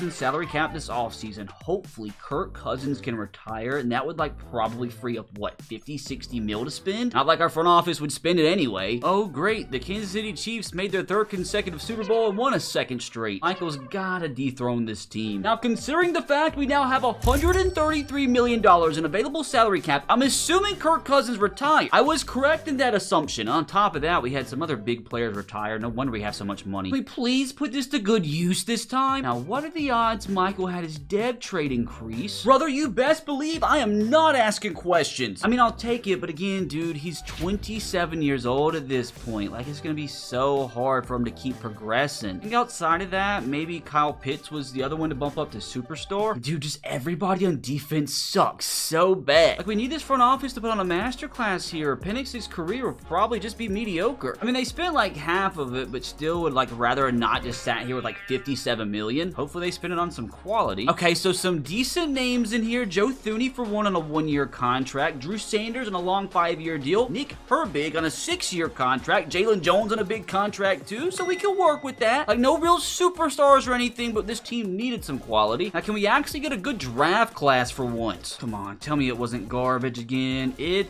was pretty garbage, dude. Like, what are we doing? Got a fast middle linebacker. That's about it. We took a 71 rated running back in the second round, while there was a 76 rated running back just sitting there in the fourth. Looking where some of these players got drafted just reminds me how bad our freaking front office is. But surely Michael will be able to overcome that. As long as we make some progress on last year's 8-win season, I'll be okay. I'll be content. All you can ever ask for is progress. Not gonna lie, I was expecting a little bit better than 5 wins. And that wasn't a terrible division, dude. I mean, we had a top 10 offense, so it wasn't Michael's fault this year. The defense was garbage. Now, how'd our boy do? He had 4,700 yards, 39 touchdowns, still throwing a little bit too many interceptions though, but this is definitely progress from last season. And not gonna lie, fellas, pretty positive. I just saw a spoiler. Michael Penix, tied Patrick Mahomes with the most passing yards in the NFL, which it says he came in first, so we'll gladly count that as his first Mickey Mouse completed challenge. Now, did he get any MVP votes? He did. He came in 8th, so at least he's making progress here. Now, unfortunately, oh my god, 39 touchdowns was best all time in Falcons history? Fellas, that's another one that we gladly take. What does overall go up to this season? Up to an 81, but still so far away from a 90. And now that I think about it, since basically we just skipped through the first 2 seasons, he only, just kidding, got a contract extension already. And the Falcons, good thing for them, they got him on the cheap. So if he does progress these next few seasons, like an $18 million cap hit's not shabby. So they should be able to allocate some of that salary cap elsewhere. Another relatively subpar season from Bijan. Kind of impressive though. Penix had 6 rushing touchdowns. We actually finished the year with 3 1,000-yard receivers. Kyle Pitts was kind of close to being a 4. But still, man, just for some reason, we just can't find somebody that can get to the quarterback consistently. Despite the subpar season, I still consider it somewhat of a success. We just gotta hope for a big offseason here, despite our front office not giving us a reason to believe in them. Now, the Bills win their first Super Bowl in team history. Like, I'm just glad it's anybody but the freaking Chiefs. Hopefully, this will be Michael and the Falcons soon. God, dude, we have one bad season. We have 4 players quit on us. There is a chance here that Penix's dev trade increased to superstar after leading the league in passing yards, and it did, thank God. We called it, boys. That's absolutely massive. We take this all day, every day. Fellas, this is going to be massive in his quest of reaching a 90. It does look like Drake London lost his superstar, though. Ooh, and Jesse Bates is getting to the point where he's kind of washed. Now, once again, do we have over $100 million to spend this offseason? Can we actually spend it all this time? I mean, they spent a lot of what they had, but still left us with over 20 mil. Tell me this was a lot of long-term deals and a lot of those Mickey Mouse 1-year contracts. And we got a punter, strong safety, good D tackle, Kool-Aid McKinstry, Baker Mayfield, Jordan Davis, kicker, Ricky Pearsall, Peter Skoronski. That's a good class. Again, like, no absolute superstars or anything, but some players that should help us hopefully win more than 5 games. If we can actually, for once, put together a solid draft class here. This could be the best offseason that we've had yet. All right, come on now. Don't let me down. At least have like a 75 rated player. Thank God. That's no, by far,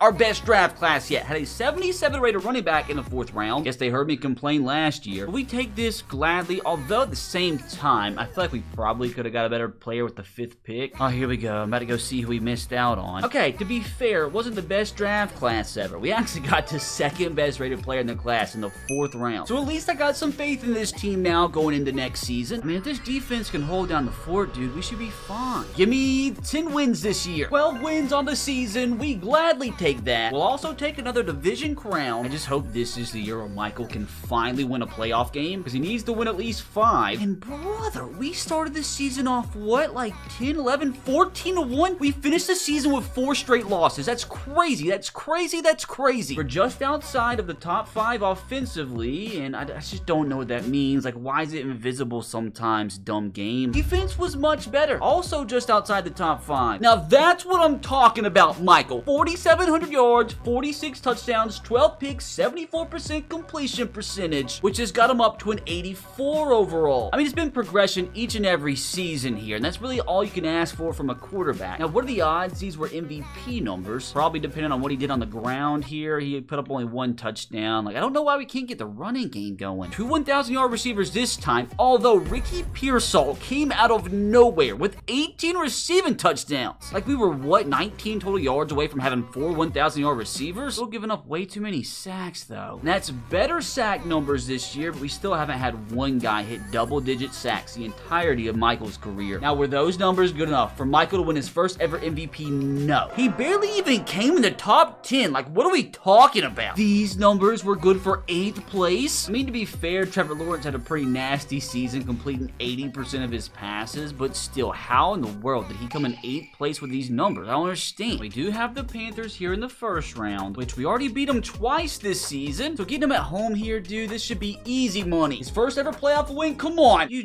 gotta be kidding me, dude. This is insane. Beat him twice in the regular season, yet we lose by 14 in the first round. Dumb game. What was the problem here? 2 interceptions. We got outdueled by Bryce Young. I mean, another productive season, but we still have yet to win 1 playoff game, which isn't really good considering the fact that he's about to turn 29 years old. At least he might be able to become a Mickey Mouse 90 rated. As they say, there's always next year. But not as much money to spend this offseason compared to the last 2, but 43 mil is still a good chunk of change. Oh, what a shocker. Nobody quits on us when we have a good season. What are the odds Michael actually turned into an X Factor? I know he didn't win MVP or anything. He still is a superstar. It looks like Kyle Pitts became an X Factor. Even his backup tight end's a superstar. Defense still not looking the greatest, though. Jesse Bates now down to star. I mean, one more good offseason here, though, and I'm telling you guys, Michael's finally gonna make a Super Bowl push. Well, I really hope nobody in our division gets some. We signed Jordan Mailata to a 1-year deal, and that was literally it. You think a team in the middle of a Super Bowl window would invest a little bit more? Gotta make up for it with the draft. Garbage, dude. Just nothing but garbage. Like, what's the point taking a running back again? I just don't get it. Made it to 2029, and I hope to God this is Michael's year, dude. Keep in mind, all the playmakers Michael have are like the same exact age as him, so like whenever he begins to regress, so will everybody else. Just hope this defense will be able to hold down the fort. Now, what are the odds we could top last year's 12-win total? Let's go for the 1 seed. We definitely didn't surpass the 12-win total, but we'll take another playoff berth. It was a down year in the NFC too. We were literally 1 game out from the 1 seed. This time around, finished with the league's #1 offense, so hopefully that means Michael had a big year. Defense was like middle of the pack. Another quality season from Michael himself, like 4,800 yards, 40 touchdowns, 15 picks, although I think those 15 picks might be a little bit too many to win an MVP. Most importantly, what's that overall up to? It's up to an 87, so he's getting closer and closer to that 90 overall. I just don't know if he's gonna have enough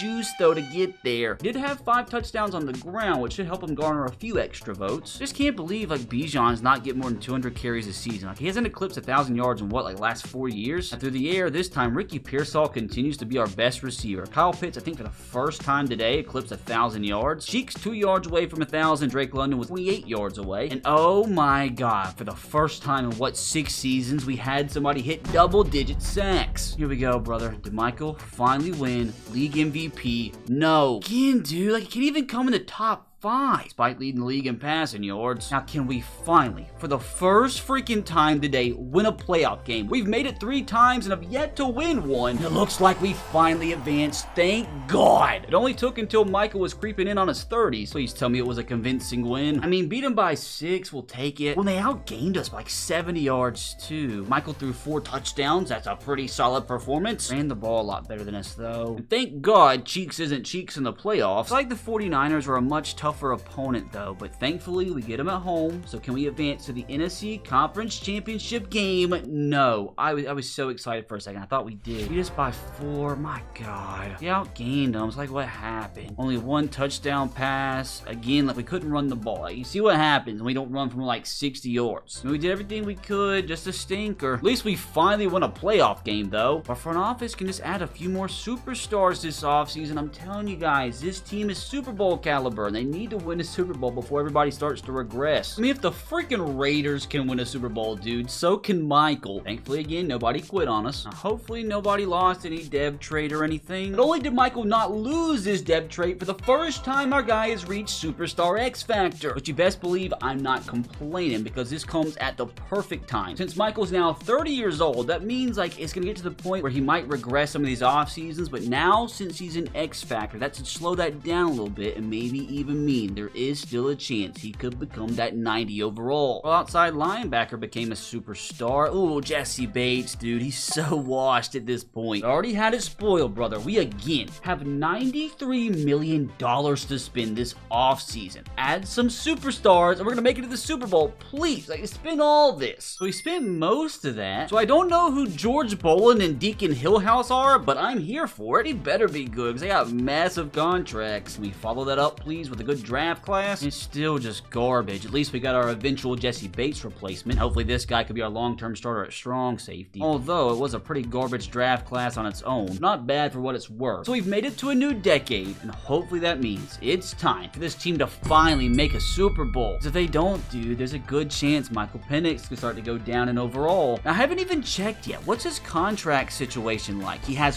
1 year left. I didn't even know that. So for all we know, he might not even be a Falcon after this year. 12 wins again, but still not good enough for the 1 seed. So those dang Minnesota Vikings. I mean, you can't be mad at a 12-win season. I mean, we once again have the NFL's #1 offense, so hopefully that means good numbers from Michael. Defense still middle of the pack. I mean, that's just pure insanity, dude. 4,700 yards, 50 touchdowns. Now, there is a really good chance if he had good rushing numbers that he possibly won the MVP. He had 3 touchdowns. And finally, we actually got a good season from Bijan. 1,200 yards, 10 touchdowns from him, 5.6 yards per carry. It's crazy work. Now, through the air, 3 receivers for the first time with 1,000 yards. Drake London with probably the best season of his career. 17 touchdowns, 1,300 yards. And we were 40 yards off having 4 1,000-yard receivers. We signed Deacon Hillhouse, and he immediately gets the most sacks any teammates ever had of Michael's ever. And what I just thought about is Michael now is over 200 career passing touchdowns, which is good for another challenge completed. Still a long ways to go, though. Now, please tell me those numbers were good enough for an MVP. Surely, surely. Gosh dang it, Anthony. Came in 2nd place. Freaking robbed. What did Anthony Richardson do that was so great? I mean, he also threw for 50 touchdowns, but threw 2 more interceptions. On the ground, he only had 3 touchdowns, 520 yards. I feel like we were robbed. Now, importantly,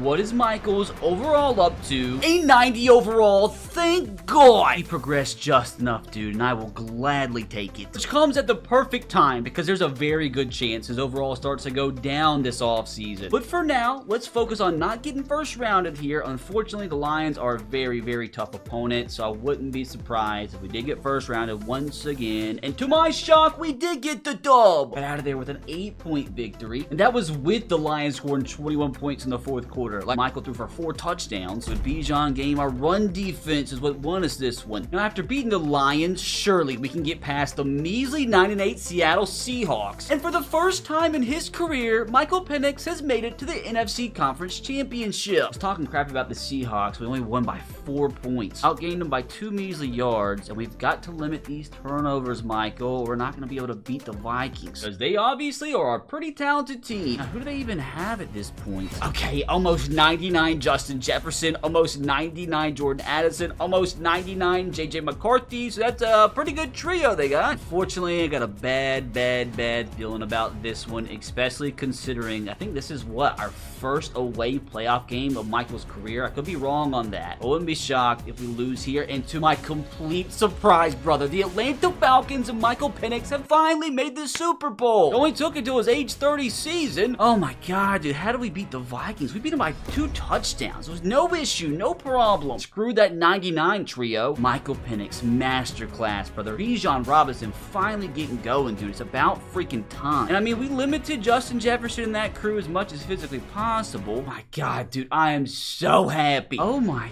God, dude, with all the morale boost, dude, Michael's basically at 99 at this point. I've never seen a morale boost that high. So that bodes well for our Super Bowl performance. And now I want to check out the Ravens. They got 99 Lamar, 99 Tyler Lindenbaum. I mean, they got a pretty stacked squad over here in Baltimore. I mean, we should be getting this dub, dude. We're up to a 92 overall team with a 93 offense and 91 defense. Like, we got this. Thank God we signed Deacon Hillhouse. He's up to a 95. Like, look how much he just progressed in 1 week. We just can't lose this dude, because this could very well be the one and only Super Bowl Michael makes his entire career. Comes out first, and hopefully we can keep them off the scoreboard. 4th down and 1. They are going to punt the football, thank the Lord. All right, now let's set the tone. We get the football. Let's be the team to show we can score points on our first drive. He's on out of the backfield. And remember, we have one of the best running backs in the league. We are allowed to run the football with them. They played that to absolute perfection. So, can we please not go 3 and out? Even the Ravens didn't do that. Kyle Pitts, he's open.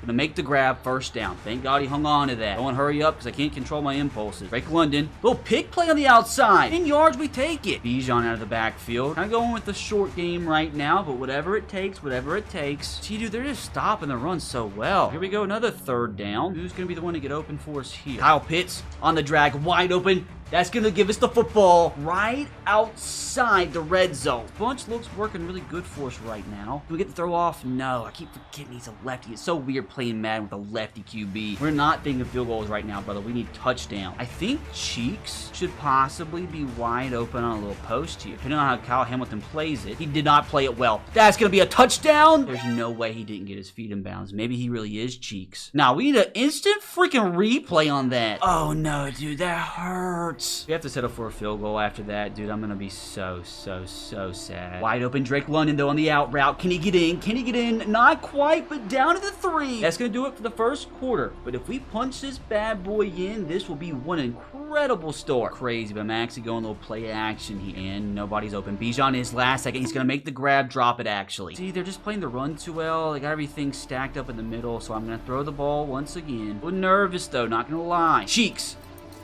Gonna make the touchdown catch this time, thank the Lord. Oh man, I needed that big time. What can the old defense do this time around? Can I keep them out of the end zone at least? I'll even take giving up a field goal since they are in plus territory and they score, of course. I mean, this is the Super Bowl, so you knew it wasn't gonna be that easy. I'm gonna send Cheeks on another little post here, which is gonna be wide open off the snap. He's gonna make the grab. If I ran straight, dude, that might have been a touchdown. Go and hurry up again. I can't control my impulses. I'm gonna continue to attack the seams right now, which nobody's open, and we get sacked. Hopefully we can get some of those yards back here. And that's what happens when you go 5 wide so much. Kyle Pitts. There's enough space right there. He's gonna drop the ball. I mean, that was threading the needle, but he still, I feel like, should have hung on to that. 3rd down and 18. Don't like this one bit. I'm gonna have to thread the freaking needle here, boys. Drake London has a little bit of space. He's gonna make the grab, first down. What a freaking play. That's gonna be the 2-minute warning. Gonna be slow here. Take our time. We don't want to give them time to score. I'm gonna be nuts and actually run a QB draw. And it's gonna pick us up a total of 1 singular yard. Gonna continue and try and work the seams here. It's not open. Over the middle. Couldn't get the throw off. I tried. Trust me, I tried. What are the odds we can pick up 3rd and long once again? I'm gonna give it to Kyle Pitts. This should be a touchdown. He threw it out of bounds. Oh my God, Michael, why? Why do you throw it so far, dude? Thankfully, we made the 49-yard field goal. Hopefully, we keep him out the end zone here. We're actually not gonna get the ball back. We do get it back to start the second half. All right, let's go down the field here. Score a touchdown to open up the second half and take a 2-possession lead, please. Let's get Bijan going. Fortunately, again, going nowhere. Play action here, and it's just going absolutely nowhere, man. My worst freaking nightmare. O-line's having a stinker. What do you know? 3rd down and long, we meet again. Here we go, needing a freaking miracle again. And no way, dude. Like, this is just, we're just collapsing right now. I mean, literally nobody, not a soul was open there. Go ahead, let the Ravens score 14-10 just like that. My worst gosh dang nightmare. But we have ourselves a freaking ball game, boys. Kyle Pitts has got him beat deep. This time, he's gonna connect with him, and he's gonna drop the ball. Like, what is happening right now? Not gonna lie, starting to get a little flustered, so hopefully that doesn't affect my performance. We'll be on our game here, boys. We just can't protect for anything, man. I'm telling you right now, if I don't get this, I'm going for it. Cheeks is open. He makes the grab, thank God. Well, 4th down and short, Super Bowl on the line. I'm gonna trust in my star running back.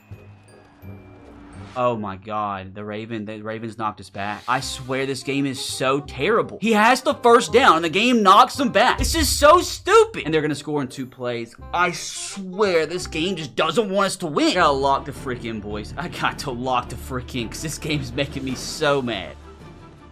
Oh, for a second I thought I'd throw a pick. I thought he was running a streak route. Gotta score fast. Gotta score fast and we'll be okay. Not another fumble. My God, Michael. Just take off. We gotta get the first down. I gotta get at least close to it. 4th down and 3. Need 3 yards to keep this game alive. Gotta have it. Absolutely gotta have it. Kyle, just sit down on it. Thank the Lord. Drops have been a problem. Thank God he didn't drop that one. But we head into the 4th quarter down by 11. Odds are stacked against us right now, but I still have faith. And that's all I gotta have. You know, fight until the very last whistle here. Don't like this. Don't like it. Just throw the ball away. Come on, Kyle Pitts down the seam. It's a touchdown. He doesn't overthrow him this time. That's gonna be touchdown. Kyle Pitts back in this ball game, boys. Let's freaking go. All right, this right here would make it a field goal game. See what we got here. Kyle again. Thank you. 21-18. We got this, boys. As long as the defense doesn't allow a touchdown. 3rd and 9. We get ourselves an interception. Drew Sanders coming up huge. Biggest play of his freaking life. Oh my God, dude. That changes things dramatically. A field goal ties it, but we want the lead here. Bijan up the middle. Oh, I thought we had it. I thought that was the lead right there. I'm actually going to keep this on the ground. Bounce it outside. Bijan Robinson. We get a first down. But I'm telling you, dude. I'm telling you, when the odds are stacked against you, this game just does not want you to have a fun time. Stupid. Well, great. 1st down and 20 now. No big deal. Just a Super Bowl on the line. Underneath, there's another flag. That might be roughing the passer, though, and it is going to be. So we get bailed out immediately after. Ball doesn't lie. End off up the middle. Bijan's in. It's the Falcons have came back and take the freaking lead. Just like that, dude. We're back in front. Rightfully so. All right, defense, we need you big time here, brother. They're moving down the field fast. Just a 1st and goal. I think I'm going to step in here. I'm going to try and step in and save this Super Bowl. They're chewing clock, too, dude. Keep in mind, we do have all 3 timeouts, and that's a false start to start. That's good. Great. No, so it's offsides. I mean, I'm telling you, this game just does not want me to win this. Come on, Nicholas. Looks like they're going to run this football, aren't they? Inside zone. Running backwards. We're going to call timeout, though. I mean, you think they'd probably keep the ball on the ground 3 straight plays, aren't? No, they didn't. Oh my gosh, that was so close to being picked off. 3rd and goal, huge play. All 11 defenders on the field. This is the biggest play of your freaking existence on this planet. I'm on a defensive lineman. Sack, sack, sack. There's just no. This is so stupid. This game is so idiotic. Like, this is actually unbelievable, dude. 48 seconds, 2 timeouts, Super Bowl on the line. No big deal. Cheeks. Oh my God. Let me tell you something, brother. He for sure isn't Cheeks, as we score on the very first play from scrimmage to make it a 32-28 ball game, pinning this extra point. Surely our defense doesn't allow another touchdown in sub 40 seconds. Oh my God, what a freaking answer. Now, what does suck is the Ravens do have all 3 of their timeouts, but all we need is just one little fumble. One little fumble and we're golden. 30 seconds to go down in the history books, and just like that, they're in midfield. Just keep everything in front of us. We should be fine. Oh no, we're definitely not keeping things in front of us. They're already at the 34-yard line, dude. 27 seconds to go. Have a 1 timeout. And you just got to be kidding me, man. Well, guys, in what, 15 seconds of game time, the Ravens have the ball with 22 seconds left on the 10 freaking yard line. 1 sack. And I don't think they have enough time to get back to the line of scrimmage. Such a big play. Sack, that is huge. That is huge. Please. Please. Draw the clock. Let's go! Oh my God, that game tried absolutely everything to keep the Falcons from winning the Super Bowl, but yours truly and Michael Penix overcame, as we rightfully so get a Gatorade bath. Oh, dude, this is massive. This is absolutely freaking massive. We can celebrate for a second, but Michael still has so much work to put in. Can't even begin to explain to you guys how much of a freaking relief this is. Like, very well might have had some dev trait movement after a Super Bowl win. I don't think we did. At least our outside linebacker's up to an X factor. Oh, and AJ Terrell starting to be a little washed now. I told you guys how important it was. We became a 90 overall last season, because even though he just won a Super Bowl, he regressed down to 89. I just really don't understand how you can win a Super Bowl and regress at the same time. Was the NFL passing rating leader, was the QB of the year, but still got worse somehow. Let's have another big off season here, dude. Me and Michael want to go back to back. Oh, of course, dude. We follow up our Super Bowl win by signing 0 free agents. Better draft draft the next Justin Jefferson here. I mean, just mid again. At least we did get our potential future center. He looks like a Darren. All right, come on now, dude. Let's go back to back, please. So I will gladly take our best season ever with a 14-3 record, which is finally good for his first ever first round bye. And that's another challenge completed. Michael again led us to our #1 offense. And dude, come on. That's his by far best season ever. 5,100 yards, 54 touchdowns to 8 picks. If this doesn't win him MVP, dude, I don't know what will. Hey, at least that brought him back up to a 90. Another solid season from Bijan, and we had Drake London out of nowhere. 26 receiving touchdowns, 1,500 yards. Almost had 3 receivers with 100 catches each. Like, where did this come from? And I told you guys this Deacon Hillhouse signing was the best decision our front office ever made. Now, please tell me that was good enough to win him MVP. Thank the Lord. We're making some real progress, boys. Oh, I feel so good for Michael to beat out Anthony Richardson, dude. He stole it from us earlier. Now, what are the odds we really can make it to back-to-back Super Bowls? That's insane, dude. That's actually crazy. Let's freaking go. Beat the Rams by 11 in the divisional, beat the Cardinals by 8 in the conference championship. And remember, an extra Super Bowl win here would be good to complete our 10th challenge. I have a bad feeling, though, we're going to lose. I just know it's too good to be true. We're not going to go back-to-back. Maybe I'm using reverse psychology here. Here we go, dude. Moment of freaking truth. We win the Super Bowl 20-14. I cannot begin to explain to you guys how freaking happy this makes me. I mean, it's not like our offense did much. They actually outgained us. Like, we did what we had to do. Michael didn't turn the ball over. Ran the ball when we had to. We officially go back-to-back. And fellas, you have got to love it. He even had a little Coach of the Year action. And with the Super Bowl win, he didn't even regress that much. Bijan did, though. But at least at the same time, Drake London regained his X factor. How insane is it that our backup tight ends are freaking 85 overall? And I forgot to see what his contract details are. Did he even re-sign? He has 2 more years left on his deal, which will take him to his age 34 season. So we're going to go ahead and simulate to the end of his contract and see if the Falcons can 3-peat or possibly even 4-peat. Well, the good news here at the end of his contract is the team's still earning first round buys, apparently. Good thing it looks like it's a down year for the NFC. Like, look at the Giants winning the NFC East with 7 wins. Michael still leading the top offense. And like, what are these numbers, dude? 5,400 yards, 47 touchdowns, 14 picks. Bijan's still the running back, although the running game struggled a little bit. His overall is down to 82 with normal depth. They just absolutely decimate the running back position in this game. Drake London still putting up ridiculous numbers, as is Cheeks. Kyle Pitts still due with 16 touchdowns. Ricky Pearsall still putting up good numbers too. The Wombo combo still getting to the QB. Got another MVP for Michael? No, it's friggin' Anthony stealing it from him. How did these numbers get him a 5th place finish? Now at this point, what's the old overall down to? He's still an X factor. He's still an 89 rated, and he apparently signed another 3-year contract, so he's gonna be a Falcon at least until the end of 2035. Now how did he do the last 2 seasons? Now last year he wasn't as good, but that's still insane numbers. I want to see if they did in fact 3-peat. No, they almost did though. They made it to the Super Bowl but lost to the Chargers. Will they make it back to the Super Bowl this time around? Yes, they do. And guess against who? I mean, even if we do end up losing this, it's been a generational run up to this point. The Panthers by 21 barely got past the Cardinals. I think it's safe to say Anthony Richardson is Michael Penix's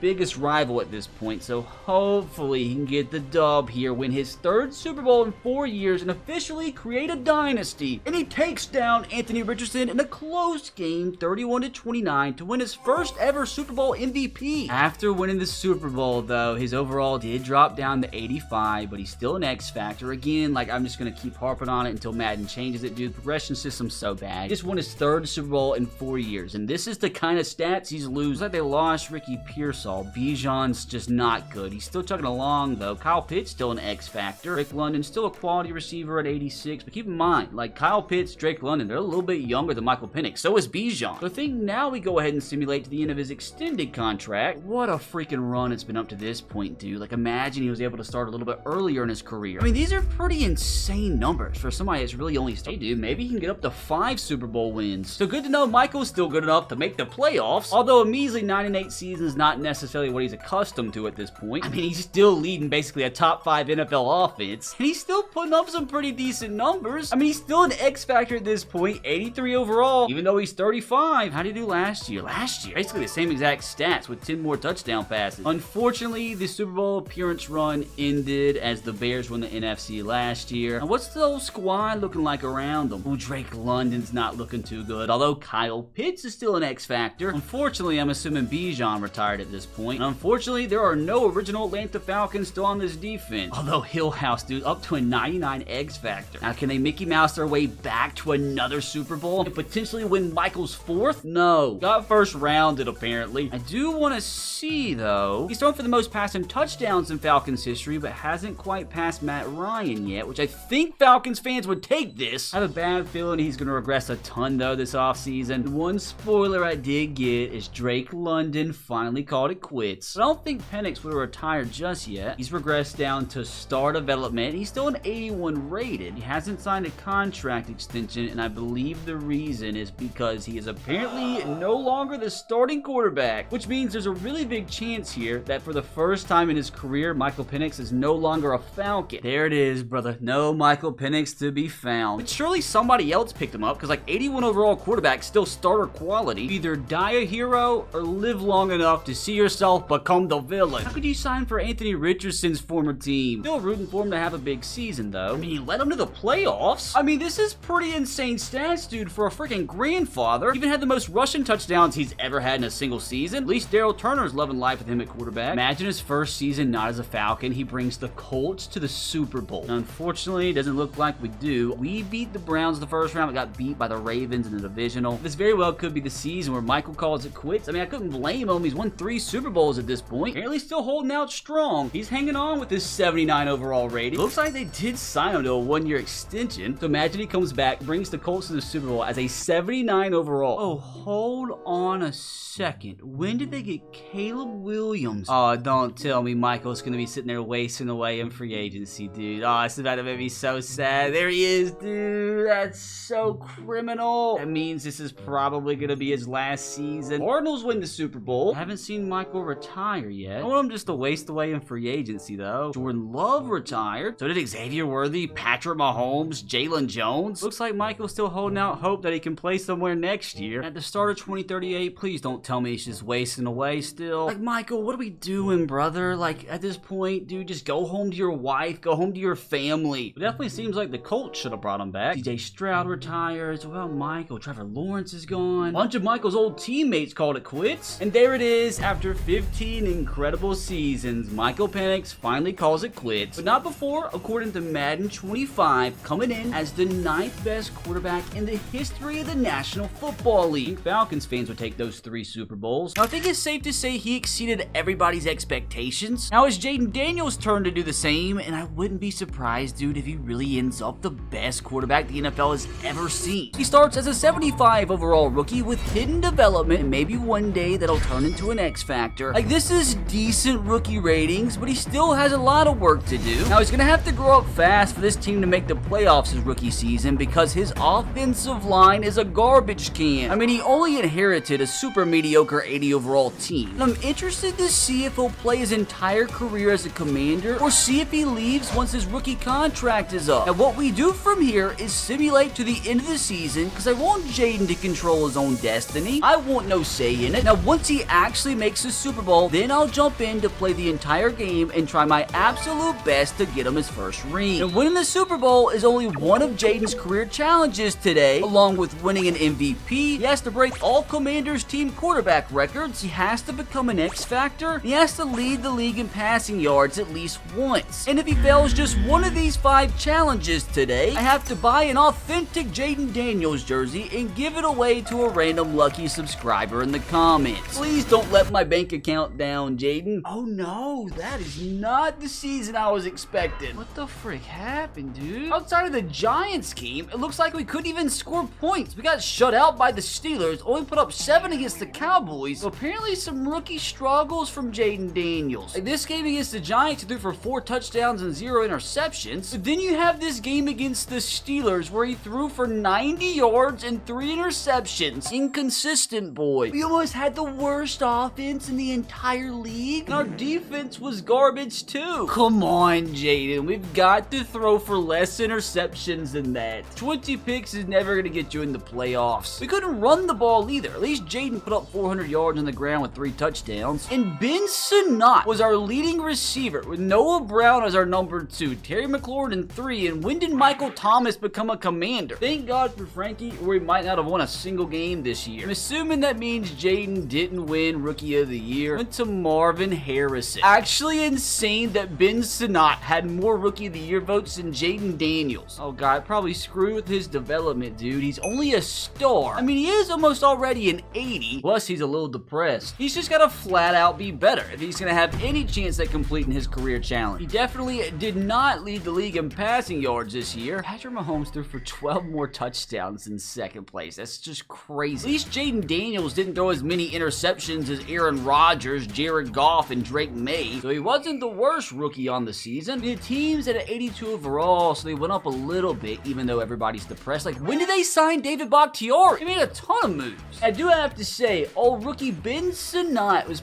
probably the lone shining star this season. Hopefully him and Jaden Daniels can make a solid connection for the foreseeable future. And dude, when did they sign Micah Hyde? Dude, the front office went crazy and they still sucked. Like, those are such bad numbers. Just gotta hope Jaden and the young players progress and this front office puts together an incredible offseason. Hopefully this can be Jaden and the Commanders here soon, where their players already said they had enough. Now, with it being post Super Bowl week, want to see if we had any dev trade increases. Oh no, Terry McLaurin is starting to regress. He's down to a star. Also notice that Austin Eckler in just one off season went down to normal. Like, that's brutal. But the one lone positive here is the fact that Ben Sinnott already became a superstar. Any changes defensively? Hold on a freaking second. Did Jonathan Allen lose his X factor? Brother, what is up with the players on this team losing all their development traits at once? With a bunch of our star players starting to regress, dude, makes it even more important that our front office spends this $73 million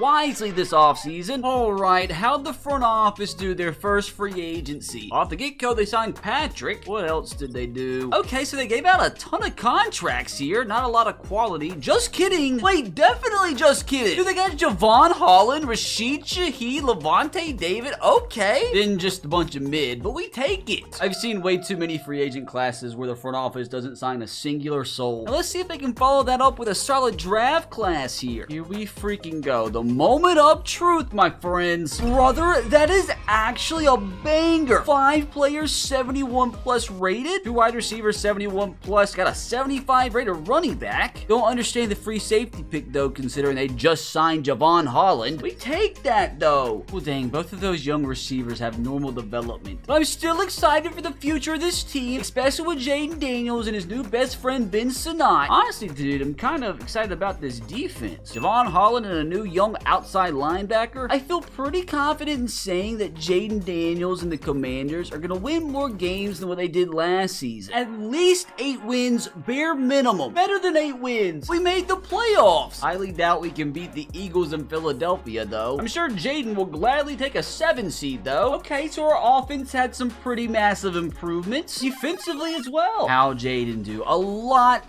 better, although he did throw more interceptions than what I would like. He did complete 70% of his passes, though. Screw the 21 interceptions. Like, 41 touchdown passes and 4,500 passing yards is wild for a second-year player. I want to see how much did his overall go up. Up to an 84. We take that. Now, I gotta see immediately, dude. Did he lead the league in passing yards? I freaking hate Patrick. He came in 3rd, though, so he's making progress, and he's making progress fast. Not making as much progress as Caleb Williams, though, with his 4,500 yards and 49 touchdowns to 7 picks. Not to mention, you know, Joe Burrow's 59 touchdowns. Like, what are these people doing? Like, how do they put up these numbers? Definitely not struggling as much as Drake May and Anthony Richardson. Like, I'm wondering if he got some MVP votes with those numbers. I guess the interceptions was way too much. And Caleb Williams and JJ McCarthy are showing off right now. I promise you, Jaden will have the last laugh, though. Now, Brian Robinson just sucks. Like, we need to get rid of him. A little bit less yards on the ground this season from Jaden Daniels, but that's fine. Dude, we had 3 1,000-yard receivers. Dude, we almost had 4.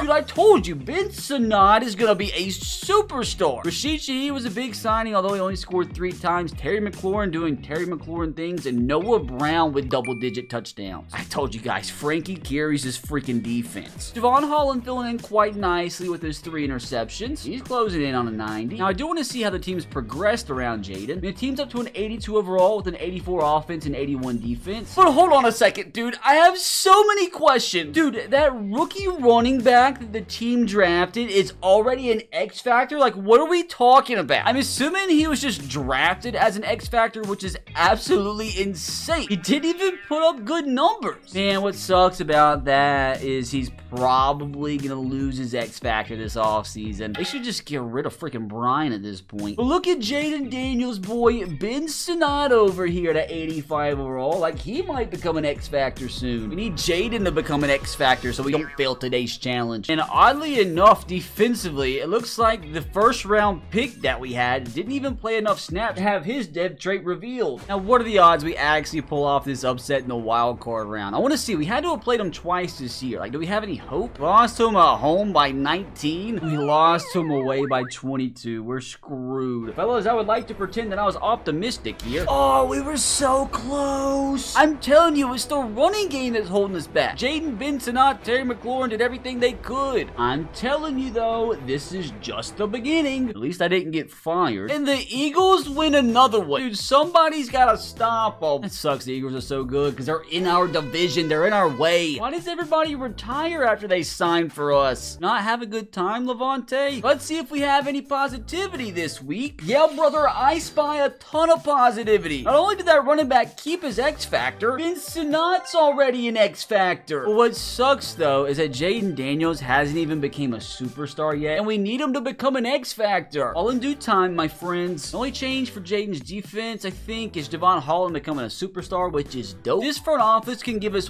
one more solid offseason. We're gonna be golden. You better spend all this available cap room. Please tell me they splashed the cash again. Okay, so like not as many signings as last year, but we bring in some quality, like a few veterans on one-year contracts, but at least one long-term player. Give me another solid draft class like last season, and we're going 17-0. Please don't be a stinker. I mean, it's like not as good as last year, but we still got some quality. Wait, how do we get so many draft picks? Front office is dealing. Scared to see what we missed out on, though. 79 rated receiver and a 78 corner in the second round, and a 77 left outside linebacker in the third. Not to mention a 77 rated fullback. Oh, we could have done so much better. We've made it to Jaden's third season, and the squad isn't looking half shabby, especially if this X Factor second-year running back can have a monster year, because this team hasn't been able to run the ball. Wait, when did Derek Carr become the backup? And when did we get David Montgomery? His defense has got some potential too. I'm calling it, brother. At least 10 wins this season. Hold on a second, brother. There is absolutely no way we got the 1 seed. How on God's green freaking earth did this happen? I mean, I guess it's not as crazy as the Falcons making the playoffs with 7 wins. Started the season off hot, 4 out of 5 wins. Then we lost 3 in a row. Some crazy games in there, like a 46-49 loss to my Titans. Then a 56-21 win against the Seahawks. We finished this season with a 5-game winning streak. We even beat the 49ers. And a demolition against the Eagles. Boys, like this honestly might be the year. We've gotten hot at the right time. Jumped up to the second best offense in the entire league. Defensively, we were top 5. Jaden Daniels is a crazy boy. 4,800 yards, 51 touchdowns to 17 interceptions. I just wish he could get those interception numbers down. Running the ball, I mean, we still didn't have somebody eclipse 1,000 yards, but at least this is the best we've had a running back perform so far. He's had all of his touchdowns vultured away by David Montgomery. Catching the football, Terry McLaurin and Ben Sinnott continue to go off. Look at, who is this? Archemius Winslow with 15 touchdowns? Like, hold on. Like, who the heck is this guy? A second-year 78 rated player with normal development? Hello? Oh my gosh. All of a sudden, Frankie goes off. He's been having good seasons, but where did 20.5 sacks come from? Damon Davis finally doing something productive. Jonathan Allen also. A trio of guys with 3 picks. Hold on a freaking minute. Please tell me 4,800 yards was enough to lead the National Football League. Like, surely. Gosh, dang it, dude. Patrick Mahomes is the bane of my existence. Like, surely with 57 touchdowns to 7 picks, he stole another MVP from me. What is Kenny Pickett doing? 48 touchdown passes to 14 picks. This is crazy. Go ahead and ruin my day. Freaking hate Patrick. You know, who would have thought Kenny Pickett getting more MVP votes than Jaden Daniels? At least I got myself a coach of the year. How did Frankie not win Defensive Player of the Year? Oh, That's why. I'm surprised we got the 1 seed because we're only an 83 overall. But Jaden Daniels up to an 88 overall. If he doesn't become a superstar after this season, I will be shocked. We need him to start progressing fast, dude, because he has about 5 years left before he starts to regress. And I didn't even think about it. Is this contract about to expire? He has 2 years left. So I'm interested to see, does he actually stay a Commander for life? But dude, this rookie running back with a massive season up to an 85 overall. Not to mention Ben Sinat's hit 90. How on God's earth is Frankie only an 84? He had 20.5 sacks, for crying out loud. Dude, he's got more than 40 sacks in the last 3 years. Now let's see if this team has what it takes to go all the way. Now please don't give me a tough matchup here in the divisional. Oh, get the 9-8 Cowboys. And I just know we're gonna lose. I'm just gonna go ahead and simulate it. I just know we're gonna get knocked out. I just know it. Just kidding. Oh my gosh, dude. I am so happy. We won by 3. Jaden Daniels masterclass. And dude, that young receiver just keeps on cooking. Surely we don't let the Eagles beat us at home when we just beat them by 17? I'm not gonna lie, this has been kind of a Mickey Mouse run, but don't care. As long as Jaden Daniels can make that Super Bowl, dude, there's absolutely no way. Oh my gosh, dude, we won by 25 points. I am telling you, brother, this is the team of destiny. We picked Jalen Hurts off 3 times, Jaden Daniels 3 touchdowns, 0 picks. Dude, our running backs were cooking. Like, dude, where did Archemius come from to have such an insane season? Talk about cooking. Look at Jamin Davis coming out of nowhere. And our offseason signing in Christian Benford coming up huge. But now our focus is set on the Jets. Wait. Don't the Jets have who I think they do? I'm about to throw up. The Jets were led to the Super Bowl by Kenny Pickett. And brother, that is superstar Kenny Pickett, mind you. I mean, he's so happy. But seriously though, outside of him, they're absolutely loaded. Like, who the frick is J.J. Bolden? He's a 93 overall X-Factor tight end after 1 season. I mean, that's wild numbers. Fellas, safe to say we have our work cut out for us. And before we get into the game, we have some huge news. Jaden Daniels officially a superstar. Maybe if we win this Super Bowl, he can become an X-Factor. And also, dude, like, shout out Terry McLaurin. Even as a 30-year-old, he's back up to superstar. Interested to see if there's any changes on defense. Yeah, brother, what the heck? Frankie finally became a superstar. So did this young safety. Hold on a sec. Dude, he's up to an 86 overall. This is crazy. But fellas, it is time. Jaden, you cannot lose the Super Bowl to Kenny Pickett. That's disgusting. This really might be the only time Jaden Daniels makes the Super Bowl in his career. Dude, our defense is getting off to a massive start. 2 straight sacks, a 3-and-out, beautiful start. Not gonna lie, they just had the best punt of all time. Let's not screw things up ourselves here, Jaden. Let's be smart with the football. Complete a pass to Rashid Shaheed first play. Dude, I thought it was about to be a touchdown. So pretty solid start on both sides of the football. Hopefully this will be a stress-free Super Bowl. Just dump it off. Be smart. The goal today, don't throw a single interception. Be smart with the football. Take off, Jaden. He's got some speed. Slide. Make sure we don't fumble. Let's not take hits like that anymore. Run and hurry up because I don't have any impulse control. I want to score and I want to score fast. Oh no, I'm going to take off. Break and tackle. Like, what do I do? Just throw the ball away. Maybe I just need to calm down and like run the ball here. The stack box. So I don't like this. Bounce it outside. Broken tackle would have been nice there, buddy. Sorry, we got this. 3rd and manageable. Even if we just have to kick a field goal, that's fine. Screw field goals though. We want touchdowns. He's going to be open here. He's open.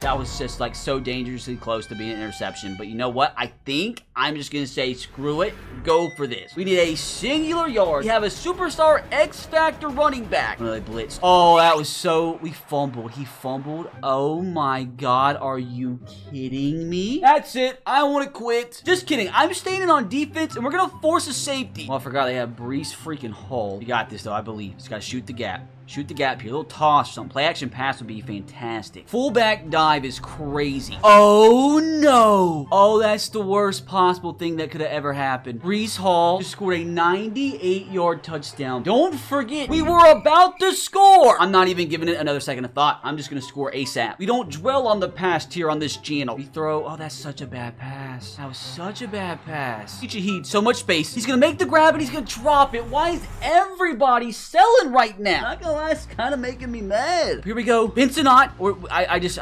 scrambled by complete accident, to be completely honest. Nah, brother, we are 100% going for this. And if I don't get this dude, I'm gonna be so triggered. He's wide open off the snap. Bensinot. to the house. He's not the fastest. He's not the fastest, but somehow he makes it. Tie ball game. Well deserved. Now give me a good drive, defense. Let's go. Another 3 and out. Looks like we also got great field position too. Might need to stop going 5 wide so much. Oh no. Oh, he's open. Gosh, if we had a split second longer, he was wide. Well, unfortunately, back to a 3rd down and long. Wait, did I miss an extra point? Why am I just now noticing that? Oh, I swear this game just does not want us to win. What do I even do here? Set my feet, throw the ball across the field. That's crazy, actually. Let's go, Terry. At least Jaden Daniels is having a heck of a game. Play action. Terry again. Terry McLaurin, please, please, please, please. Gosh! I'm telling you guys right now, I'm never running the ball to running back ever again. Hopefully, he can score here fast. Winslow's got him beat. He's got him beat. That's gonna be a Washington Commander touchdown. And now he's got to go for 2. Got to make up for that missed extra point. You know what? Let's see if the running back can actually make up for it. He's going to run it with them. I'll forgive you. Pick this up. You know what? All came down to the blockers. I don't forgive you yet. Gosh dang it, dude. Kenny Pickett doesn't score a touchdown. Give up only a field goal, which is fine. Let's go try and take a 2-possession lead here. I'm just chunking it deep before I get sacked. Oh no, Sauce is going to pick that up, isn't he? Somehow he didn't. Well, here we freaking go, acting like we're playing college football 25. Rashid Shaheed on the jet sweep, and it works. Let's spin move. I mean, we only got 6 yards. A little bit too excited for just 6 yards. Fine though. Oh no. Oh yes. Oh yes. Oh yes. Oh god, what's the move here, fellas? Oh, they're covered. Just how?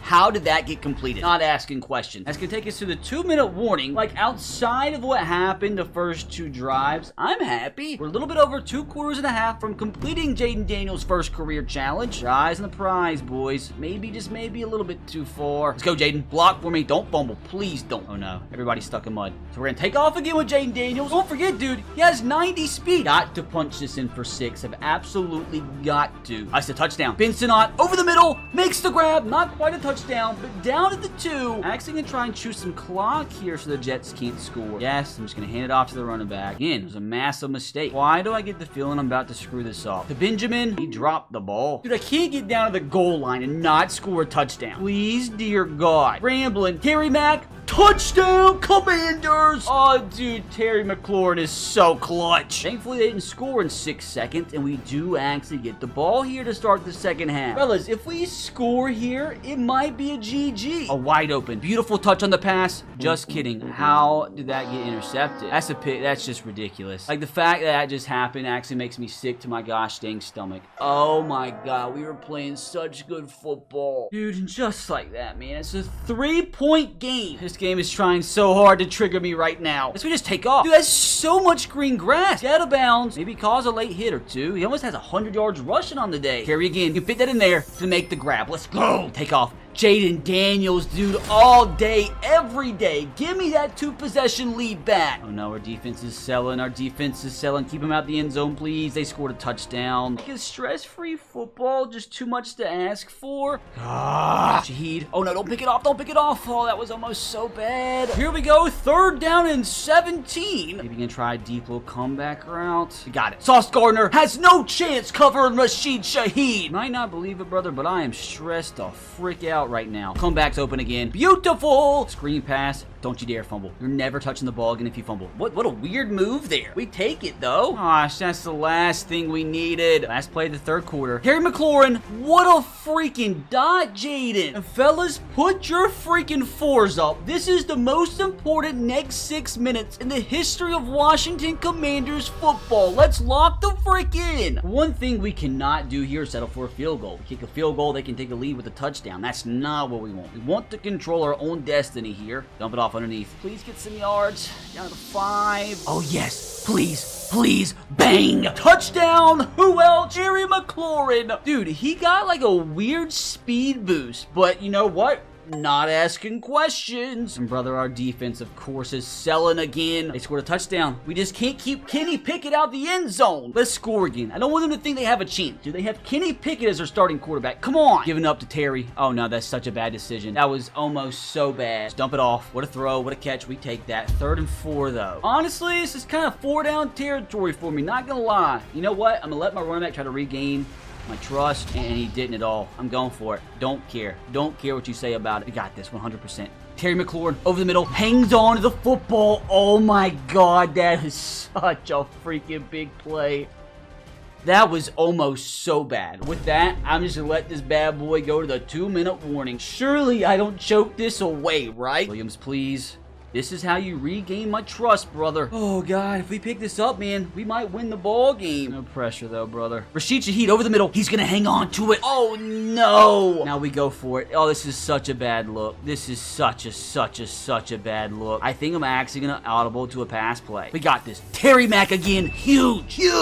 Wait, can't I just kneel the freaking ball? Yeah, dude, that's a GG. 3, 2, 1. Super Bowl champions Jayden Daniels in just a handful of seasons brings Washington to the pinnacle of the National Football League. I mean, yeah, he beat Kenny Pickett, but it still counts in my book. Oh, dude, that game was so much more stressful than what it should have been. This is just the first of many, Jayden. Oh, dudes, it feels so good. And yes, Jayden has officially completed his first challenge of his career, but he still has so much more left to accomplish before I'm in the clear. But look at all the upgrades we got. Jayden didn't get one, though. Brother, we had 3 players right off into the sunset. I swear everybody retires as soon as they sign for us. Now, what are the odds that Jayden Daniels actually became a superstar X Factor? None. But with him being only 26 years old, there's still plenty of time. At this rate, dude, I'm super interested to see if he actually resigns in Washington, which I think he would. Dude, why haven't we talked about how much of a beast Samuel Cosme is? I really don't see any other dev trait changes. I do notice Frankie went down to star. Same thing with Terry Mack. He just had one of the greatest Super Bowl performances ever. So let's see if the front office once again splashes the cash this offseason and give us a legitimate shot at going back-to-back. Brother, this is the funkiest front office I have ever witnessed. He legit just gave out 2 $100 million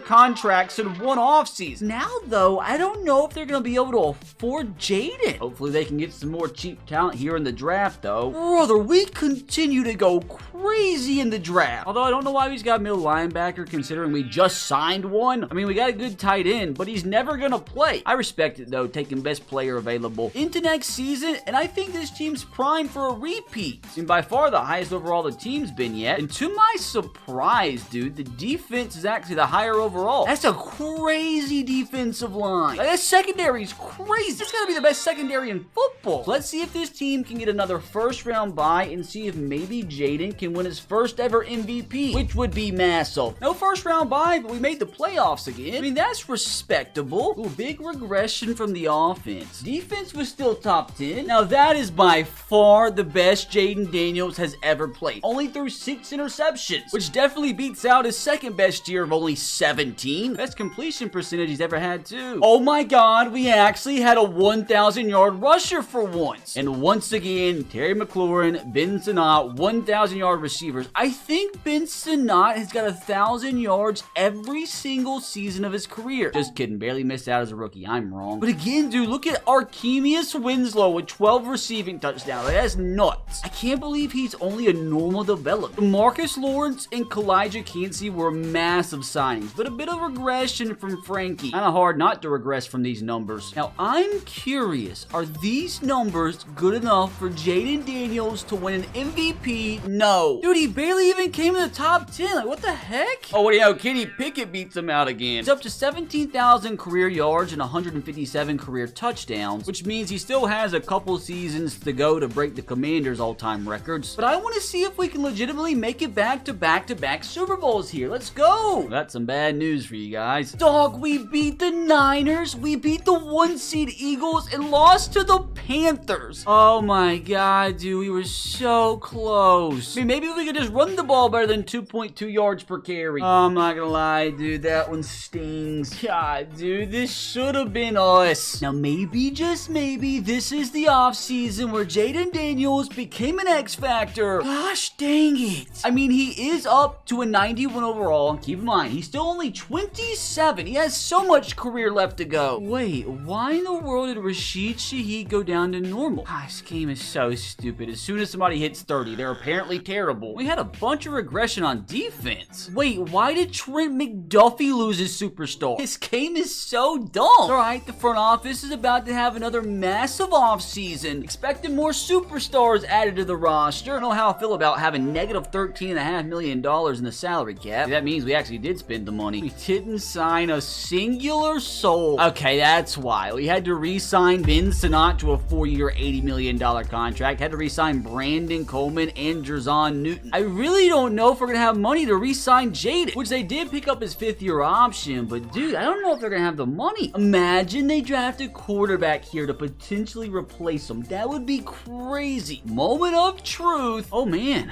that was kind of a stinker. They did draft a quarterback in the 5th round, but I don't think 66 overall Emmett Rushing is going to be pushing Jaden Daniels for playing time anytime soon. How we go and draft a 67 rated receiver in the 1st round? Oh, because he has 99 speed. Unfortunately though, he's probably never going to see playing time. Brother, this was an insane draft class. We could have got a 77 rated tight end. Made it to 2028. Can this please be the season he finally completes another challenge? I'm getting desperate. 12 wins this season minimum. Wait a minute, dude. What happened? We took a massive step backwards. I mean, we had a top 5 offense. Our defense sucked though. Jaden Daniels back to throwing his interceptions. Guess we had another 1,000-yard rusher, and that by far is the most amount of rushing touchdowns Jaden Daniels had in a single season. Maybe that's enough to push him towards his first MVP. Ben Sinnott and Terry McLaurin are just wild boys. 17 touchdowns is crazy. Terry McLaurin's got to be like, what, 32 years old at this point? He's down to an 84. No double-digit sacks this season. Brother, please tell me Jaden Daniels won MVP. Gosh dang it. He's up to a 92 overall, but he's still not an X factor. It's actually crazy to me Ben Sinnott has turned out to be the higher rated player. I just don't understand. Like, why did this defense suck so bad? Like, look at our secondary. Like, how much better can you actually get? At this point, man, I'm just interested to see if Jaden Daniels is still a Commander at the start of next season. Rams won it. And for the first time ever, dude, we don't have a single receiver with anything but normal development. I think what I'm going to do now is just go ahead and simulate straight to next season and see if Jaden Daniels is still a Commander. Made it to 2029, and here we go, dude. The moment of freaking truth. Jaden Daniels is still a Washington Commander. A 4-year deal worth about $50 million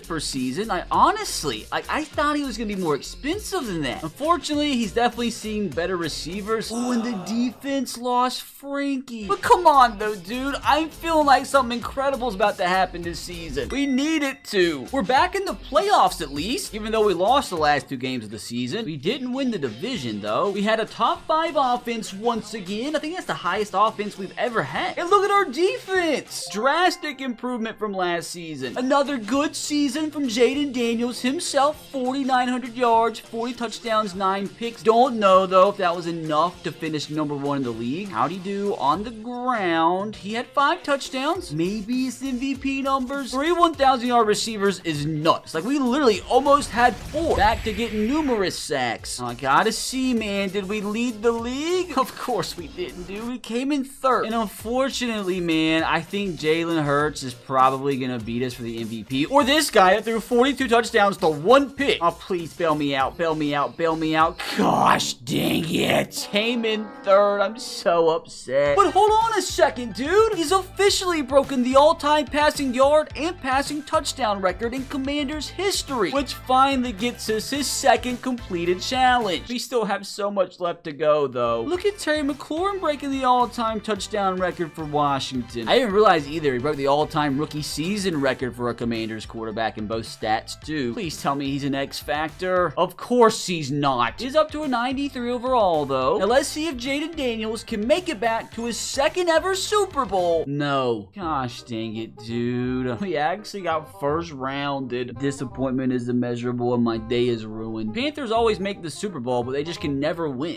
No! Why did he retire? Oh, dude, that's gotta hurt. Who the heck is gonna step up at receiver now? Yo! Hold the phone. It finally happened. Thank God. He won quarterback of the year, which I'm assuming is what gave him his X factor. Oh, dude, thank the Lord. Yet again, that's another career challenge completed. Come on, dude, we got this. Wait, why is he not a captain? That's crazy. That looks better. I really hope the front office spends money on a receiver, dude. We need him to win MVP. We need him to lead the league in passing yards. Now, why did Javon Holland lose his superstar? I swear, dude, it's literally like when somebody turns 30, they just immediately develop arthritis in every single joint in their body. But now let's go and see if we can actually add some receivers this offseason. I didn't sign anybody, dude. We must not have any money left over. Yeah, dude, we're in the negative by 12.5 mil. We better make good use of the draft here. Please tell me we drafted a wide receiver receiver in round 1. Oh my, that's terrible. Let me back out of that and pretend that never happened. So into the new decade, and this is the receiver core Jayden Daniels having to work with. At least he still has Ben Sinnott. At least he still has a pretty good offensive line. Not gonna lie, kind of worried about this defense this year, having to start a 68 rated left end. Let's see what we got this season though. Maybe Jayden goes off and actually finally wins an MVP because his team has to score so many points to win. But we made the playoffs again, which is always a good sign. As the 2 seed, like what are the odds we can finally make it back? Almost had a top 5 offense, a top 5 defense. Oh no, Jayden Daniels went backwards big time. Gosh dang it, dude. He's not winning the MVP this year. Look at these 2 randoms getting 1,000 yards. First time since his rookie season, Benjamin didn't get 1,000 yards. Yeah, dude, Jayden came in 5th. I'm assuming that means he also didn't win an MVP. You know, went to freaking Anthony Richardson. He didn't even get top 10 votes this year. Just get Jayden another Super Bowl ring, please. No Super Bowl in sight here. Got beat by Atlanta by 3. Why do I have a funny feeling that Jayden Daniel lost his X Factor in just 1 season? I almost guarantee it. JK, I'm a moron. But he has made it up to a 94 overall, but keep in mind, brother, he is 30. So he's probably already starting to regress a little bit. Just kidding, he actually didn't go down at all. But I'm telling you, the regression's starting soon. So even more of a reason we need him to win an MVP ASAP. Can our front office please buy a good wide receiver this offseason? Well, we can't afford one. We have negative 730K. No point even wasting my time. Let's get straight to the draft. Please tell me we drafted a receiver. Another terrible draft, dude. We got one in the 3rd round, but like he's not ever gonna play for us. Bro, there were so many good players we missed out on. This is just gonna be all up to Jayden again this year. Into 2031, and I'm just simming straight to the playoffs, dude. We need Daniels to have an MVP season. We made the playoffs again, which is always a good sign. Didn't win the division, though. We did for the first time finish with the top offense in the NFL. Our defense kind of sucked, though. Jayden Daniels threw for 4,800 yards, 40 touchdowns to only 6 interceptions. Like, I don't want to get ahead of myself, but maybe, just maybe, he led the league in passing yards. First, let's check the rushing. He ran for 340 yards and 4 touchdowns. So, like, I don't know if that's MVP numbers. I do know that Braden Williams is finally starting to go off. What in the world just happened, dude? We had 4 1,000-yard receivers. Please, please tell me he led the league. Yes! By 23 yards. Oh my god. That's his 4th challenge completed. By the skin of his freaking shaft. I don't know though, dude. Like, is this MVP numbers? Like, he threw for less touchdowns than these guys, but threw for more yards. I don't know, dude. Come on, man. For the first time, did Jayden Daniels win MVP? Let's go! Oh my god, dude. I'm so happy. That's officially challenge completed. I get to save my money, thankfully. But Jayden Daniels is only 30 years old at this point. Even though his contract expires in 2 years, he has plenty of football left in him. I know the man also wants to win a 2nd Super Bowl. And he actually went and made it again, dude. Let's go. Demolished the Rams, demolished the Falcons, and got a close win away from home against the Vikings. Dude, we won 3 straight games away from home. Can Jayden Daniels cap off an MVP season with his 2nd Super Bowl ring? Well, that's kind of anticlimactic. At least I'm happy, though. Let's see if he can go do it again next year. No big deal, brother. They just went out and earned a 1st round bye. Dude, is this the best season they've ever had? Had the number 4 offense in the league this time. Defense was top 10. Ridiculous numbers, dude. That's the least amount of interceptions he's ever thrown. Like, I'm telling you guys, Jayden Daniels is aging like a fine wine. Braden's still getting 1,000 yards per season. What's his overall, dude? He's up to a 97. No back-to-back MVPs, though. That goes to Buffalo Bill Patrick Mahomes. What's happening? What's the roster even looking like now? I mean, they're a 90 overall team with a 93 offense. I mean, the receivers only have normal development, but like, they're all super high rated. The defensive line's definitely seen better days, but like, it's still a really good defense, obviously. So can we make it back to another Super Bowl? Yes, we can. But would you look at who we're playing? Why do I have a bad feeling we're about to lose back-to-back Super Bowls here? Just kidding, let's go. And would you look at that? This, my friends, is the 2nd Super Bowl in Washington Commanders history. And at the age of 32, fellas, I think it finally happened. Jayden Daniels has officially began to regress. But I mean, you wouldn't know it. He's over 40,000 career passing yards, and he's closing in on 400 career passing touchdowns. Not to mention 3,000 yards on the ground, 33 touchdowns. He's only fumbled twice in his entire career. That is nuts. Now, what's his contract situation looking like at this point? He has 3 years left on on his contract. So what we're going to do now is go ahead and simulate to the end of that contract and see how Jaden Daniels is looking then. Will he win more Super Bowls? Will he win more MVPs? So made it to the end of his contract and things aren't looking too good. Came dead last in our division. I'm assuming Jaden Daniels didn't get traded or anything. Dude, he's still here and he's still a superstar X Factor. I mean, he is down to an 87 overall, but I thought he was going to be much worse at this point. Now, this is the last year on his deal, so I'm curious to see if the Commanders will finally move on after this offseason. Honestly, the rest of the team looks about the same. Still has the X Factor running back, still has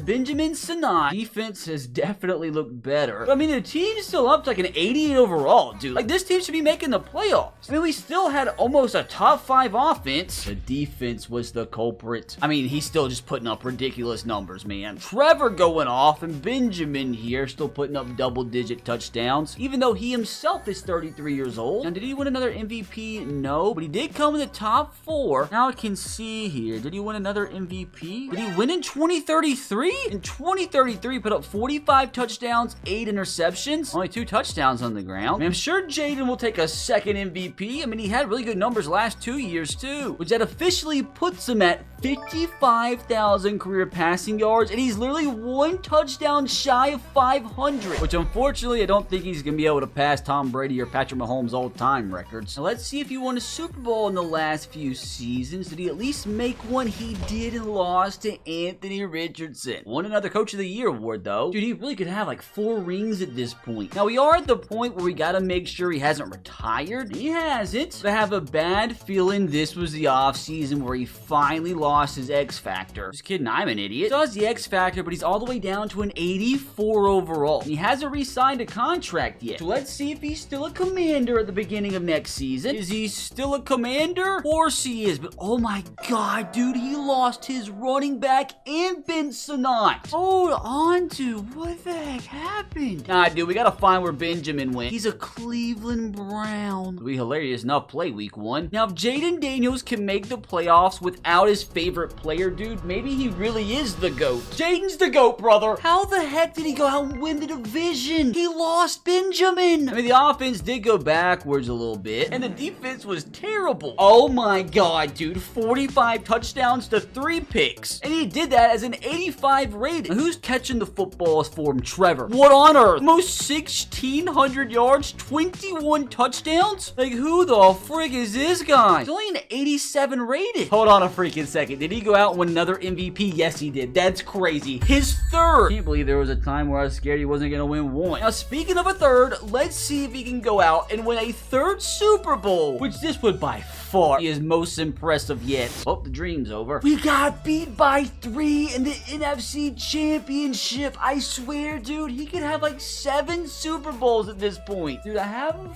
feeling, though, this could be the year he retires. Just kidding. Oh, no, dude. He's regressed all the way down to an 81. He didn't just become a superstar. He fell down to star. Did the Commanders re-sign him? They did, actually. But something tells me, brother, something out there tells me this is going to be the final season of his career. Hopefully, he'll go out with a bang. Wait a second. Did they cut him? Hold on. Where the frick is Jaden? Wait, I don't see him anywhere. Well, consider me confused. Is he a free agent or something? Why would they cut him? That is so disrespectful. No, dude, I'm not allowing that disrespect. He's getting re-signed. After that, dude, he might just feel disrespected and he might just throw this season away. Wait, look who else was a free agent. And Jaden Daniels go crazy one last time. Okay, they sucked. Dead last in the division. I mean, it's not like our offense was terrible. Our defense just sucks. I mean, that's still insane numbers, dude. What are we talking about? Dude, this Davidson guy's a menace. Even still got MVP votes. And in case this is his last season, I do want to see what he's up to. 63,000 yards, almost 600 touchdowns, completing 72% of your passes throughout your career is crazy. Not to mention almost 5,000 career rushing yards and almost 50 career rushing touchdowns. I mean, I don't know. Maybe he shocks me and doesn't retire this offseason. Maybe he doesn't want to give up. Here we go. Is it all over? Brother is not giving up. He probably should have, though, as he's down to a 78 overall with normal development. He probably won't even start next season. Wait, apparently somebody signed him? Is he still a Commander? I thought for sure he was going to be a free agent. Oh my god, the Commanders didn't give up on him. This is by far the worst offense offense he's ever seen. Imagine he actually takes them to the Super Bowl here. I mean, they win a respectable 9-8. They just missed out on the playoffs. I mean, Jaden led that offense to a top 10 ranking. Even the defense was good. Okay, he's back to throwing a lot of interceptions. Like, that's fair. He still had 3 1,000-yard receivers, almost 4. And if this is the end of the road, dude, 67,000 yards, and he did eclipse 600 career touchdowns. Let's see, though. He surprised me before. Is it Jover for Jaden? What the heck? Brother, he's regressed down to a 73. Just give it up, dude. Probably won't even play for anybody next season, which is a shame. I think he actually got signed again. He got signed while CJ Stroud's just sitting there in free agency. Is he a Commander again, though? Yes, he is, but he's the